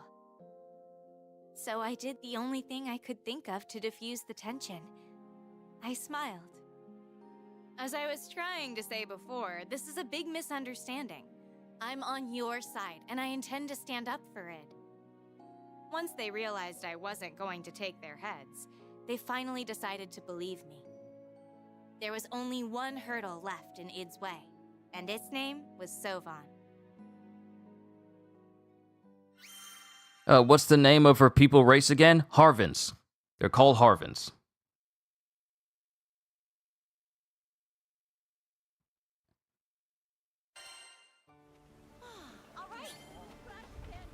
Fate episode has been unlocked. So let me come down here. And let me put something else in here. I need defense. So where is guard payback? Ah, there it is. Okay, guard payback. Because apparently, while I've been listening to and watching these Fate episodes, apparently the boss that they dropped for this newest update is incredibly susceptible to perfect block. To the point where it can instantly get stunned from a perfect block. So I am going to put some guard payback on the Tweyen. This will lower my power, but I don't care. Because a full thing of guard payback is going to do wonders. Stun gauge fill. It's not maxed out yet, but it could be. But yeah, being able to get a perfect block and stun the boss, I feel like that would be incredibly useful.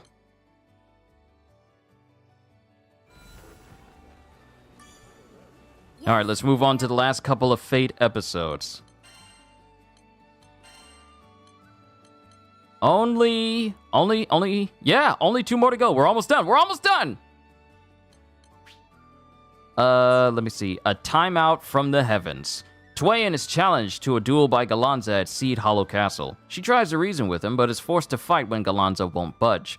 The battle is fierce, made worse by Magliel joining the fray, but Tweyen prevails against the pair.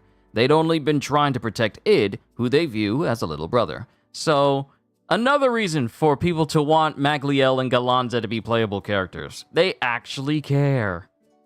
While part of me would have liked Lilith to be a playable character, Magliel and Galanza, I could see it. When Tweyen explains she's on their side, they finally back down.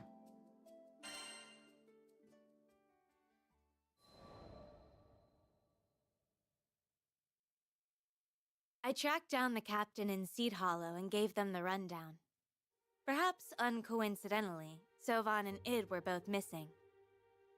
Visions of a bloodbath flooded my mind, and I admonished my overactive imagination. We had to find those two before grave mistakes were made, ones that could never be corrected. Unfortunately for us, Seofon did a stellar job of covering his tracks. His precautions proved that this time, he meant business. What we needed was a clue. Oh. There was an entire business devoted to gathering intel right here in Seed Hollow. How could I forget? They were the ones who facilitated the castle duel in the first place. I figured I was owed a favor for having to deal with that inconvenience. The captain and I entered Zothba's tavern right as an informant returning from Folka was reporting on the whereabouts of our missing boys.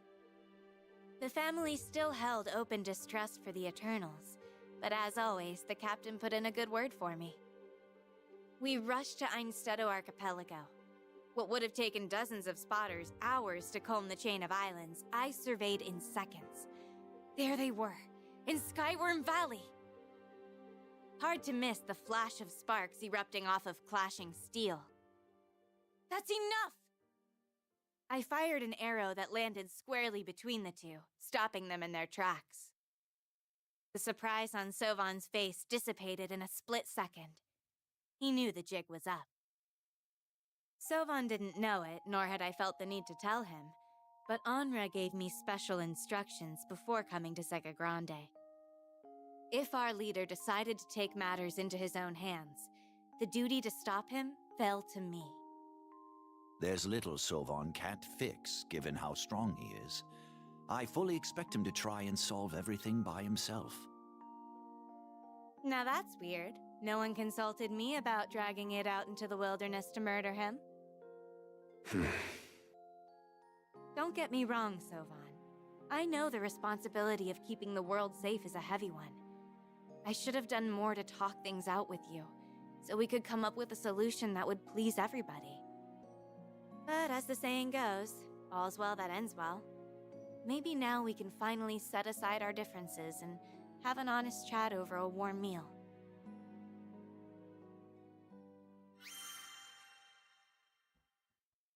One more and then we're done. with these Fate episodes. Then we'll try out those 2 new missions. Epilogue, Envisioning a United Tomorrow. Tweyen reports her findings to Gran. They then learn that Seofon and Id were last seen heading out to into Einstedo Archipelago.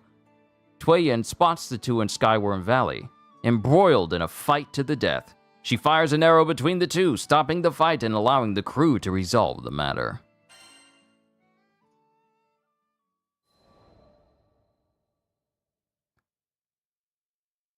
Gosh, thanks for taking the time to come talk to me. I was kinda hoping to make an apology to Id today. The same woman who had been terrified of her savior had hired me to give her advice. Imagine that. Me, a counselor. If I ever got tired of the Eternals gig, I think I'd make a great Miss Fix-It. Case in point, my master plan was about to come to fruition. Sorry to keep you waiting. What? What's he doing here? An awkward silence followed as the woman looked at me, pleading for a lifeline. Nope, you're on your own. But I did give her an encouraging smile. Got plenty of those. Realizing my lips were sealed, the woman timidly faced Id. She gathered her courage and spoke from the heart. She expressed regret for the abuses she had hurled at her rescuer. She'd been trying to find the nerve to apologize ever since. Little by little, she laid bare her true feelings. I'm mortified by my appalling behavior. Please accept my heartfelt apologies. The next time I need a bodyguard, the job's all yours. I won't hire anyone but you. The sudden change in the woman's demeanor was as evident as the surprise on Id's face. Sure. Thanks. Oh, was that a hint of pink I saw in his cheeks? Well, I was an archery expert, not a people expert. I never knew what to say at times like these. It's interesting how the little things can spur big changes in our relationships with others. Watching new bonds form in real time was a treat. Sometimes all it takes for 2 hearts to beat in harmony is the twang of a bowstring. Tweyen, can you see into the future? Who's to say? Personally, I'd say he hit the bullseye.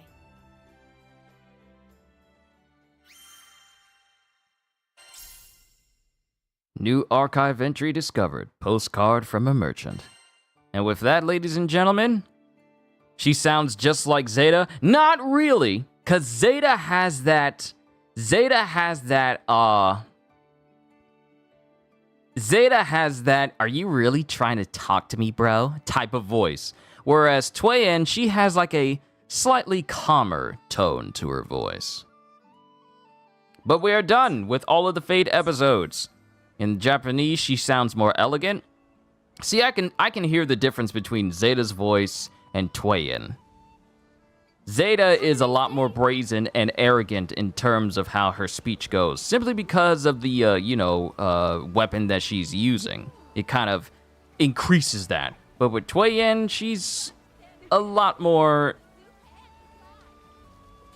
soft-spoken about it. At least that's the vibe that I get. Alright, so, since we are done with the Fate episodes, time to do these missions. Come to view the request? What do you think? Alright, so we got a new survival. Gulp.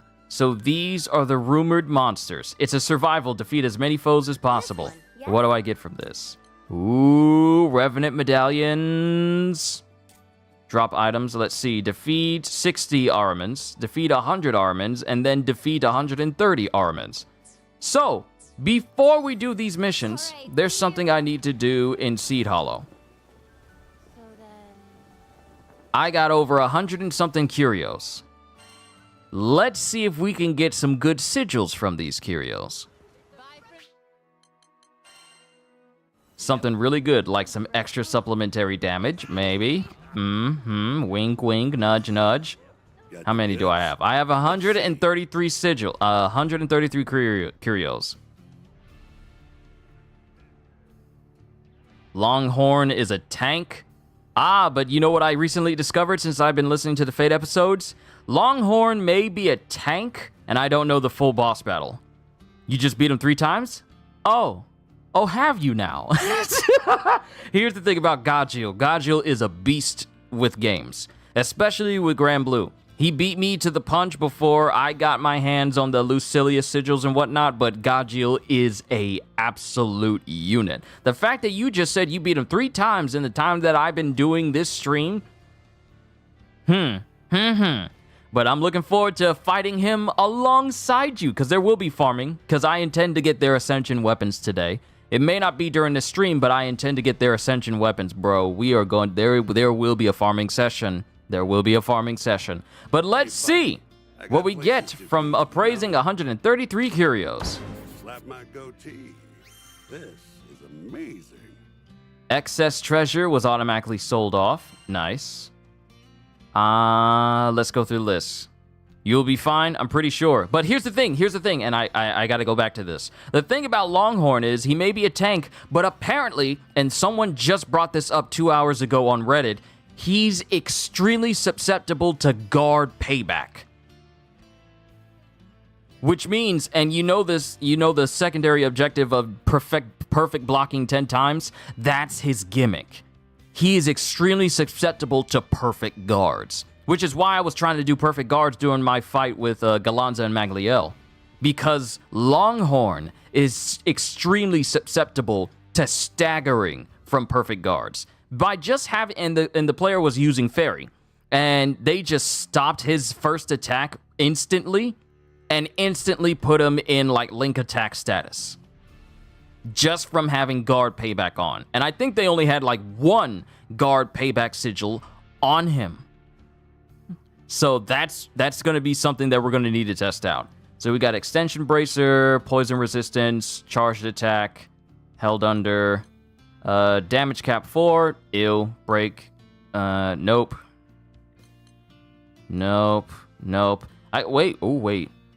Insult to insult to injury, low okay, so some more insult to injuries, I'll take it. Critical damage, lucky charge, critical damage, concentrated fire, quick cooldown, power hungry, nope. Health, glass cannon, enmity, drain, glass cannon again, fast learner, roll of the die, life on the line, insult to injury. Is it because I got Tweyen?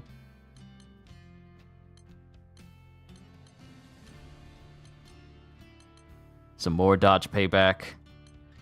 Low profile.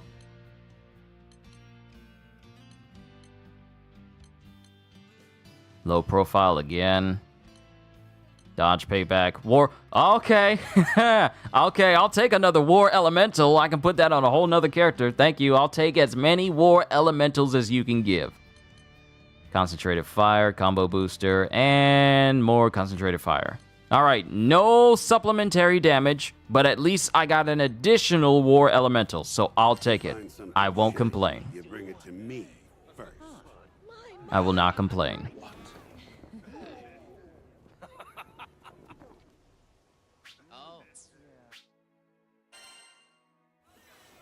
So now, another thing to test out, which we'll do after the missions. Because it's been like 3 hours and 27 minutes and I haven't done the missions, the new missions. So, let's go with Gulp. So these are the rumored monsters. What do you say? Will you accept it? Be on your way. And let me switch to... you know what? I'm gonna...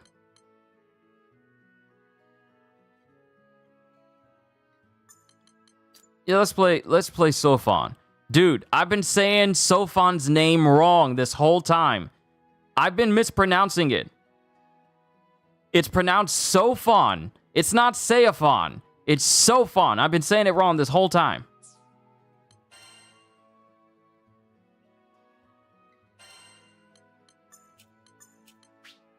I'm gonna put guard payback on him too.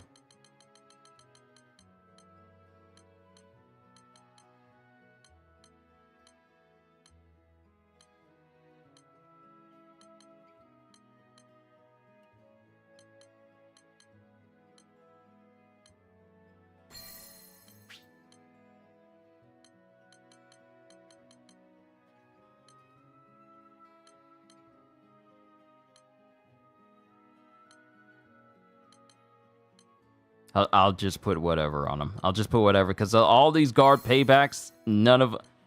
That's dodge. Payback. Dodge. Also, Gulpa's fantastic grind session for crystals. True, but we're going to need to take on Longhorn if we want to get those components to make the Ascension weapons.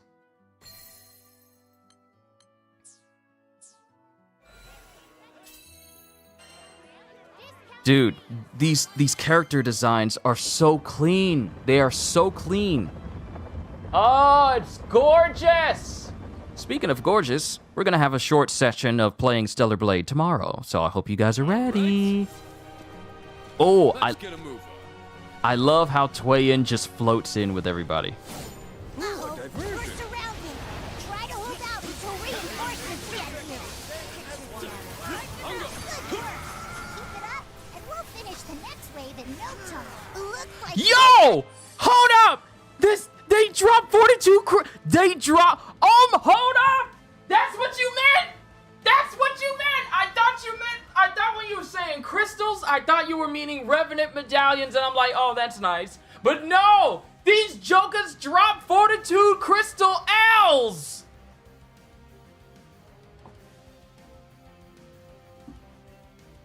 Y'all made me jump out my chair.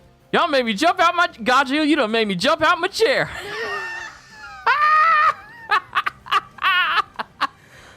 That's what you meant!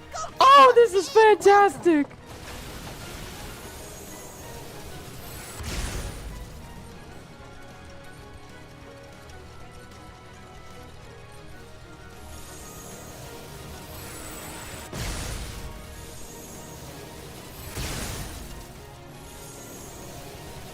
Just keep coming!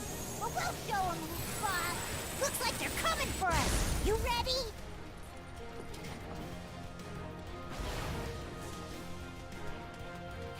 Tear them apart. Cat and mouse. Dude, this is good. Yo. A lot of Fortitude Crystal M's. Fortitude Crystal L's. Okay, yep.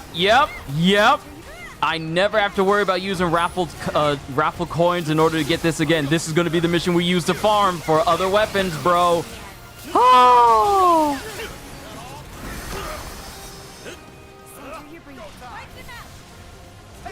Oh yeah. Take the foot. Cat and mouse. Ungo. He's a killer. Cat and mouse. Reap what you sow. Looks like we got a second to catch our breath before things heat up again. Looks like we've got guests. Go give them a big welcome.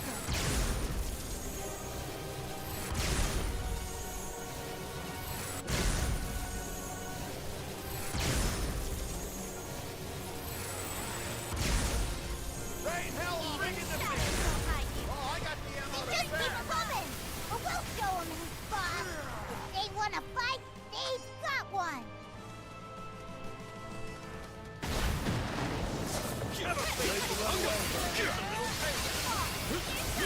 No mercy.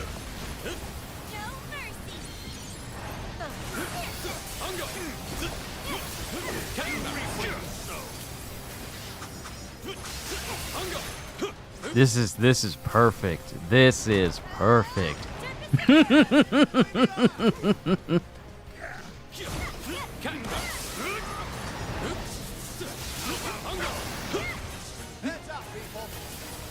Oops, too much for ya?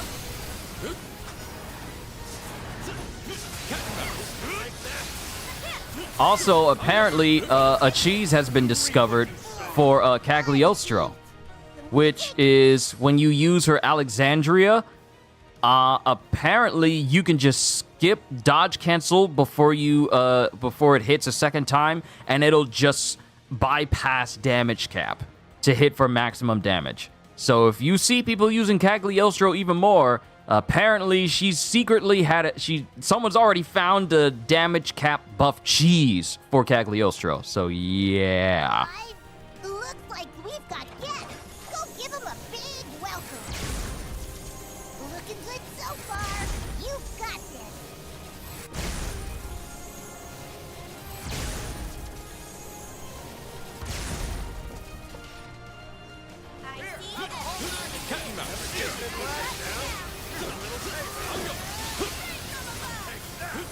This is unbelievable. This is going to be a perfect farm for the both of us when we're preparing for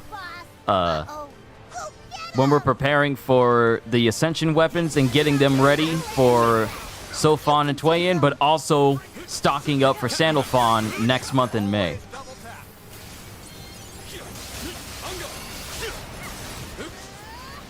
Oh look, it's raining sword. Cat and mouse. We're in the home stretch now. Pick it up. Cat and mouse.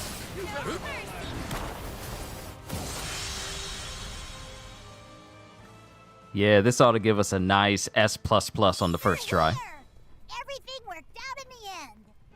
Bring it.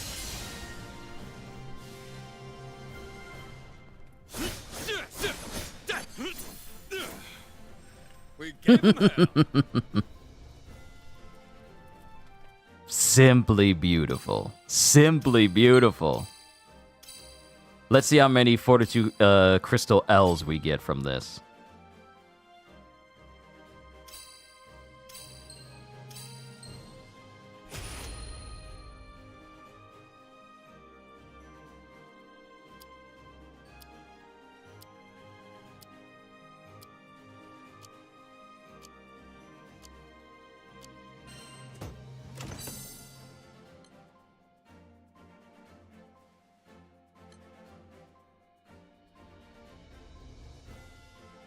Okay, so we got some rewards. We got ourselves a Revenant Medallion. Okay. Wow. Okay. So 2, 23!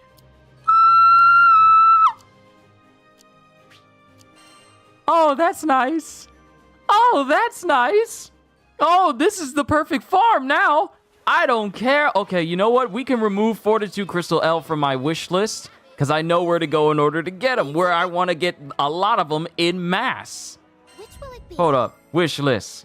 You can go now. You can go now. You can go now. Goodbye. So long. Farewell. Auf Wiedersehen. Goodbye. Please come again. Good day. So now, Let's see. let's take on Lockhorns. Here are the details.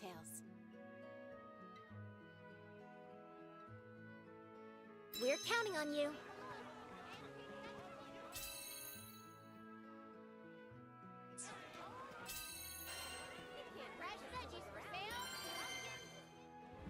Now, Gajil, when you took on Lockhorns, were you playing with AI or were you playing with other people?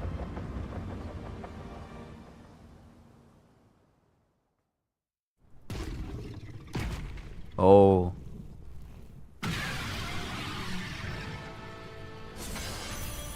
It doesn't matter which game, behemoths will always be some of the biggest enemies you face.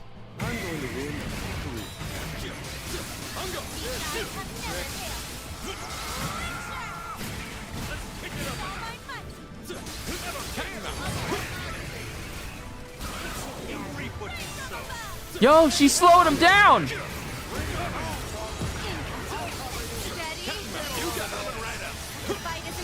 Gotcha. Oh yeah.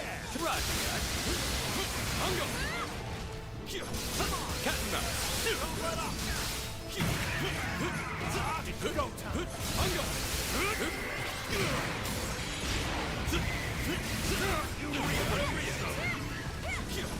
Cat and mouse.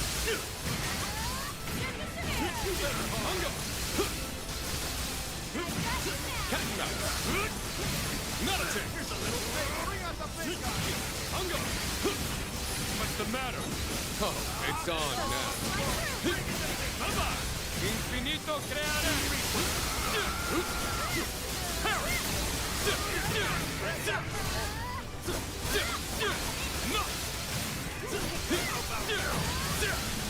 Sure, I can do this the hard way. Banana.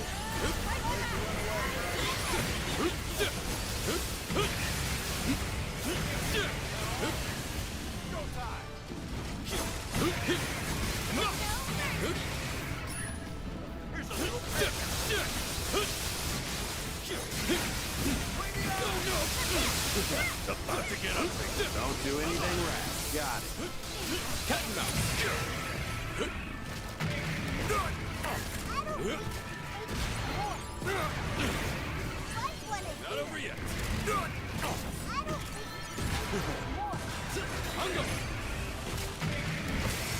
Nice one.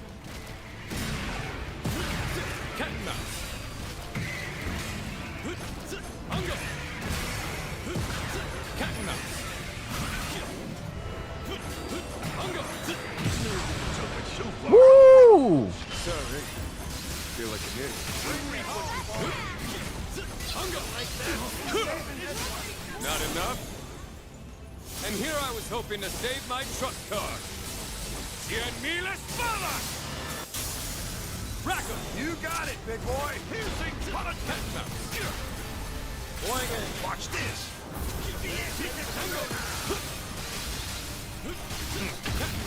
Tweyen. Right away.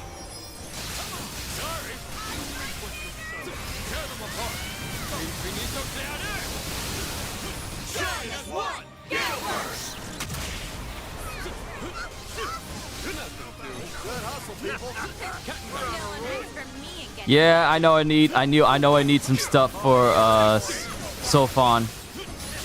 I'm not optimized for him. This is just something temporary. Over here. Timing.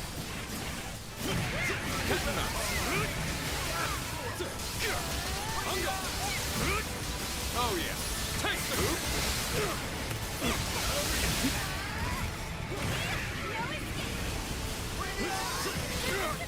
Have a face. You got my side. Well done. I could get used to support. Got him. Let's cook this turkey. Fire. Box you in. No. Bruh! No.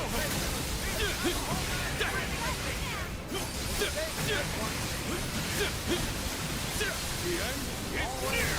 I'm done holding back. It is still moving.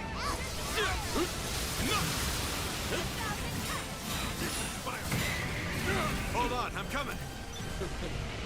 They're not so friendly, huh? That ling time is beautiful. You're all right. You saved my life.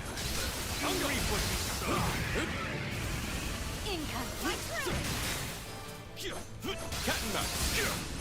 Tear them apart. Up and out. Trigger fingers.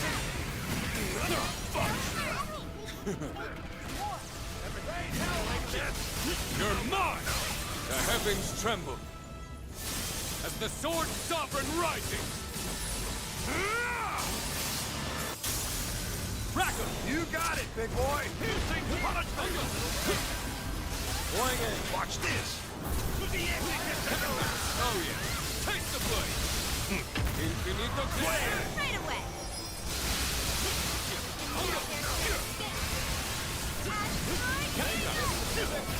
Right where I'm shine as one. Get first. Let's play. Nothing to my favorite part. We'll make them No say one their roots for prayer. me and gets away. Bring it.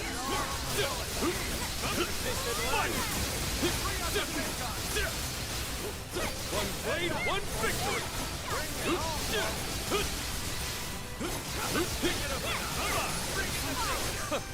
Box you in.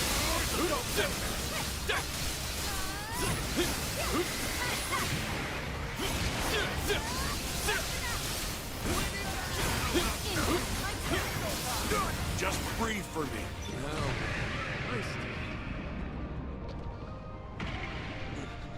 Pull it together. Guess I can't sit around all day.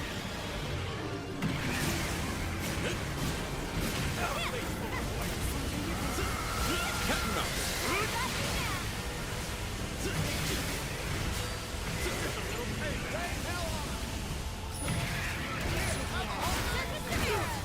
Banana.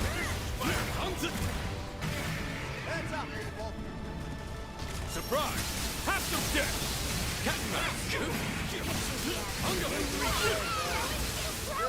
Looking good. Oh look! It's raining swords!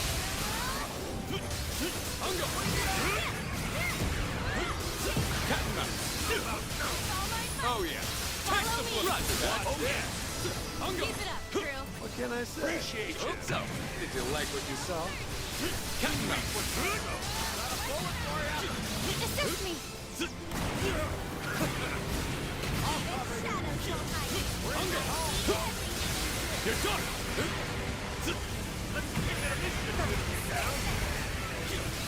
Cat and mouse.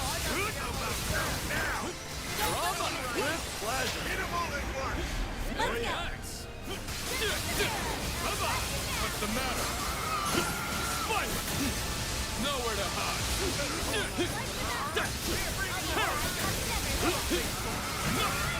No, fuck! You're mine! The heavens tremble as the sword sovereign rises. Racker! You got it, big boy! Hissing punishment!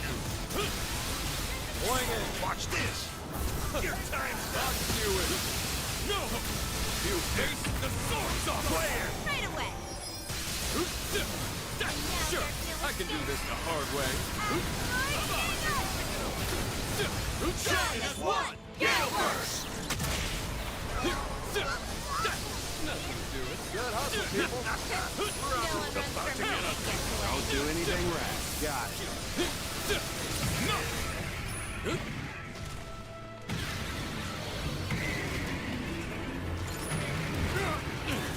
Keep it going. That was cool.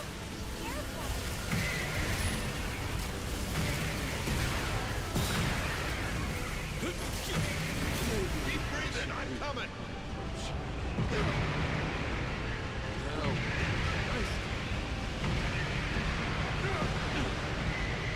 They're not so friendly. Maybe I should rehandle it. I'll come help. Are you with us? Yep, I'm You need healing. Surprise! Have some dick! Ouch, that must hurt.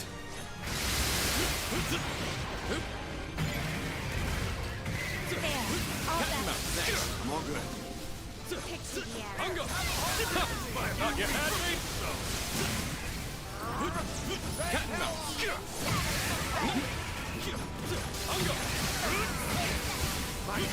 Tear them apart! Arrivo! Cat and mouse.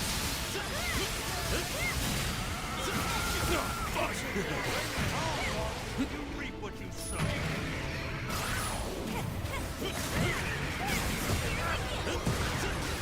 Do it! Get a load of things! No! Infinito creare! The end is near! You face the sword! Box you in! Violence! The end is near!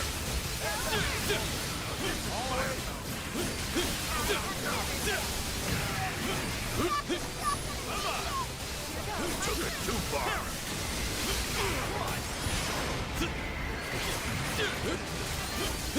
You're mine!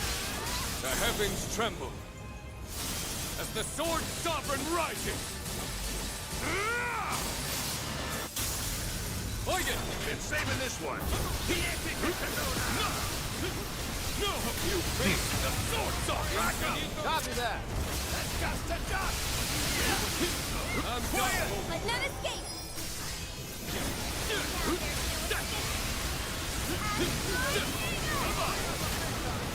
Shine as one! Gale burst! We're on a No roll. one runs from me and gets away. One blade, one victory! No! Let's play! Save! Make the music and save Cat and mouse! More.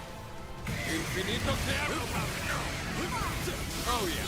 Taste the blade! Ungo! Cat and mouse! Pick it up! Rotura! Ungo! Help's on the way.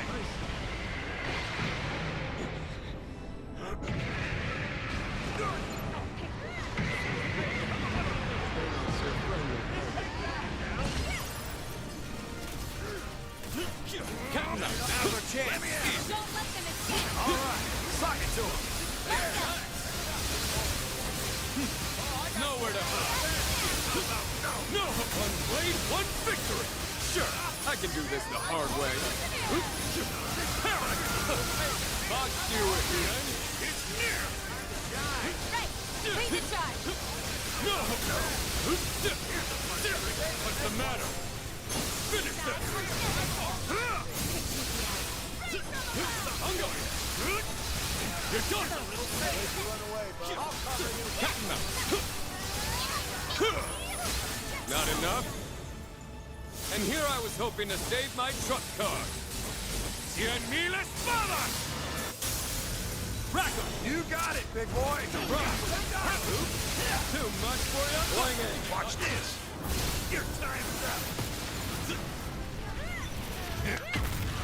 Tweyen! Right away. Just you wait.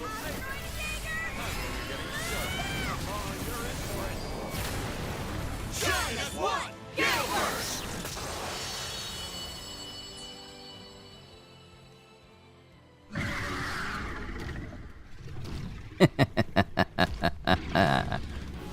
Nice. Seeing as how I can take this thing down by myself, I imagine it'll be even faster if I had like a full crew What you got? of players who knew exactly what they were doing.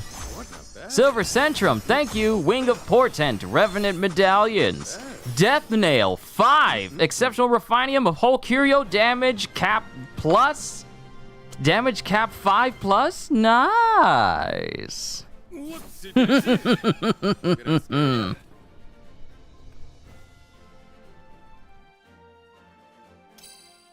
Under 10 minutes on my first try.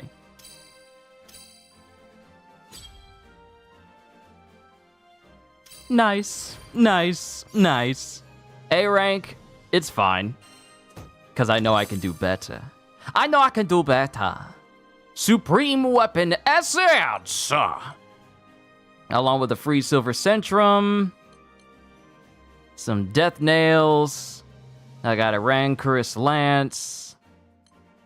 I got a Vitality Rightstone. Combo Booster. Ooh, Damage Cap with Cascade. Ooh, nice. Very nice. Let's see, Combo Booster. Okay, so that was a normal one.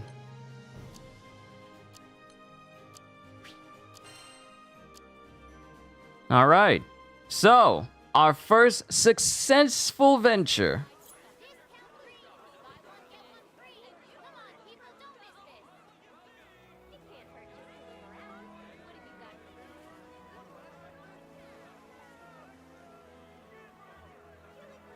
Now we just see how much we need in order to make the Ascension weapons for the both of them.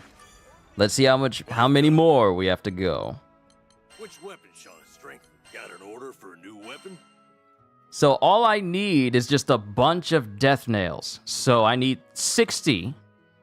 I need 60 Death Nails and 10 Crowns of Lament, because I have more than enough legendary merits and more than enough terror urns. So I just, I just need to get 60 Death Nails and some Crown of Lament. Nice. Then I can switch over this weapon from the Sete di Spade and give him the Gateway Star Sword.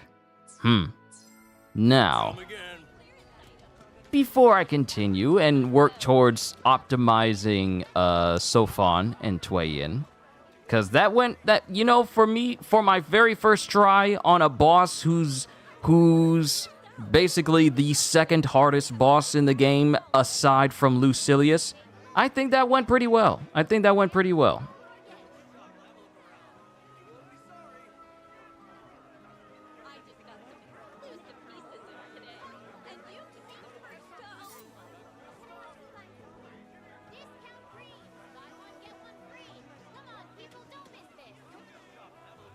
All right. So if I come down here, now another thing I want to test out. Is getting some good sigils for Seofon and Tweyen through the Transmarble voucher. So we're going to save my game. Now I'm going to do the same thing I did before. I got a bunch that I can turn in. So we're gonna try and see if we can get some double sigils. Hopefully I can get one that has like the 7-star bounty on it. Wonder what kind of sigil we'll see today. Wonderful. All right, so what we'll do, knick-knack vouchers, sigils, trade all common, uncommon, rare, and epic, leaving only legendary behind. Doesn't matter how good it is.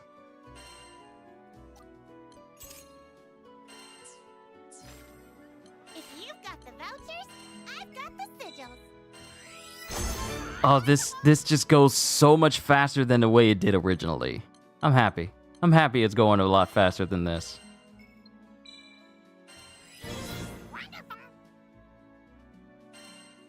All right, so let's test. Well, actually, you know what? If it doesn't pan out, I want to make sure I can start from when I had all of these sigils. So we got to double check. We got to make sure. What you in the market for? A voucher? All right, We'll translate. Transmarvel, and we can pretty much go up to 30. So you know what? Let's go up to 30 and see what we get.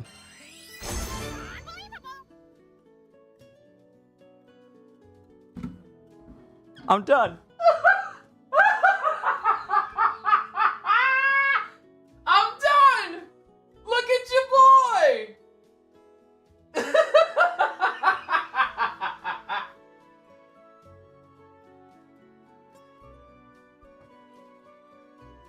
The very first sigil I get is Tweyen's Awakening Sigil. Let's go! Yes, let's go!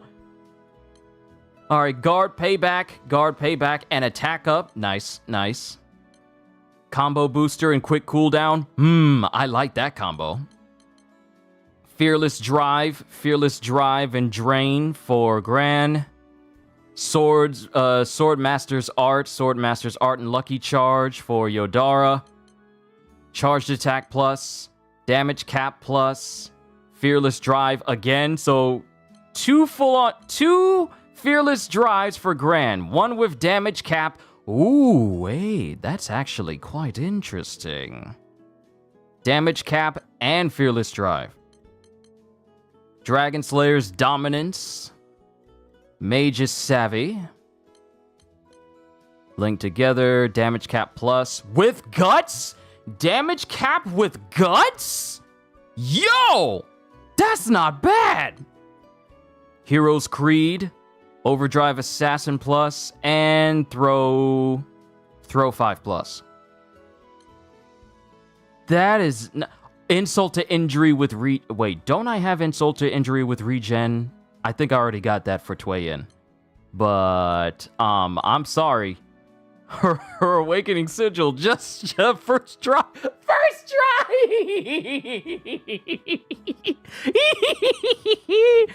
First try. Oh, I am so happy, peoples. I am so happy. I don't know what to do with myself. So this is immediately going on her.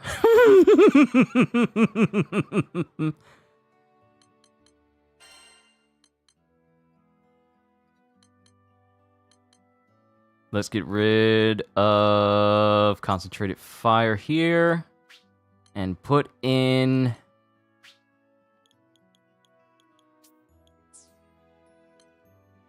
Dark Huntress Awakening. So we get both of her temporarily grants enhanced damage as well as a chance to gain supplementary damage when executing a fully charged multi-lock hail at max Ultra Sight level.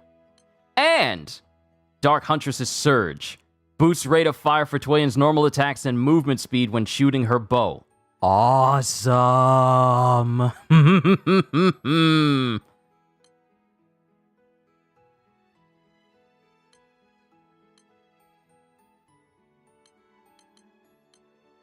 This is fantastic. I got our Awakening Sigil right then.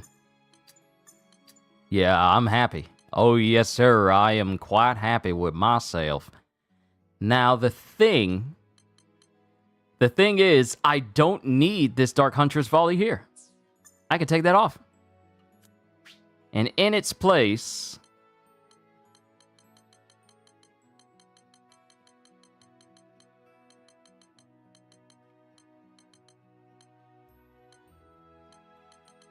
let's see.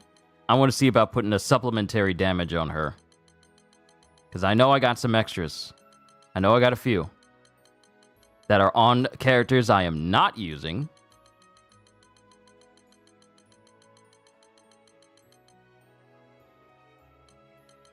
Actually, you know what? Let me see. Nimble, flight over fight. Which one did? What did this do again?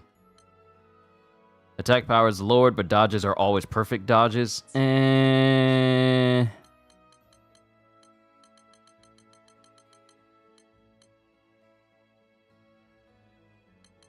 Boosting attack power after a perfect dodge would be great, but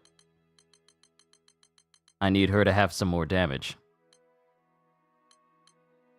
I already got War Elemental on her, so I don't need to worry about that.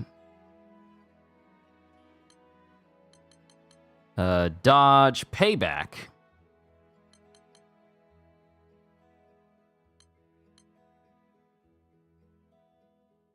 Yeah, let's put some dodge payback on her.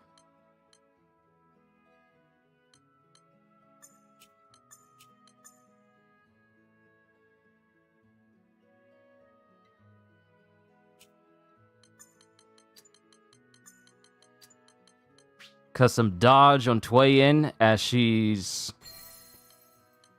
traveling with us, when she's with us, I think that'll definitely help out. So let's see, dodge payback, it goes up to 30. All right, so one more ought to do it for maximum.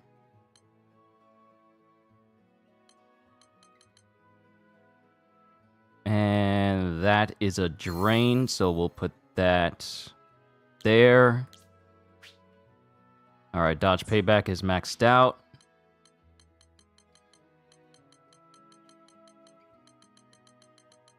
Where's my supplementary damage?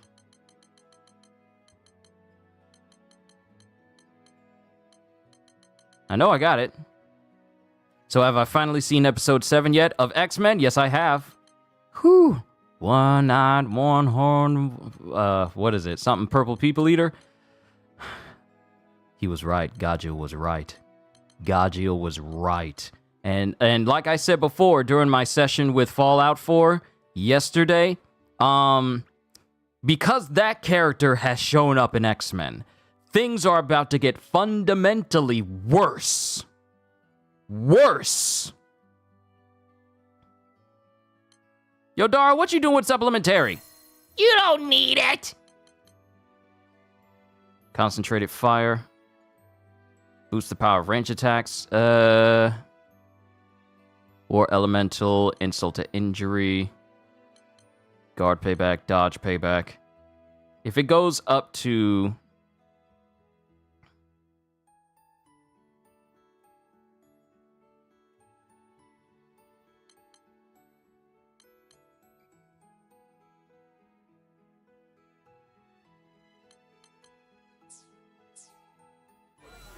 All right. So, let me see. What can be traded other than that? So we can get some more Supreme Weapon Essence if I were to trade over 30 Revenant Medallions. But I think it's far more important.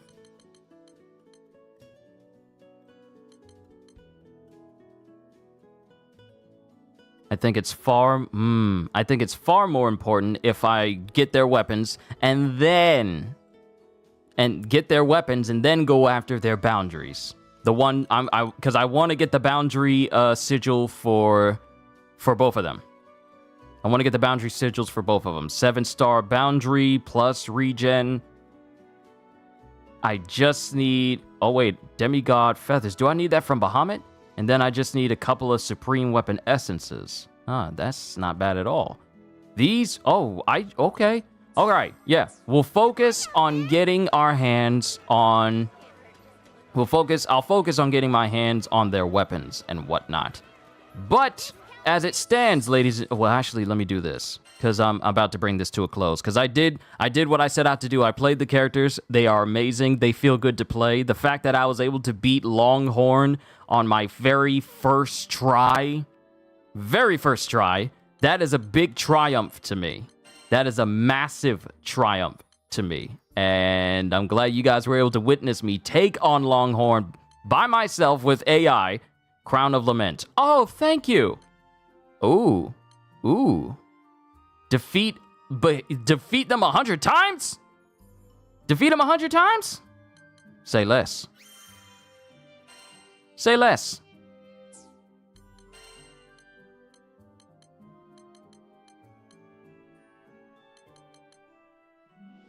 Claim all Mirage munitions. All right, so now we're going to go into the glossary. Revenant weapons, because I like to read up on lore. We're going to read out their weapons for Tweyen and Seofon as well. We're going to read out their descriptions for their weapons, because y'all know I like weapon lore. Revenant weapon. These 10 weapons were born as the ultimate killing implements during the war, and thus they harbor unbelievable power as well as a hidden will. If a wielder isn't vigilant, the will of the weaponry may take control of the wielder and lead them to tragedy. Revenant weapons can stimulate boundary imprints, which is why they seek strong individuals who can utilize the boundary. Examples of Revenant weapons is the Grinoff Scythe that Vasaraga uses, and the Arvis Spear that Zeta uses. Those classify as Revenant weapons. And then archives, stack of apology letters. Completed Seofon's fate episodes. Unsatisfied with simply speaking his apologies, Seofon asks Tweyen to transcribe his words of contrition and send them to his comrades for their records. Gran's apology letter was especially long and eloquent. As a condition to help him write the letters, Tweyen stipulated that every letter end with the following line: "I'll do my super best not to make the same mistake twice." Then, postcard from a merchant. This postcard was sent to Tweyen from a certain merchant on her travels throughout Zega Grande. On the front is a gorgeous sketch that couldn't have come from amateur hands. On the back are expensive, lovingly crafted passages that also include a message from rival merchant Sierra Carte. It seems the three ladies have established a regular correspondence. Whenever Tweyen looks at this postcard, which she has pinned to her wall, she bursts into a big smile at the thought of the new friendships she has made in Zega Grande. From a person who was seen as a monster and classified herself as a monster because of her power and loneliness, it's good to see a nice turnaround for the better for her, even after all this time. Don't think the... Oh, wait, let me see.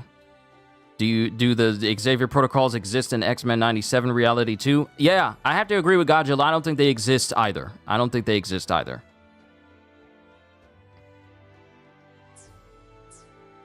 Alright, so field notes.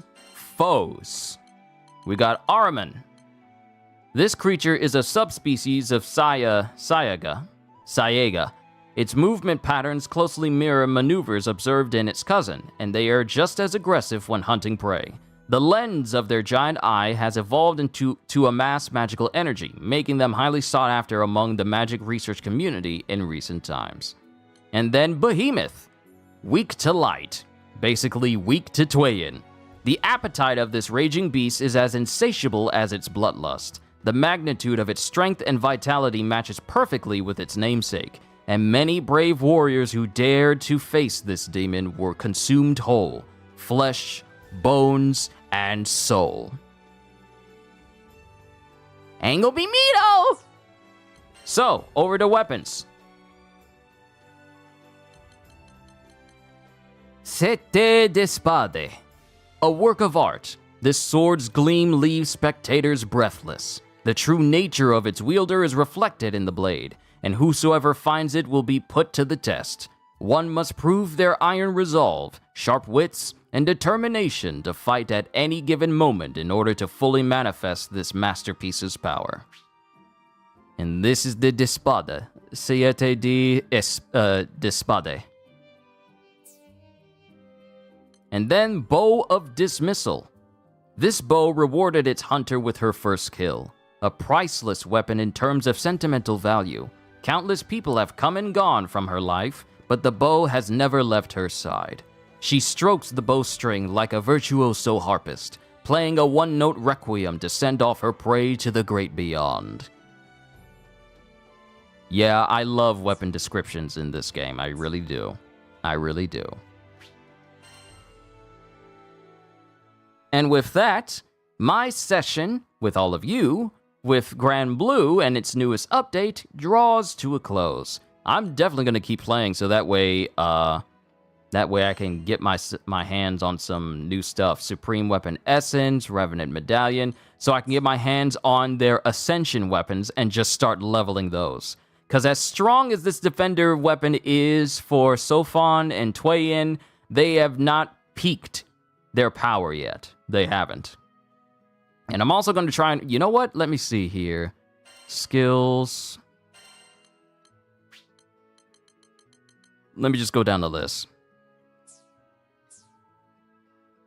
And let me save my game. Because I want to see if I can get Seofon's Awakening before I go. I want to see if I can get the Awakening. I'll be able to get all those Transmarvel stock back. Why this sword name sounds French? Well, if I go to Google Translate and put in...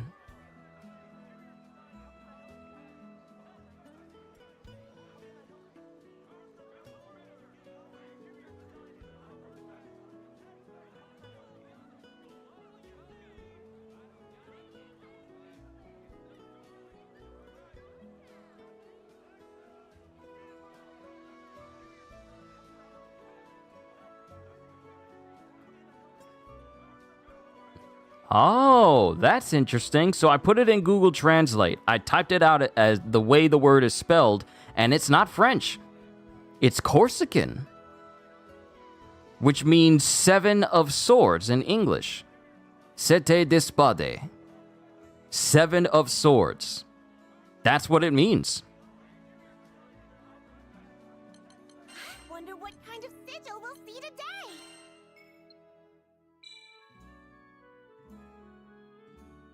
Let's see if we can get the Seofon's Awakening in this list. Spirit Edge's Rally. That belongs to Seofon. Critical hit rate, charge attack, combo finisher, Phantasm's Harmony, critical damage plus, skilled assault, critical damage, Veteran's Vision, Eternal Rage's Ethos, Dragon Slayer's Ingenuity, Tyranny plus, Butterfly's Valor. A lot of character, a lot of character sigils, but not the one I'm looking for. So, we're not going to save. We're just going to exit to the main menu so I can get back to 60.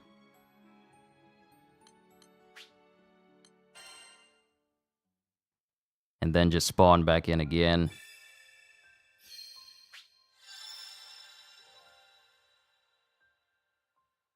I really do hope that I didn't save at an unfortunate spot.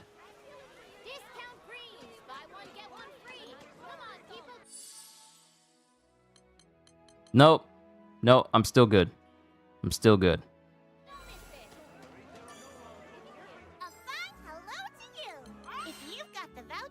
Yeah, I'm still good. I'll just run another mission and then try and get his Awakening Sigil once more. I'll try to get his Awakening Sigil once more. But ladies and gentlemen, this has been my time with the newest update for GRANBLUE Fantasy Relink. I am looking forward to the new update in May, which will introduce quite possibly one of the most powerful characters in GRANBLUE, aside from Seofon here, because he's one of the most powerful. He's literally the strongest individual across all the skies, in the entire world. But above the world, there's another that me and Gaju are really looking forward to, but he drops next month in May. But I'm done. Ladies and gentlemen, you've been a wonderful audience. It's time for me to go eat some food before Kitty shows up and asks me if I ate anything. Hope you all enjoyed. Can't wait to see you all in my next video. Like, comment, even subscribe if you haven't already, because I am always looking forward to entertaining you. So have a fantastic day, and once again, as always, later, peoples!